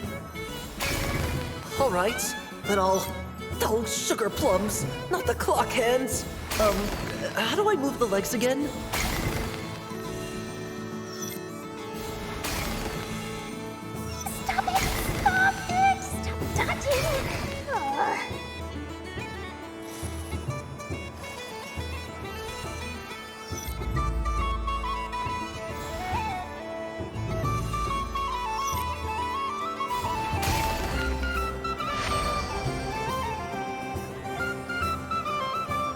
Let's see now. Let's see. Wow, very good. That's the highest score we've had all night. And here's your prize. Now, how about another round? As for the cost... Happy Moon Prayer Night, Miss Columbina. Happy Moon Prayer Night, Durin and Hat Guy. Are you here to play the game? Yes. You said we were just coming here to say hello. I did, but then I recognized a few more people as I got closer. Do my eyes deceive me? Is that... It's our little dragon. He's all grown up. Someone's popular. Well now, since you came all this way, why don't you try out this lovely game we have going? First try is free. He'll have a go. I'll pass. It's only one free try per customer. You can't give your try to him. I'm aware. How has Elder Almond been lately? He's in great shape. He goes for a run in the forest every morning to stay fit and healthy. He tried to go boat racing with Firecracker a while back, but he couldn't even make it onto the Lotus Leaf. Firecracker was in fits of laughter. How about you, little dragon? Can you still fly? Yes, I can. But you've become less chatty. Has growing up been tough on you? We call that maturity. You know, the thing people sing about. The knight wields a sword of stone to defend those hearts that are made of gold. Stone is very heavy. That's what keeps him from talking too much. That's awesome! I want to be a knight when I grow up too. Ring, here I come!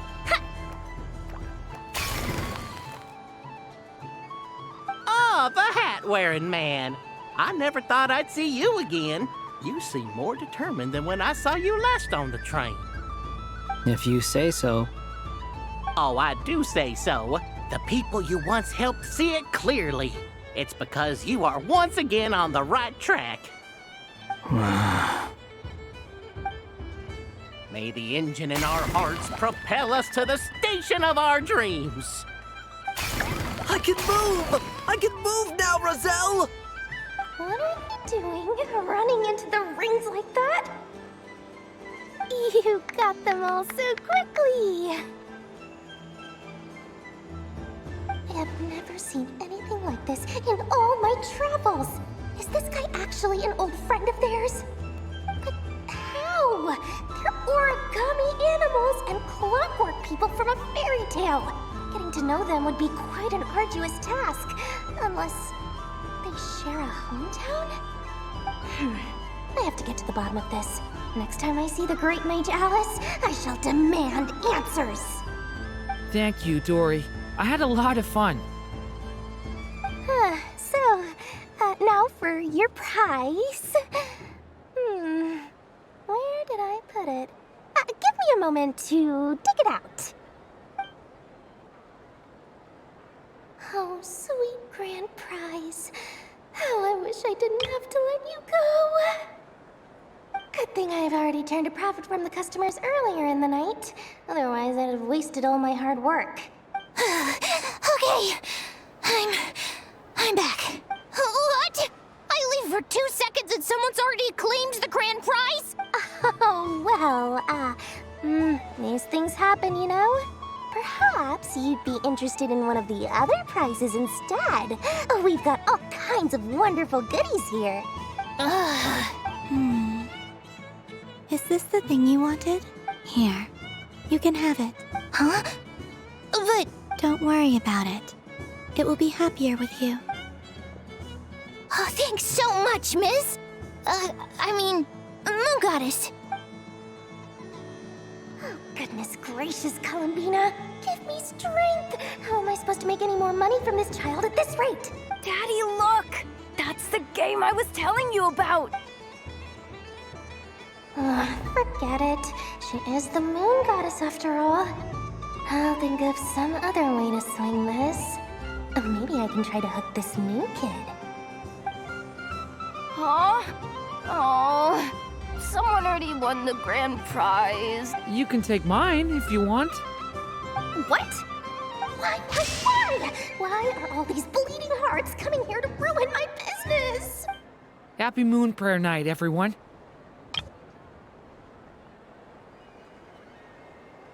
Happy Moon Prayer Night.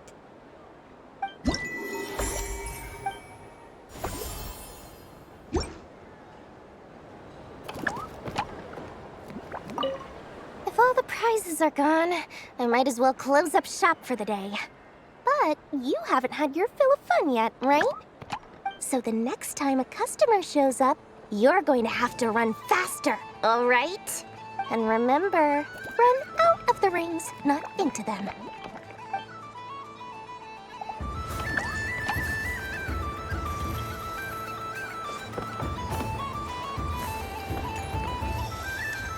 What's this? Should I give it a try?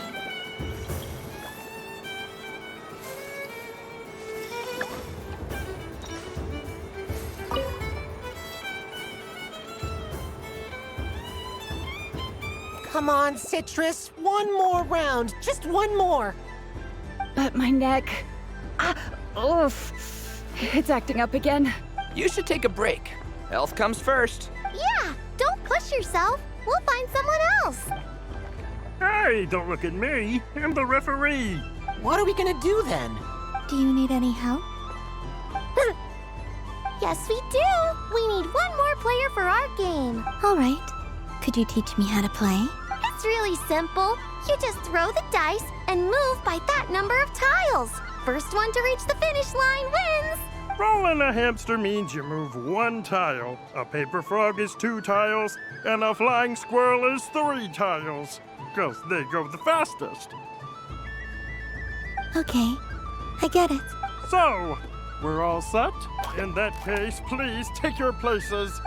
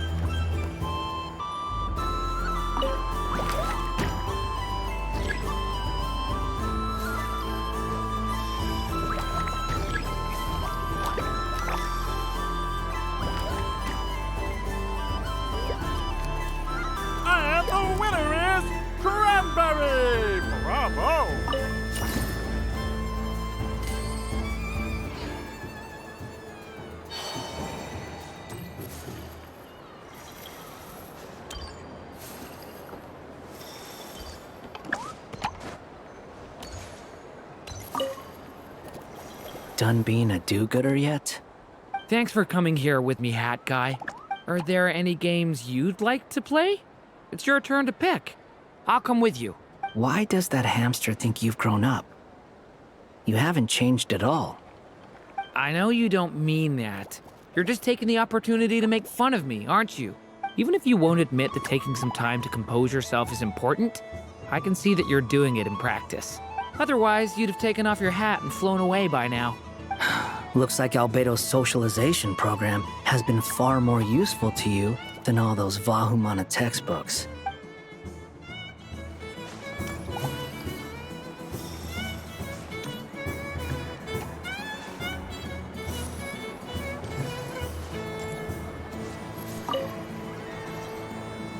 Fun ride, huh?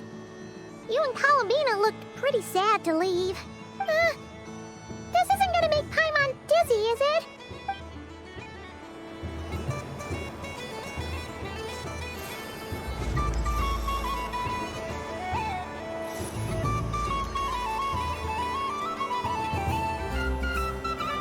Wow, the Frost Moon Scion stall looks kinda plain, but it's pretty cool once you get into it.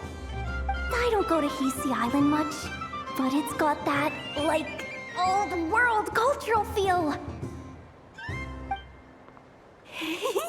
And if culture means we get more festivals, I'm all for it! Hello, Jahoda. Columbine... hello, Moon Goddess. That was too close. I almost gave the game away in front of the staff. Oh, wait, what's the deal with her shoes? They don't make a sound when she walks. I could do with a pair of those. Do you like balloons too? Balloons? Oh, you mean those? What's so fun about balloons? I'm not a kid anymore. They're probably more up Aino's alley. Yes. The animals seem very curious about these strange flying objects. I was drawn here by their voices. I recently learned a fun new game you can play with balloons, so I decided to come and give it a try. A new game?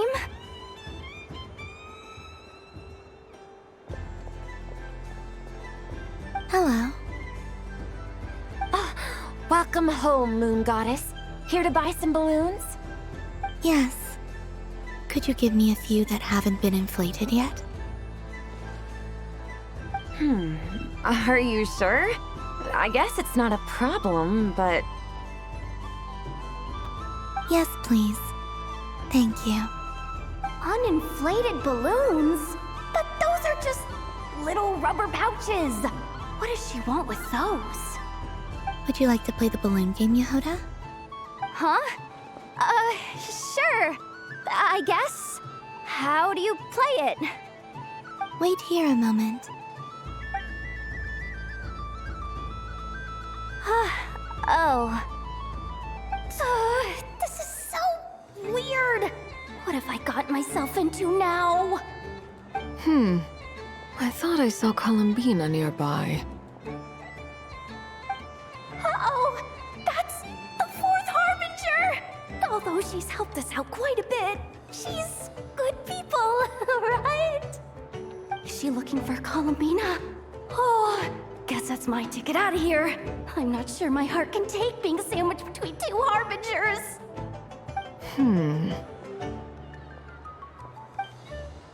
Which stall is she checking out?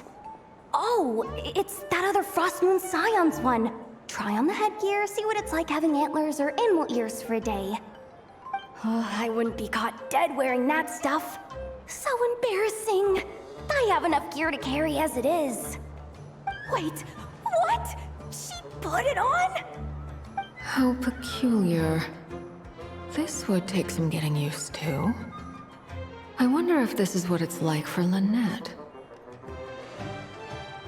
It really suits you, ma'am. What is this? She was so intimidating a moment ago, but now, dang, she's really rocking those ears. How does she make them look so cool? I suppose I may as well keep them on for now. All part of the festive experience. She's coming this way. How do you do, Miss Jahoda? Oh, jeez. Don't talk to me while wearing that thing. Where am I supposed to look? Oh, hey there. I'm looking for Columbina. Have you seen her?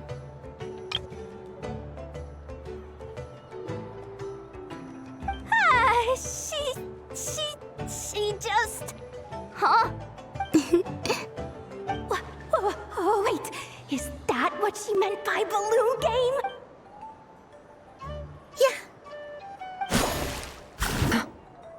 Huh? No fair! How come I get caught in the crossfire? An ambush from the rear? Is this a declaration of war, Columbina? Would you like to play too, Arlecchino? Seriously? Are they gonna start some beef right here, right now? Gladly. That said, I believe there is another who would like to join. Boss Nev! Thank goodness! You've gotta get me out of here! Things are kicking off big time! Hello there. I'd like 10... no, make that 20 balloons, please. Uninflated. What? Miss Moon Goddess, I hope you're prepared to pay the price for assaulting my employee. Welcome to the game, Nefer. Just to be clear, let's keep this a fair fight, okay? No strange powers, please and thank you. Naturally. Don't just stand there, Jahoda. Aren't you going to team up with me? Huh? Do I have to? Of course. Don't forget, the Curatorium has a reputation to uphold. I knew something like this was gonna happen.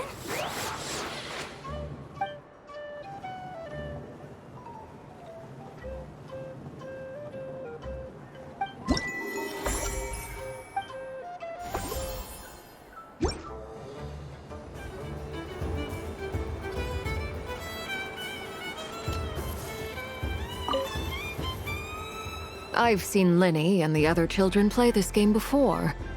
It would seem that it's not a bad way to relax, once in a while.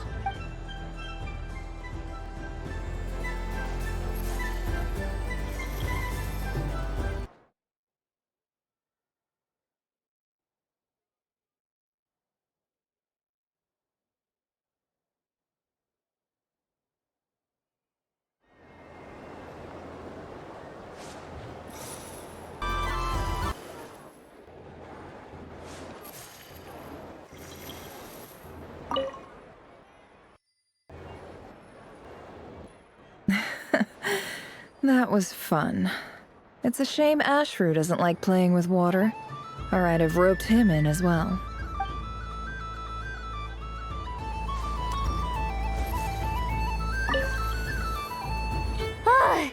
I just had a water fight with 2 Fatui Harbingers. Pretty scary, but also surprisingly fun. What's this?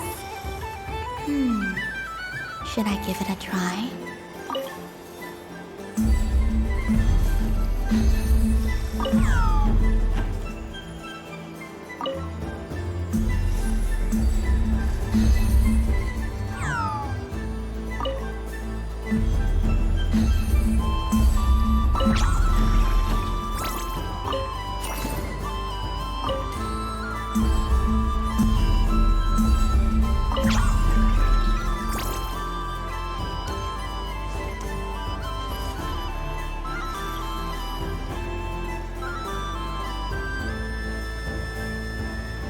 I wish for a never-ending supply of Laka berries.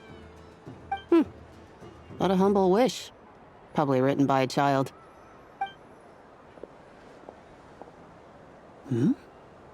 Is that Lauma the Moon Chanter?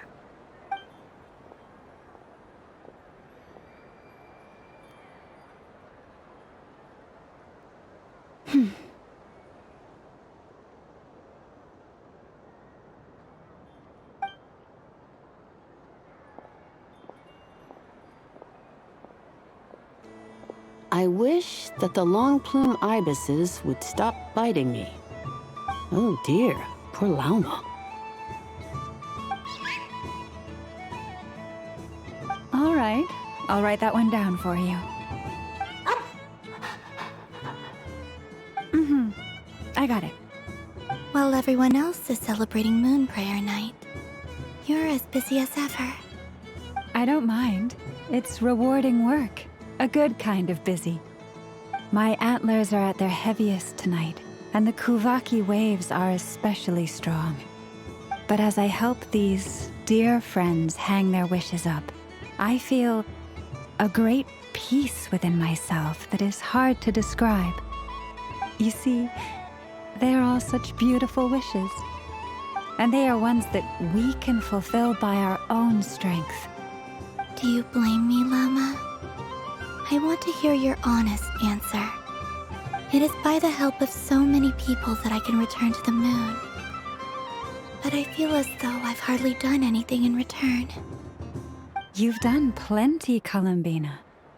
I say this in earnest, both as someone who knows your history, and also as a friend who has seen what you've been through.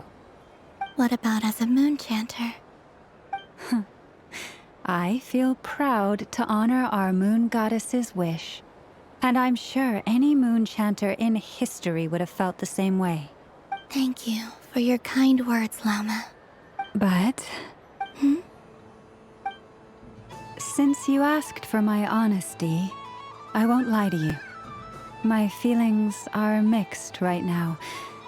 Besides pride, I also feel, I suppose it's a reluctance to let go. Once you return to the moon, we will be far apart and separated by a false sky. I'm sure those of us left behind will gaze up at that sky, yearning for the moon once in a while, just as you used to do. I will miss you, Lauma. I will miss you all. I hope to stay in touch. I will try and find some way to send messages down from the moon. Perhaps you could use Kuvaki. I've heard Jahoda say that signals can be sent using long and short waves, or strong and weak lights. That sounds a little complicated. What if we forget what the signals mean? We could prepare a codebook beforehand, but... You're right. It wouldn't really suit you. Still, whatever happens, I believe that you will find your own unique way of communicating with us. And now that I think about that, my heart feels lighter. Because you trust in me? Yes. I have faith in you, and in the power of truth. In my experience, the truth tends to be difficult. But that's what makes it stand out from what is false. So I'm confident that your thoughts and your love will shine through the curtain of lies. We will know it when we see it. Thank you. Now, could you help me hang up my wish? Is this? I wish that all who dwell in this moonlit world can find a place to belong. And I wish that I shall one day see my friends again. It's 2 wishes. I hope that's not too greedy of me. Not at all. And I think you speak for us all with the second one.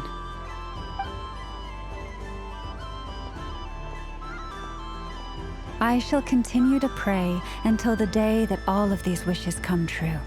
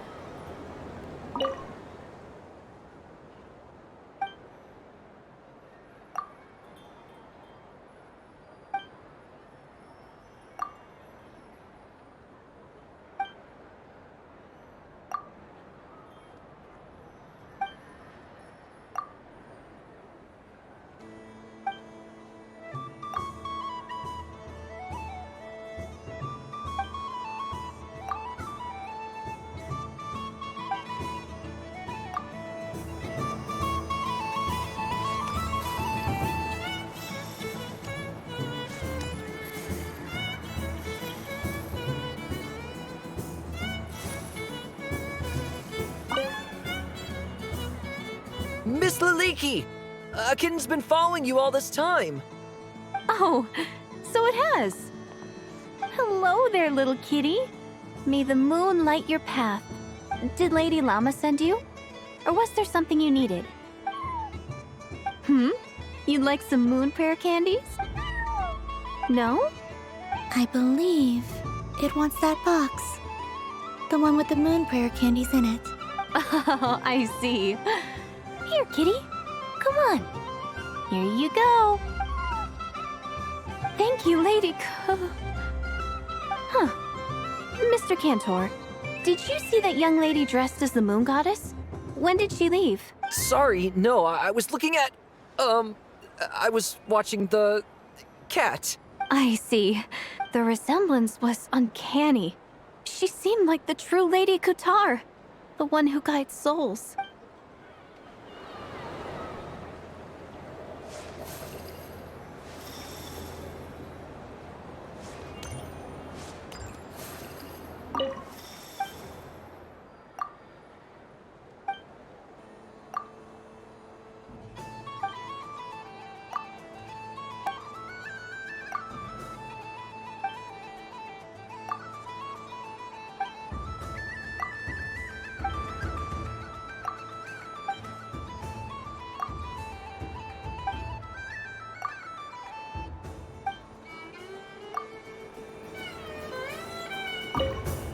Yes. May everyone's wishes come true.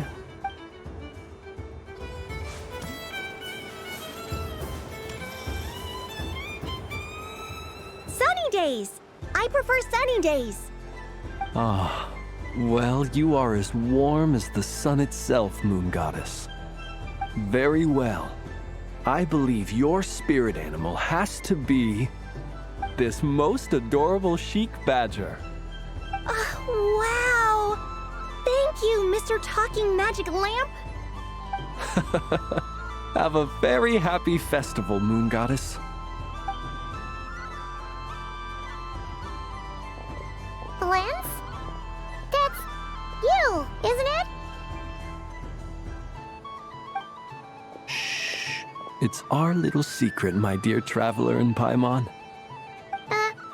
Okay, sure, but why are you here selling sugar sculptures? Everyone celebrates in their own way.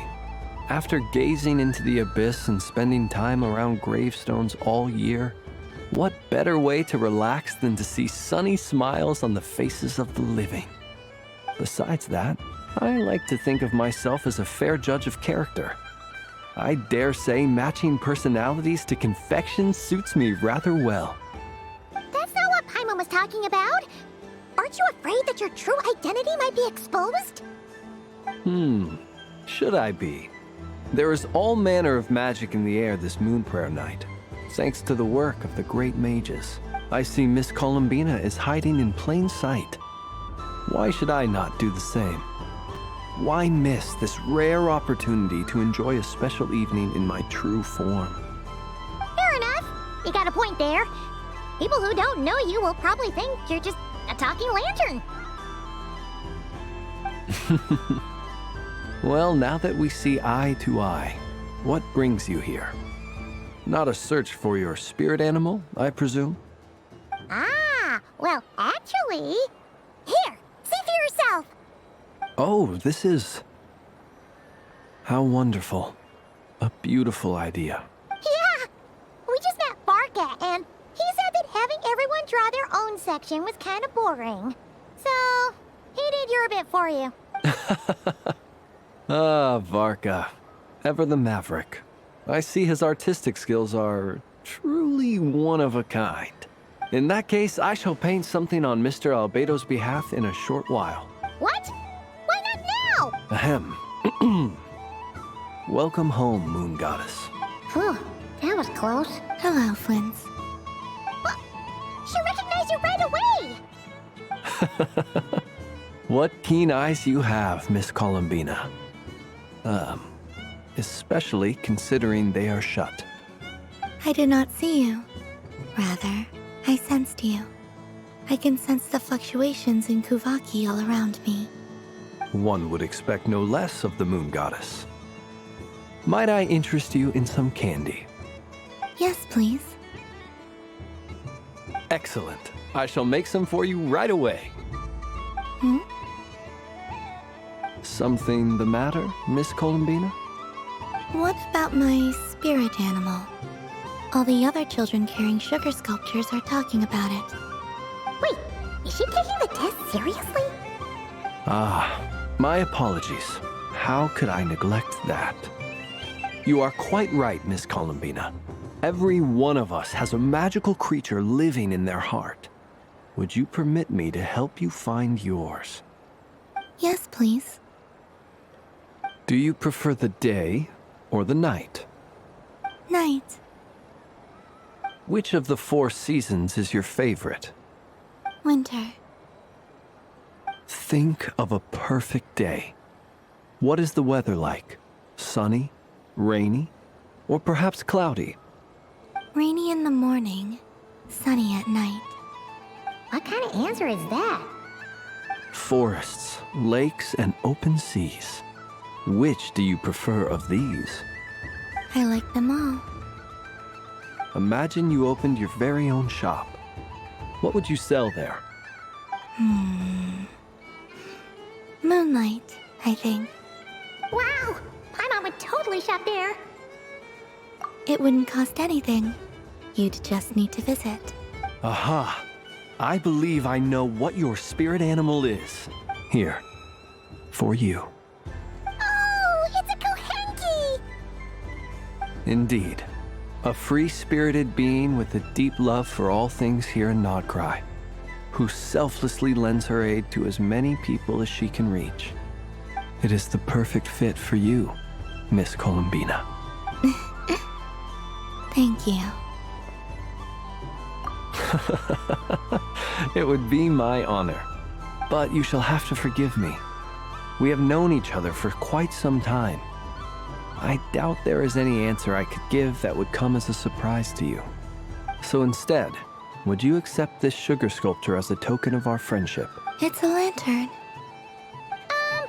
Hey, why don't you two go enjoy your candy over there? Paimon wants to try out this spirit animal thing too. Right, Flins? Come on, play ball. I got this drawing done. But I want to hear Paimon's answers. But it'll probably take ages. Paimon's a complex soul. And we don't want your candy to melt while you wait, huh? Oh. Okay then.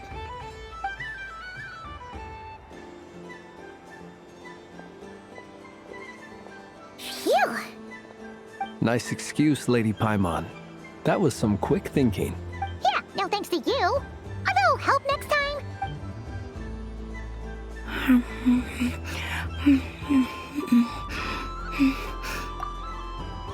It's sweet. Is that Laka berry? I wonder what flavor the traveler got. This way, this way! It's the candy-selling lantern! I'm coming! Of course. Traveler, maybe we can share? Yes. I found out recently that people share their food sometimes, so I'd like to try it. Thank you.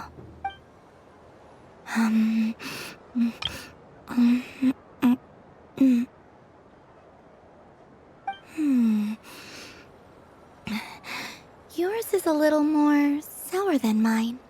Here, you try it. Amazing. My sugar sculpture has shrunk, yet my heart is filled with feelings of sweetness. I will remember this feeling. Sure.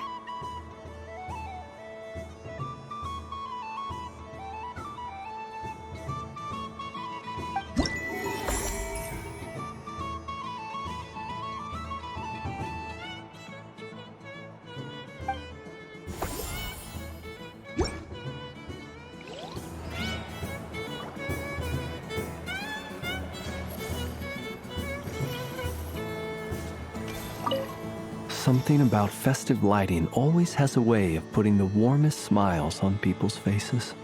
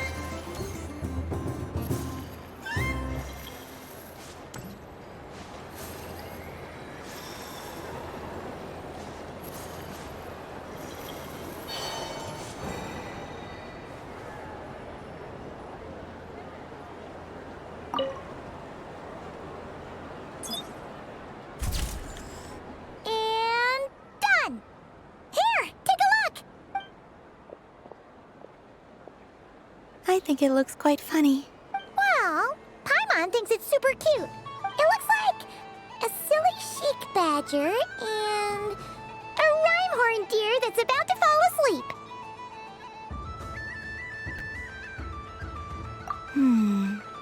Maybe I'll stand on the chic badger's side instead.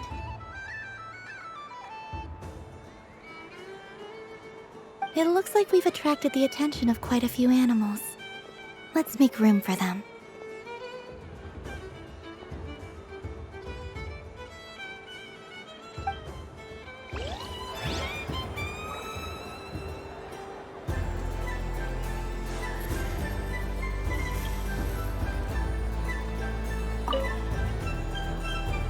If this were any other day, I'm sure it would make for a great photo opportunity.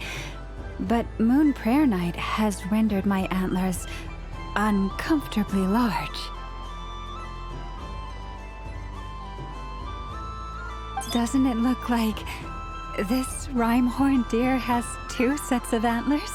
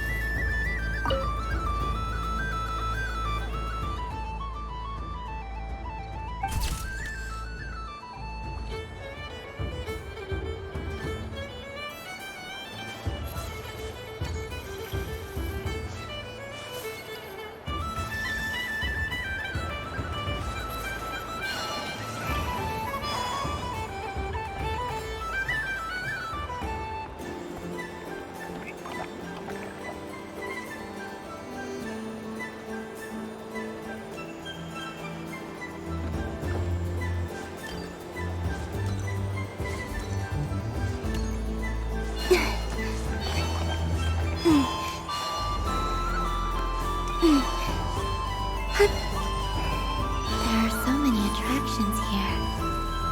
Since I rarely get out, I might as well make the most of it.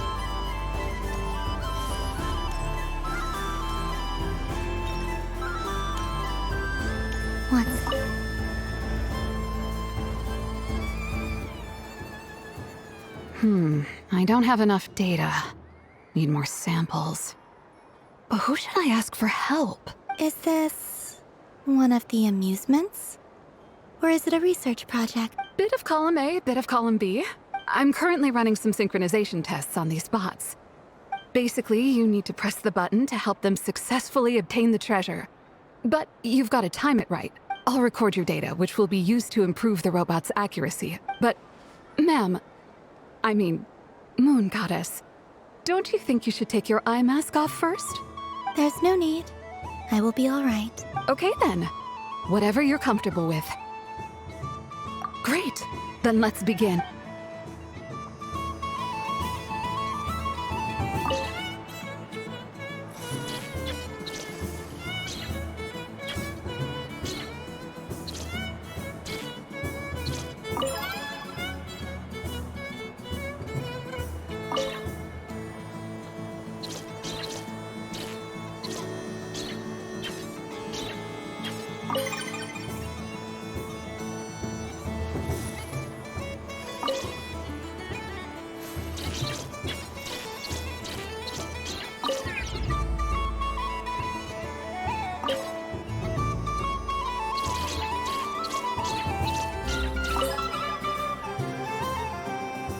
Nice. Data collection complete. Cool. So much useful data. I'm progressing much faster than I expected. Thank you so much, Moon Goddess.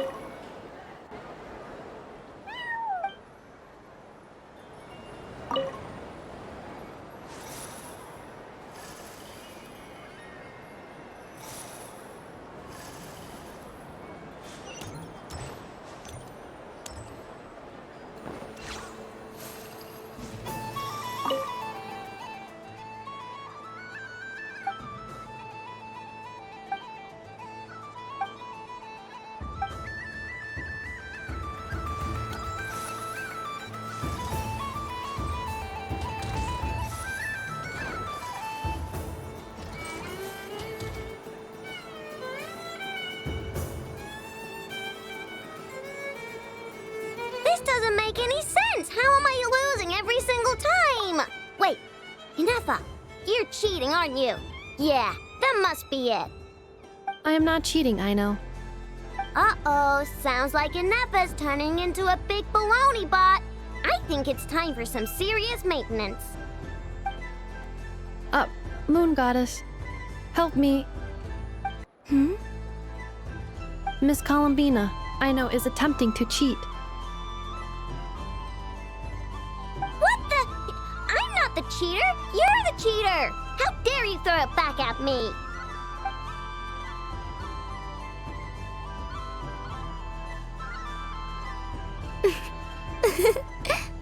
All right, fine. Let's all laugh at Aino.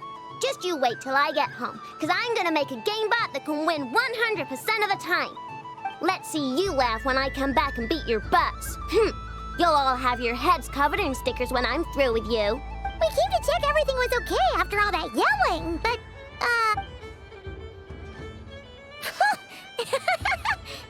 Whatever it is, it sounds like cheating is allowed. Kuhenki concentration. Each player starts with differently colored kuhenki. Each round, they draw one kuhenki from their opponent. When a player has 2 kuhenki of the same color, they make a pair and can be discarded. Any that can't form a pair must be kept. The round ends when a player can't form any more kuhenki pairs, and that player gets a sticker. Ooh! Can 4 people play as well? That is fine, so long as the turn order is fixed beforehand. Alrighty then. In that case, the 2 of us will join as one team. Okay, but if you lose, you're both getting stickered. I don't want to hear any excuses. Sure. And if we win? If you win, only one of you gets to sticker someone else. I have taken to calling this Aino logic. Hey, lay off me, alright? Okay, so we're starting the game from scratch again, which means all my stickers so far don't count. Looks like Luonatar is the Kuhenki of honor for this game. Anyway, let's go clockwise, starting from Ineffa.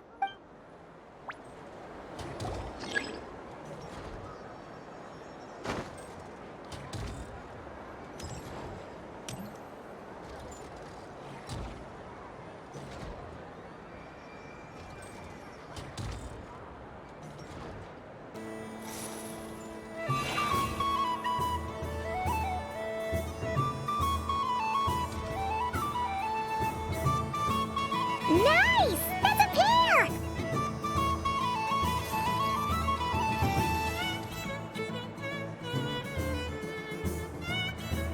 Go, go, fly!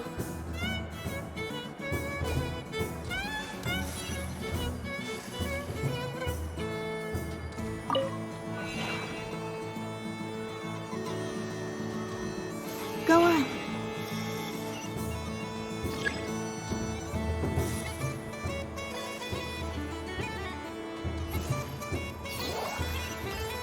I have a pair.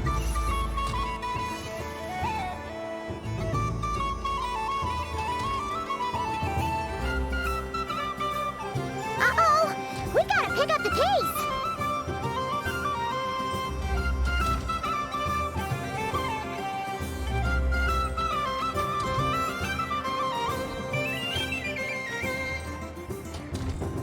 Phew, that was too close. I thought I was gonna lose.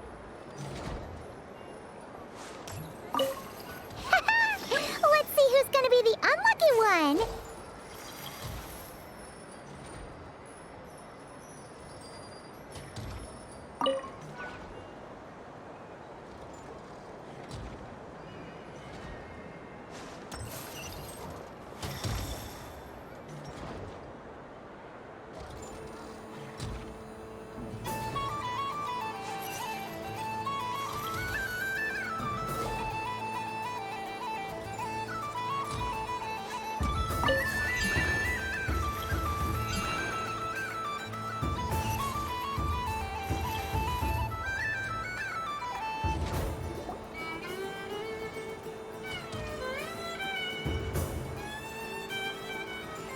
Let me pick a good one. What's it gonna be? You're looking very pleased with yourself there. What happened to being a huge Grumposaurus? I won. Duh.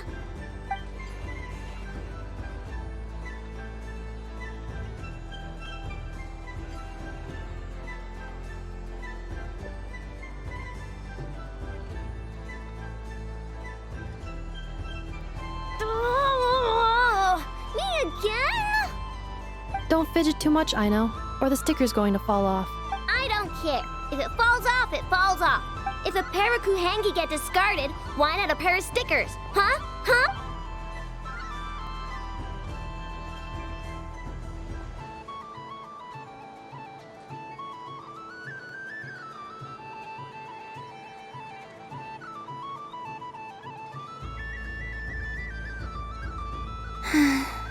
I've lost.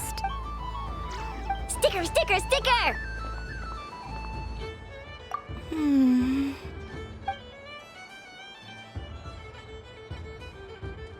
Cute! You think so? Shame. I can't see it for myself. What did Luanatar? She said it looks so cute that she wants me to lose a few more rounds.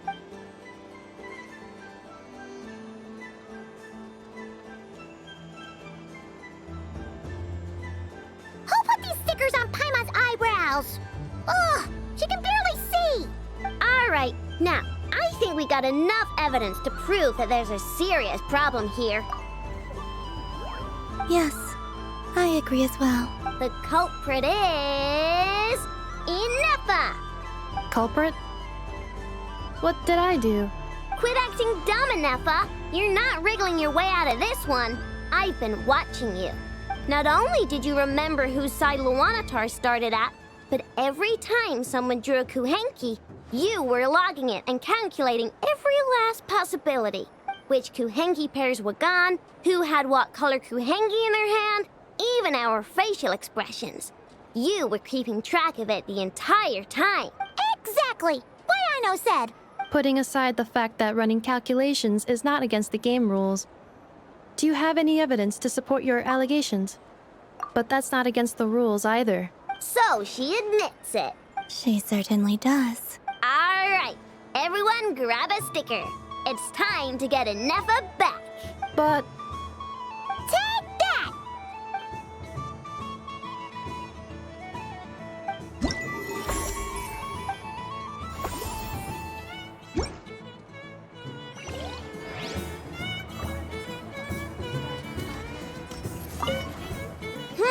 I'm never playing games with you ever again, Ineffa!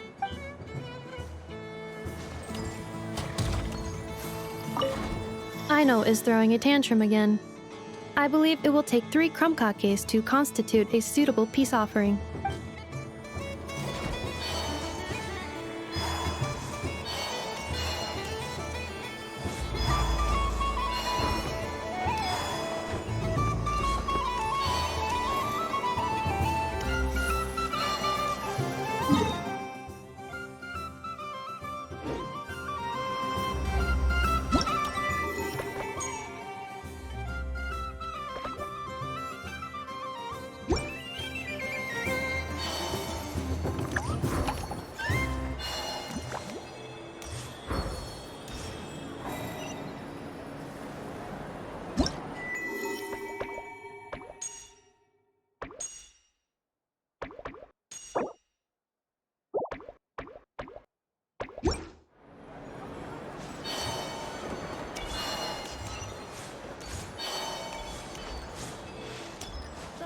Show will now begin.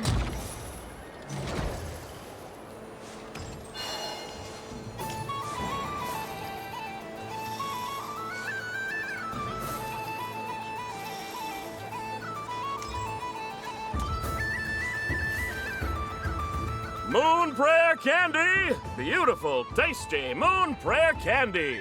Buy a whole box, share it with your friends and family! Candy? To share? I wonder what flavors everyone would like. Welcome home, Moon Goddess. Fancy a box of Moon Prayer Candy? Sure.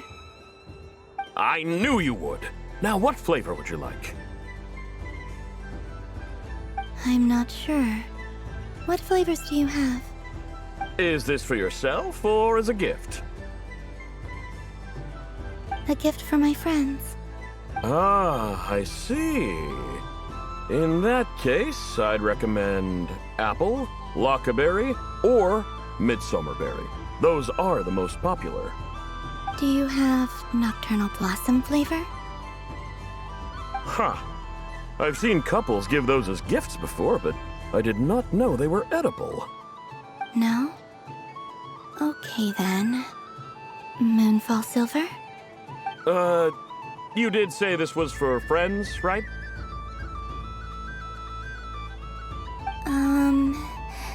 Maybe smetana then. Hey, now that's a creative idea! I've never tried it before, but if you're happy to wait, I can see about whipping up a batch on the spot. While we're at it, you got any other ideas?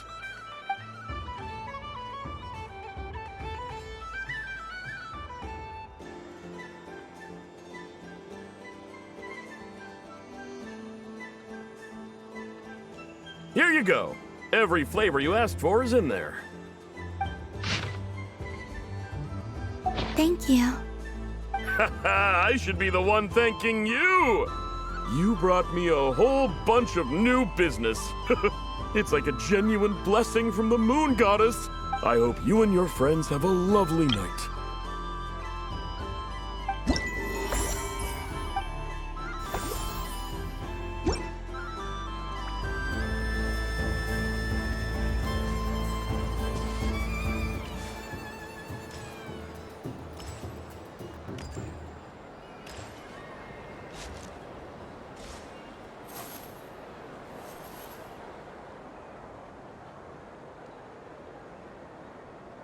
Well, well, look who it is.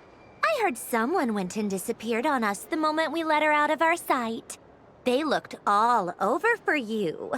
Frankly, I didn't think you'd be back for Moon Prayer Night. Were you worried about me, Sandrone? You would like that, wouldn't you?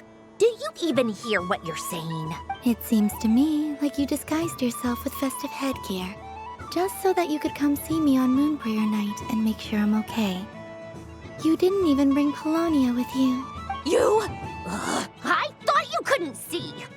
I cannot. But I sense the confusion of those around us rippling through the Kuvaki currents. Based on what I know about you, let me guess what you're wearing. Is it cat ears? Shut up! I'm only here to protect the Fatui's interest in this territory. Running into you was pure bad luck. Really? But you were the one who asked Arlecchino to help everyone find my name. Columbina! Ugh! Just one more word, and I'll unscrew your vocal cords. It's Columbina hyposelenia now.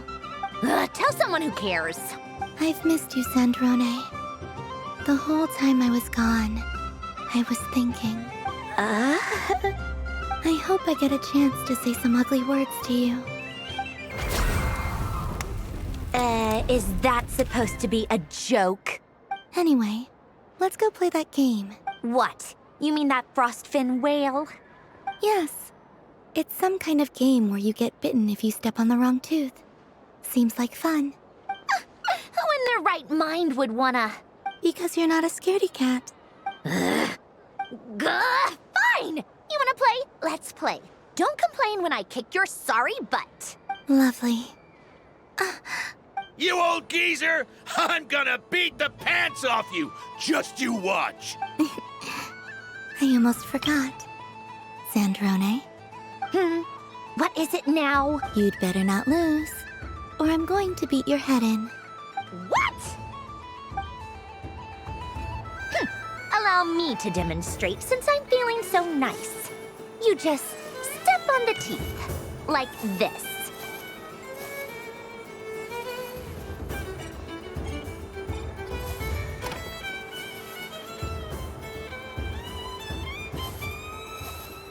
Which should I pick?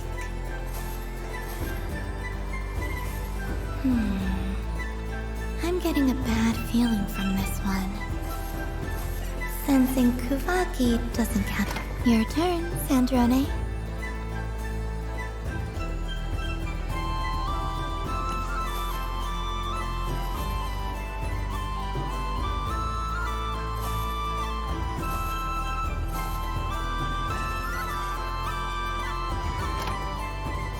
Don't come crying to me if you get bitten.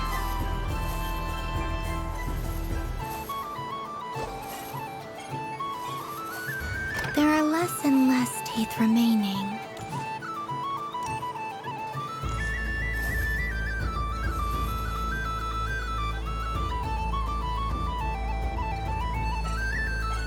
Huh? What's that noise?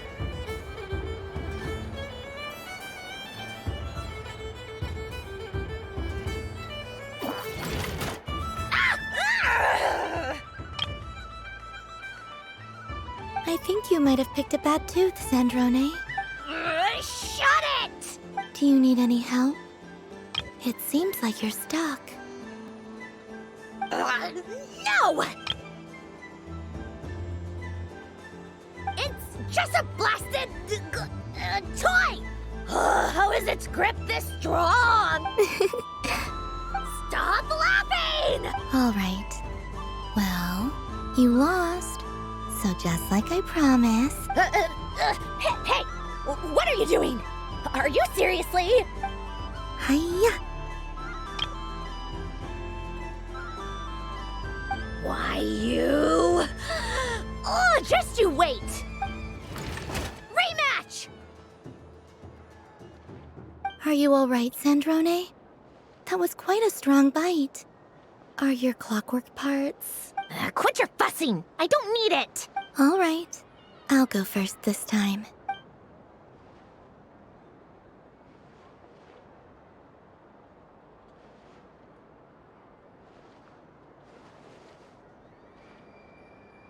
I see it now. She can sense which teeth are rigged. So I just need to avoid the same ones that she does.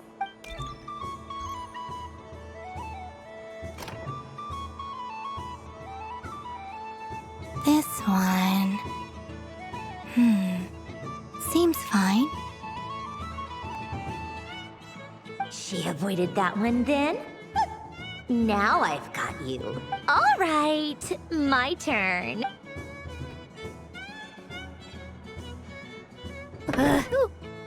What? Looks like you lost again, Sandrone. Wait! There's more than one bad tooth! Bonk.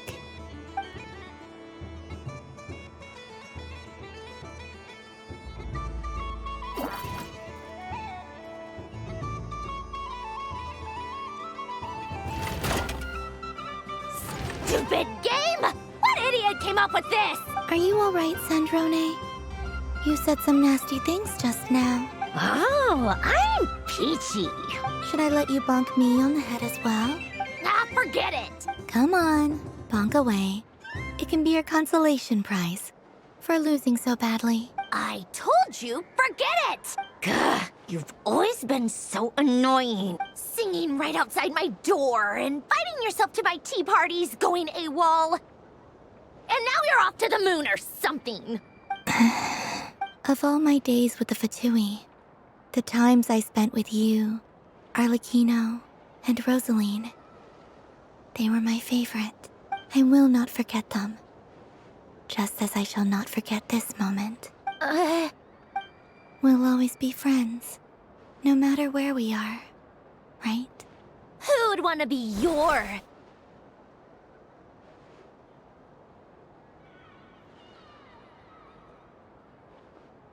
I'll miss you, Sandrone.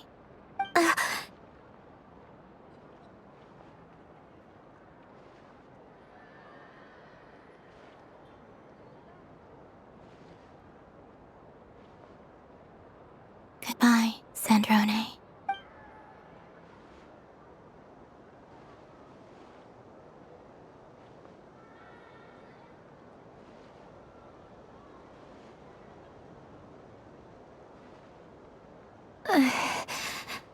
I'll miss you too.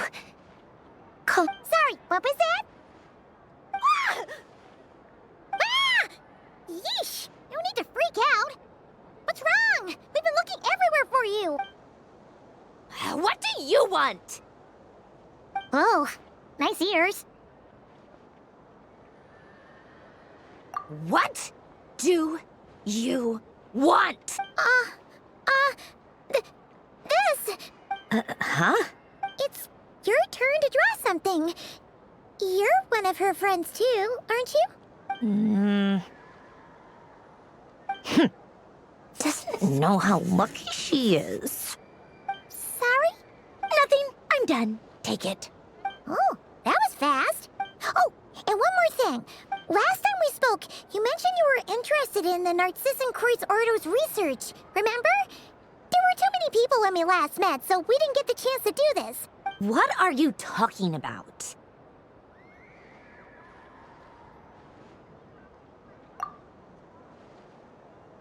This is... Oh.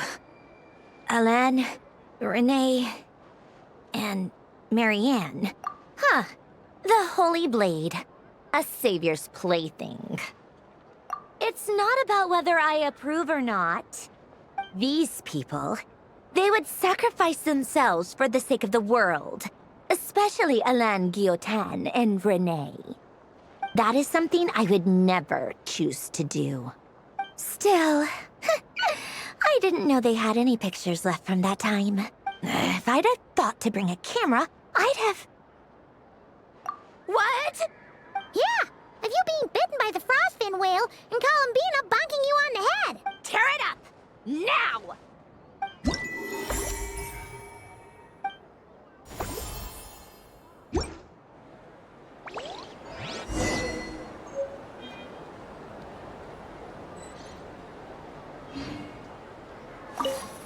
What's there to see on that moon anyway? Let her go up there and cry alone. See if I care. You're giving me candy? That isn't like you. This had better not be some weird prank. Coffee flavor? I thought you hated coffee. It's extra strong too. You didn't do all this just for me, did you? Hey! Don't take it away! I never said I didn't want it. I mean, you can't unmake the candy now.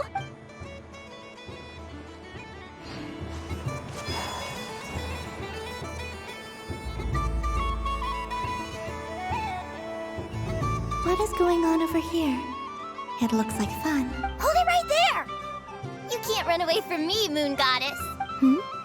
Are you talking to me? Of course. Do you see anyone else here dressed up as the Moon Goddess besides me and you? Hey, come on. Call me by my title. Happy Moon Prayer Night, Moon Goddess. And the same to you. Anyway, there's no time to waste. Get ready for the duel of a lifetime. Duel? Meet my partner, Stacko. Come on out, Stacko. Well, don't just stand there.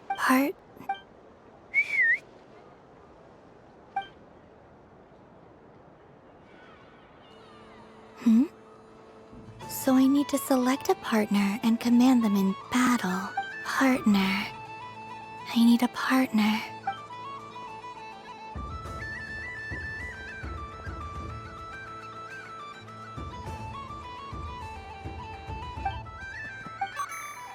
Whoa! Am I seeing things? Where'd you get a Kuhenki? They're super rare. That's great. But you can only bring one partner to battle against me and Stacko. No ganging up allowed. They all look so eager to be picked. Which one should I choose? I'm not sure what this bot is trying to say, but it seems very happy. That bow.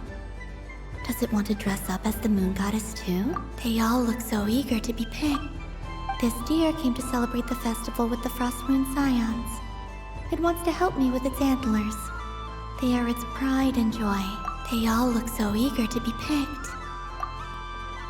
This one usually lives in Nasha Town. She likes falling asleep to the sound of striking hammers. And I bet she's quite familiar with robots' weak spots.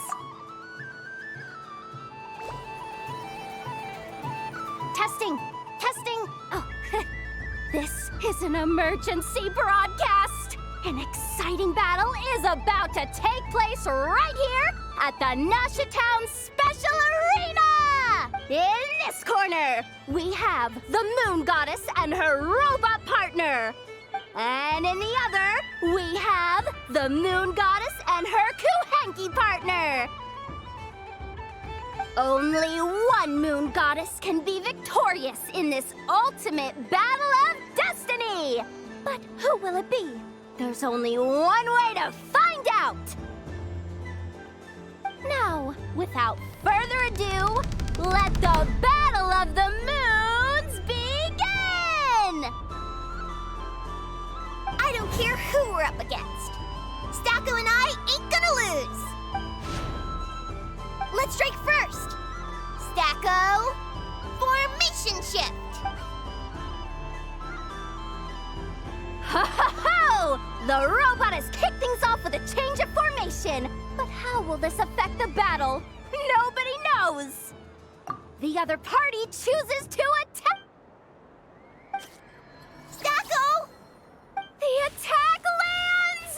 And if those sizzling sounds are anything to go by, it was very effective. Okay then. Stacko, maintain formation and enter your empowered state. Empowered state? There we go. Now we're talking. Absorbing the immense Kuvaki present on Moon Prayer Night, this lean, mean machine has greatly increased its offensive power. Oh, they chose defense. But Stacko's about to attack with full force. The battle is heating up fast. I'm about to start sweating machine oil over here. Go for it, Stacko. Set Kuvaki to maximum. Can their opponents withstand this blow? And what will this Moon Goddess do? Don't be afraid. Fight however you wish. It's a moon lane! A deft use of a moon lane allows the Kuhenki to dodge the blow. And now it's spiraling around its foe in circles! One loop, two loops. The robot's screen is bugging out. It's getting dizzy. Stacko! Oh, Stacko is down for the count!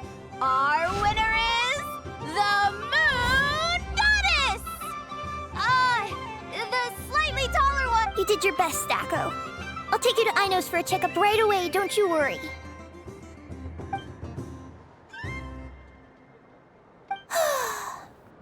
Well, you beat me fair and square, I guess. Honestly, I underestimated you. Won't make that mistake again. I think my partner deserves most of the credit. Just you wait. When I'm a little bit older, I'm gonna come back a whole lot stronger. Be ready for a rematch.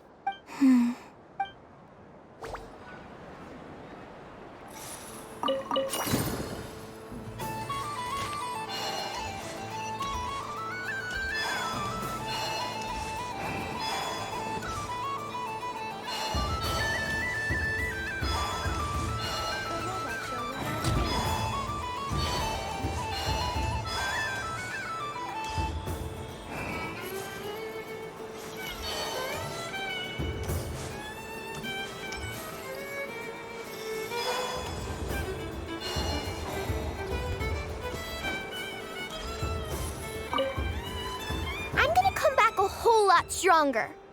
Be ready for a rematch.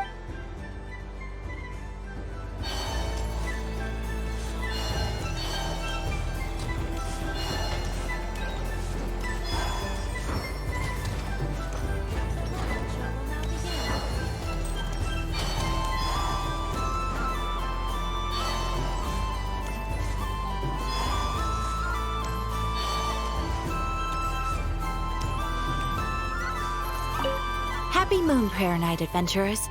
May you have a lovely evening.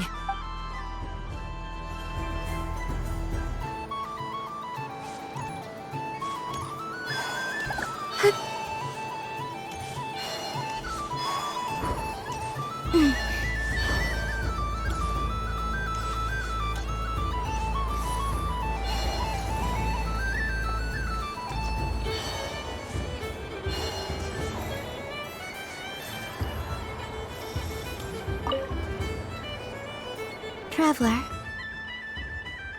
there, Columbina! of amusements already? Are you sure you don't want to look around some more? You might not get another opportunity like this for a while. Right now, what I'd like to do is...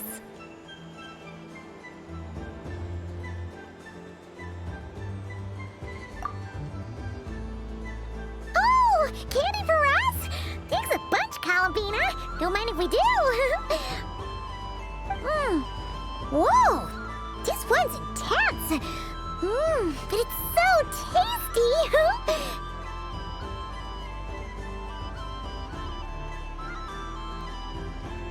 What about you, Traveler? How does yours taste?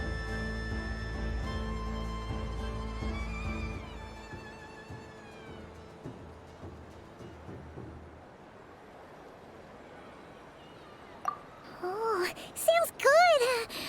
I'm drooling now. Are there any more Smetana candies in the box?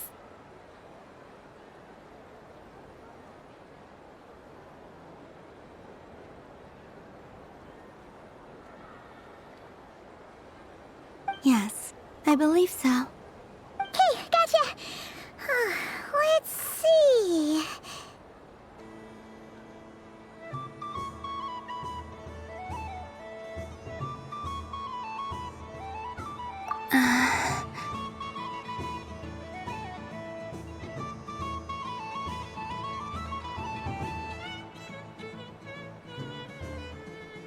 Sure. This one, and yep, this one looks right too. Okay, that's 3. Here we go. 1 per person. It's so sweet.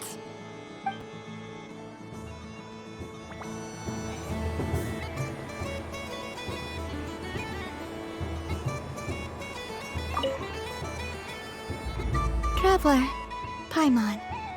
Columbina! Finished with the festival already?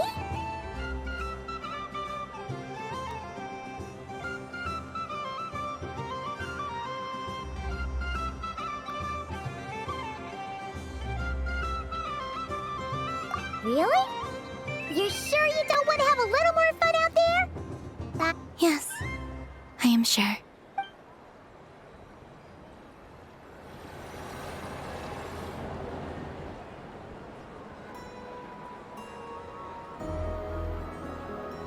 This was the most fun I've ever had on a moon prayer night. Everywhere I went, people were saying, "Welcome home," and there were friends at every turn. I only wish it could last longer than one night. Oh. Yes, you're right. The moon prayer blossoms. Ooh, look! Look! Moon prayer night has come.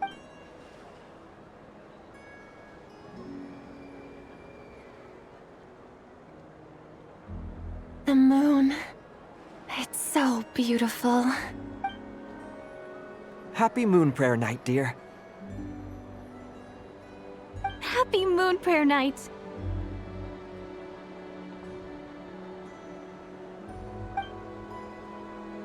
Happy Moon Prayer Night.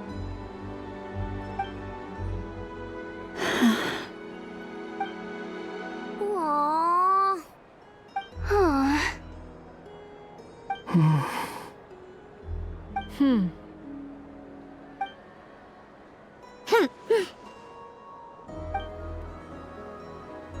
Time flies when you're having fun.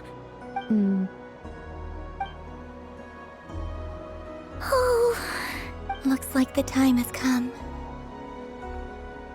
Columbina. You're heading off, then? Yes, to the ruins you mentioned. And from there, back home to the moon. Wait! Aino? At least... Take one of our craft shop's crumb cookies up to the moon with you. You know, for a snack. Sure. Why not? The Curatorium of Secrets believes in proper farewells. No story should be left without a satisfactory endnote. Nefer. Farewells are an important affair for the Ratniki, too. We never know when we might meet again.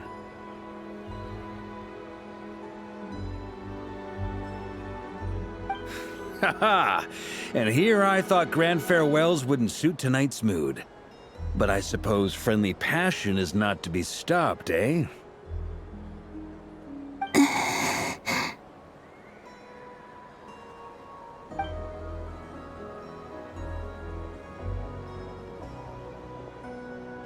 We made a little something for you, Columbina.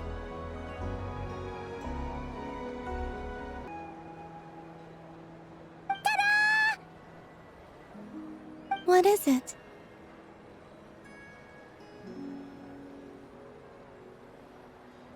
A Moon Prayer Night greeting card with drawings by all of your friends.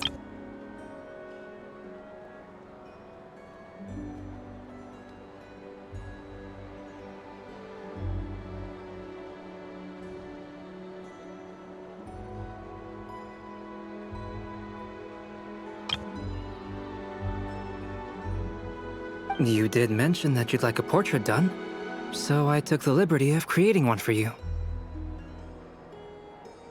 I, meanwhile, did the portrait of Mr. Albedo, and Mr. Varka did the same for me. I mean, I think my work was pretty true to life, don't you think? The picture of Ashfru was my doing. The two of you seem to get along rather well.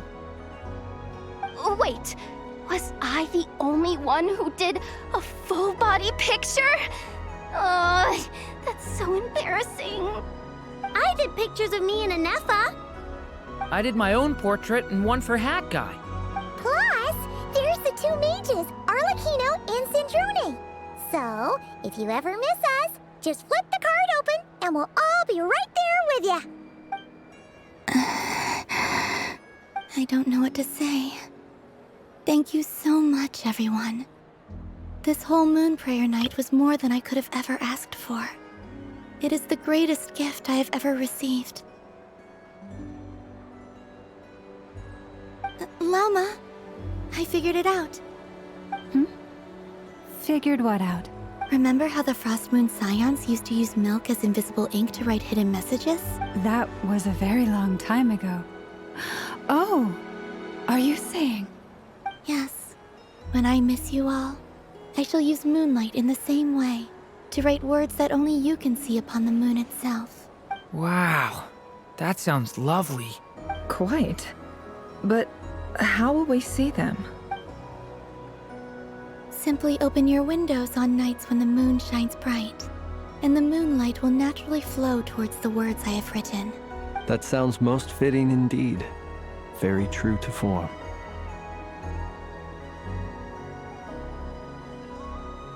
I'll try to write them in places that won't disturb your sleep. I, for one, would sleep all the better for having read one of your messages before settling down for the night. Exactly. So don't worry about disturbing anyone's sleep. Just promise you'll write to let us know you're okay, all right? All right. I promise.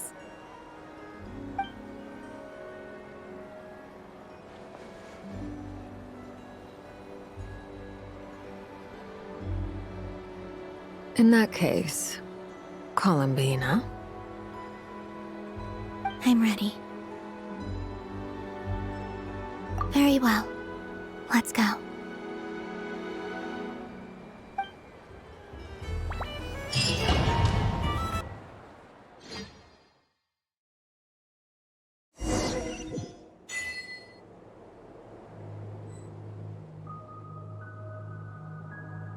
In just a few moments, I will be gone. I still don't know what to expect on the moon. Will I really be able to send messages to my friends? The Kuhenki, the animals of Nod-Krai. I'll never get to see them again. I wonder where I'll be when the next Moon Prayer Night comes.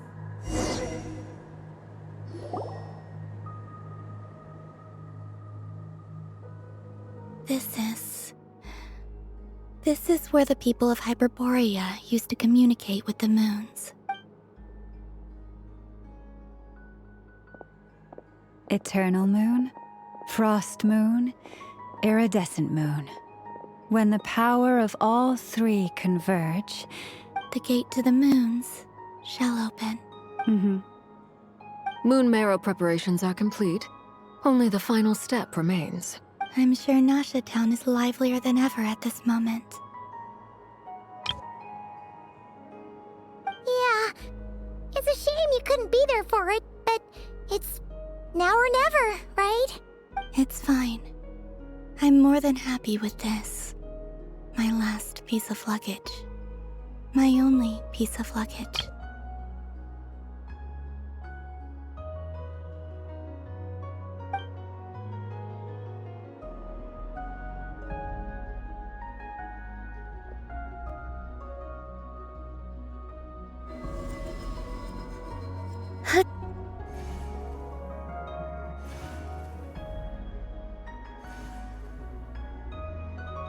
I can already feel the moon calling to me.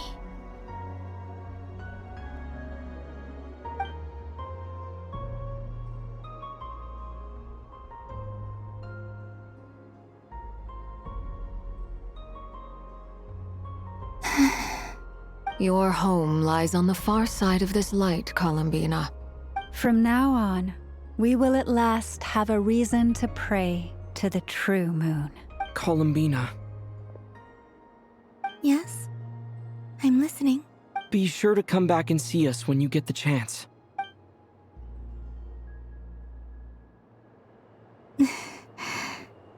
Of course. But if that chance doesn't come, then remember that you have friends on this planet. People who will miss Columbina. Yes, I will. Thank you for everything you've done for me. And remember, come night or day, the moonlight shall always connect us. Well then, farewell, my friends.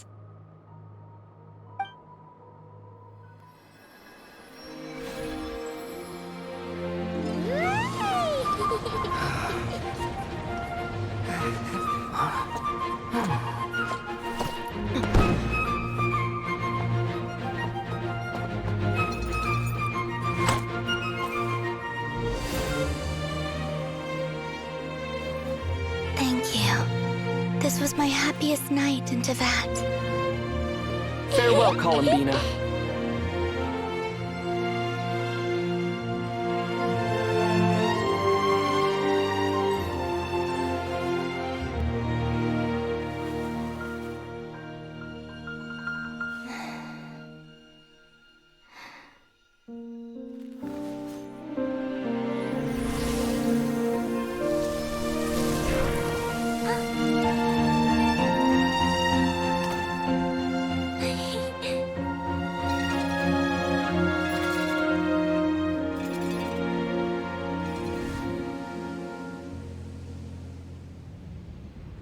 The moon really is closer than ever tonight.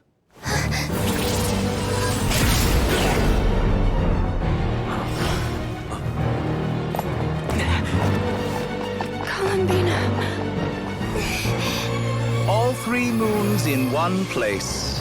Time for one final experiment. Reason, life, death, time, and space. They all believed I would fail.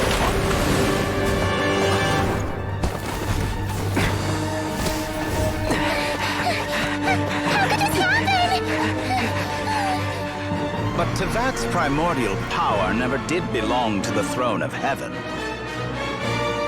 And now, they are mine.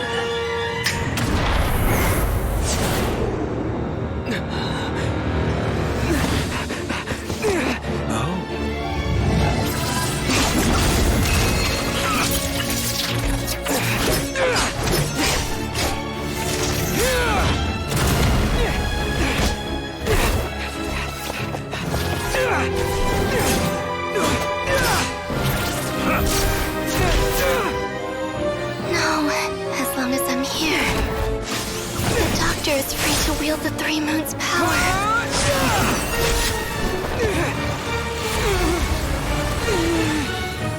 It's the only way.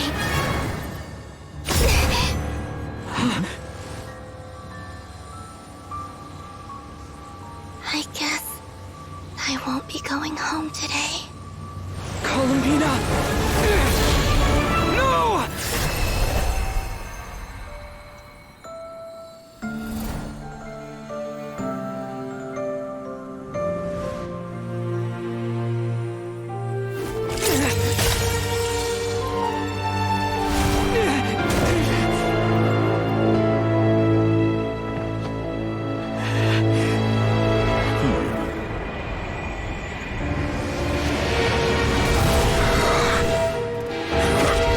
Stubborn world, do not try to control me!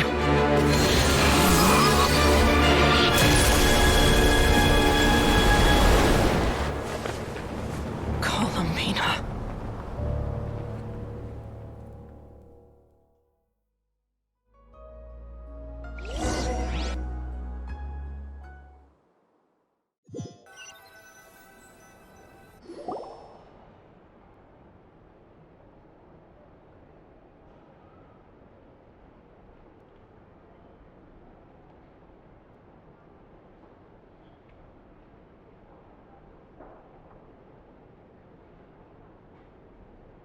Are you all right? Do your wounds still hurt? I had someone prepare a little medicine that could prove effective. Take it if you need to. In that case, let me relate the contents of the call we made to Alice after the incident occurred.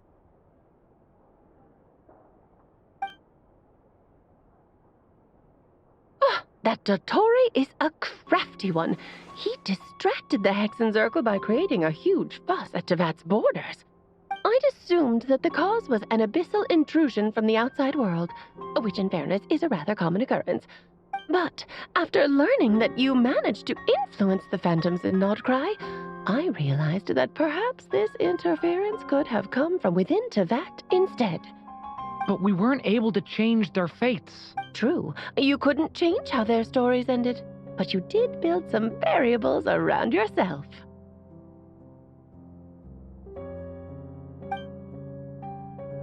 Variables? Yes, things you heard that you could not otherwise have learned, ideas that would otherwise have never crossed your mind. All these things are variables. Of course, most variables usually pale into insignificance with the myriad of possibilities floating around. But the moment you start treating them as building blocks and intentionally stacking them, that changes things. That's what Dottore did, and it's how he created the necessary conditions so that when you activated the portal tonight, it played right into his plan. However, we have no way of knowing exactly what he did. Yeah, we also need to ascertain Columbina's status. And that about sums it up. As I suspected, Dottore has disappeared completely. If it's any consolation, he wasn't able to control Columbina as he might have wished to. Oh no! What? She did what?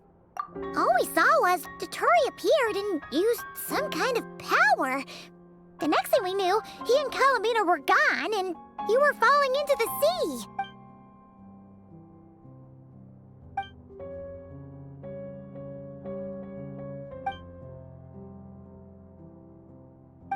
So, Columbina intentionally opened the Moon Gate and escaped into the same mysterious world as Rerir and Thalindis. Sounds like bad news.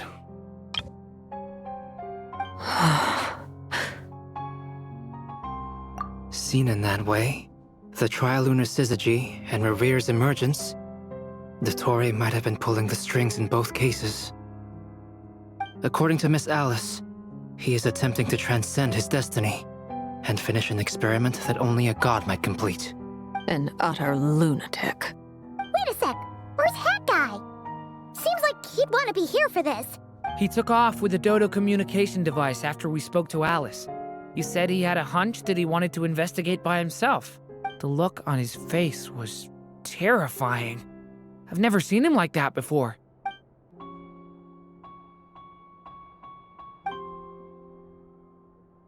I'm back. Hat guy!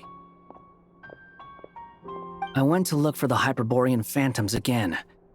I think I've gotten to the bottom of it. I got them to talk to Nicole on the other end of the communications line. Turns out, the history they describe is different from how Nicole remembers it. Really? But how? Surely Nicole can't have been wrong. Because the phantoms are the ones who were deceived. They speak of a savior who appeared in their history. One who never should have existed. This savior promised to create a new moon within the false sky, and even bring back their moon goddesses. Foolishly, they believed in him, and told him everything he wanted to know about the moons. It's obvious that this was Dottore's doing. Now you mention it, the first time we entered the Hyperborean ruins, we heard the phantoms discussing their history, and I remember Nicole commenting that something sounded a little strange. But Dottore shouldn't have been able to get in there in the first place! He didn't.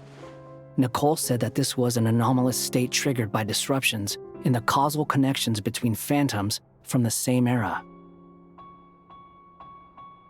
The variables that Dottore put in place were substantial enough that they even affected phantoms that he never met. So it's not that their memories were unclear. They'd been tampered with. That's exactly the possibility Dottore was trying to manufacture. He turned these variables into knowledge and engineered the situation so all that knowledge would fall into his hands.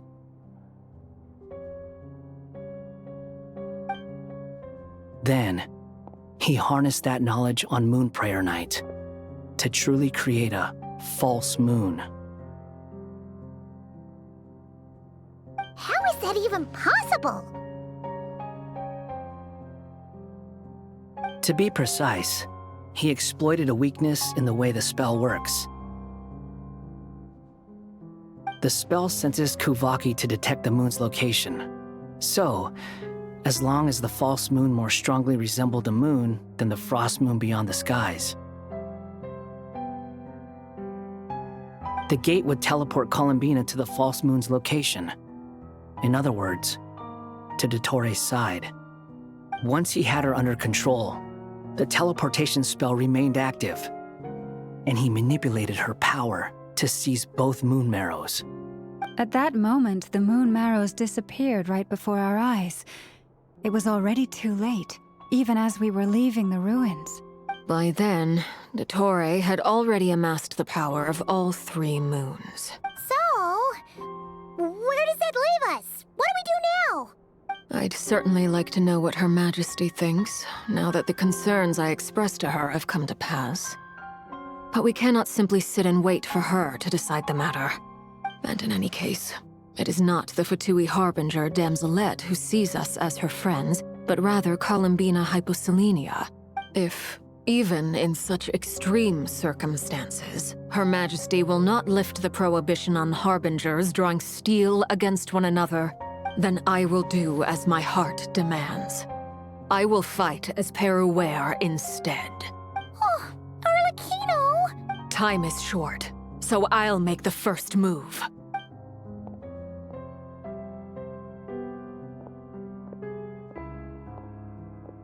Whew. Even Arlecchino seems to be losing her cool now.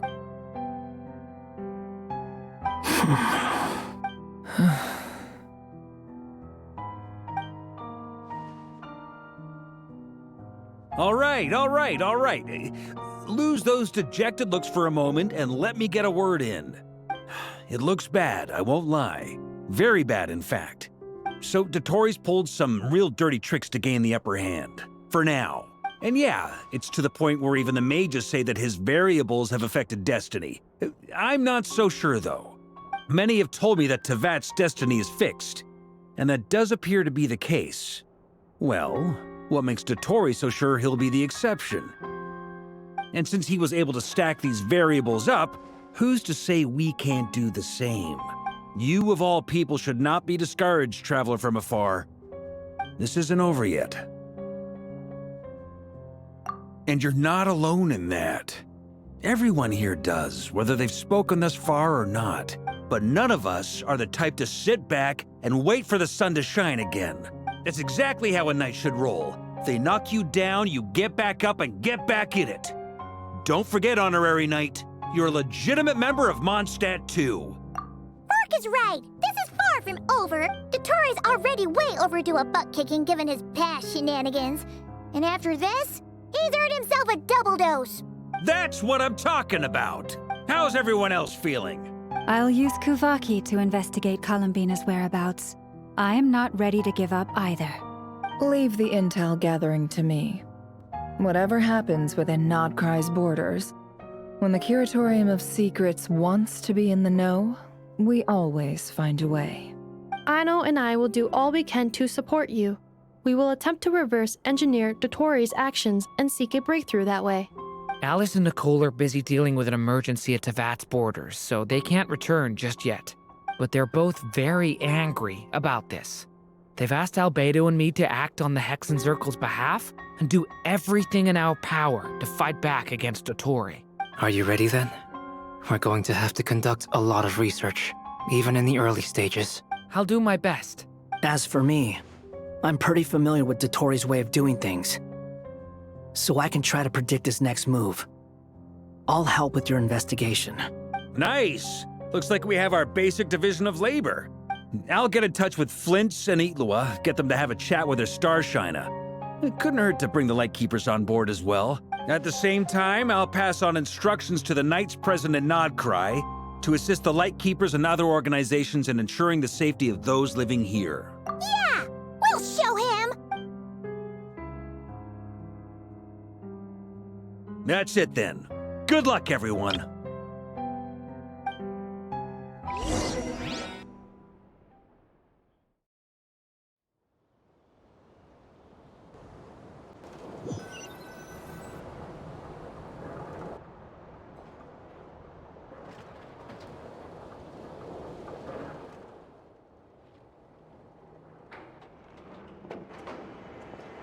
I never thought that Columbina would become my real name. It went from being a Fatui code name to something my friends call me. And remember, come night or day, the moonlight shall always connect us.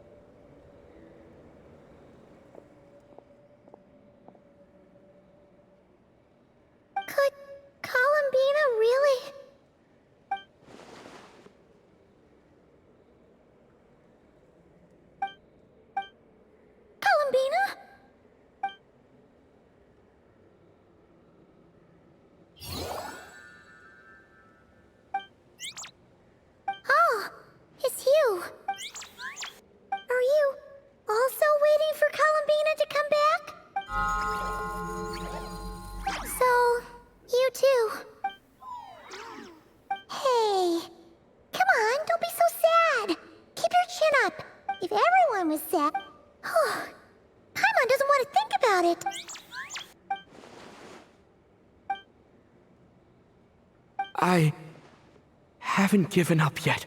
Columbina, all of her friends, none of them would ever just give up like this.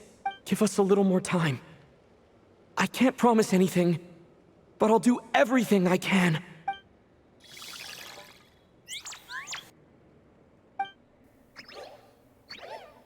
Are they cheering for us? Thank you. Do you need us to help you with something? This Kuhenki. Paimon thinks it's the one who likes playing the lyre. Why don't you play something? If they hear a familiar melody, maybe they'll calm down a little bit.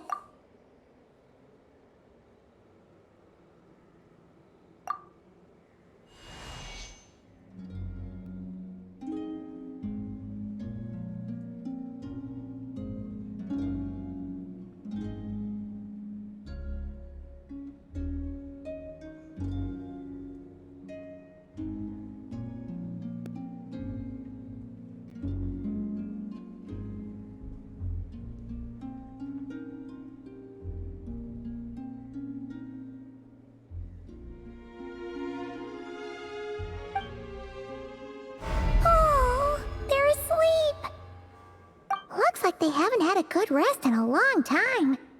Shh, let's leave.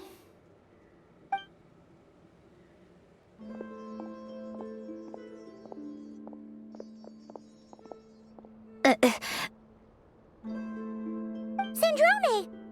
What are you doing here? What? Am I not allowed to take walks now? Thought as much. No such thing as a free miracle, you know. Hey, which way are you headed? Paimon means we don't see much of each other. Maybe we could join you for a bit. Let's not. I'm not in a good mood today and don't have anything nice to say. Besides, comfort is the last thing this place needs.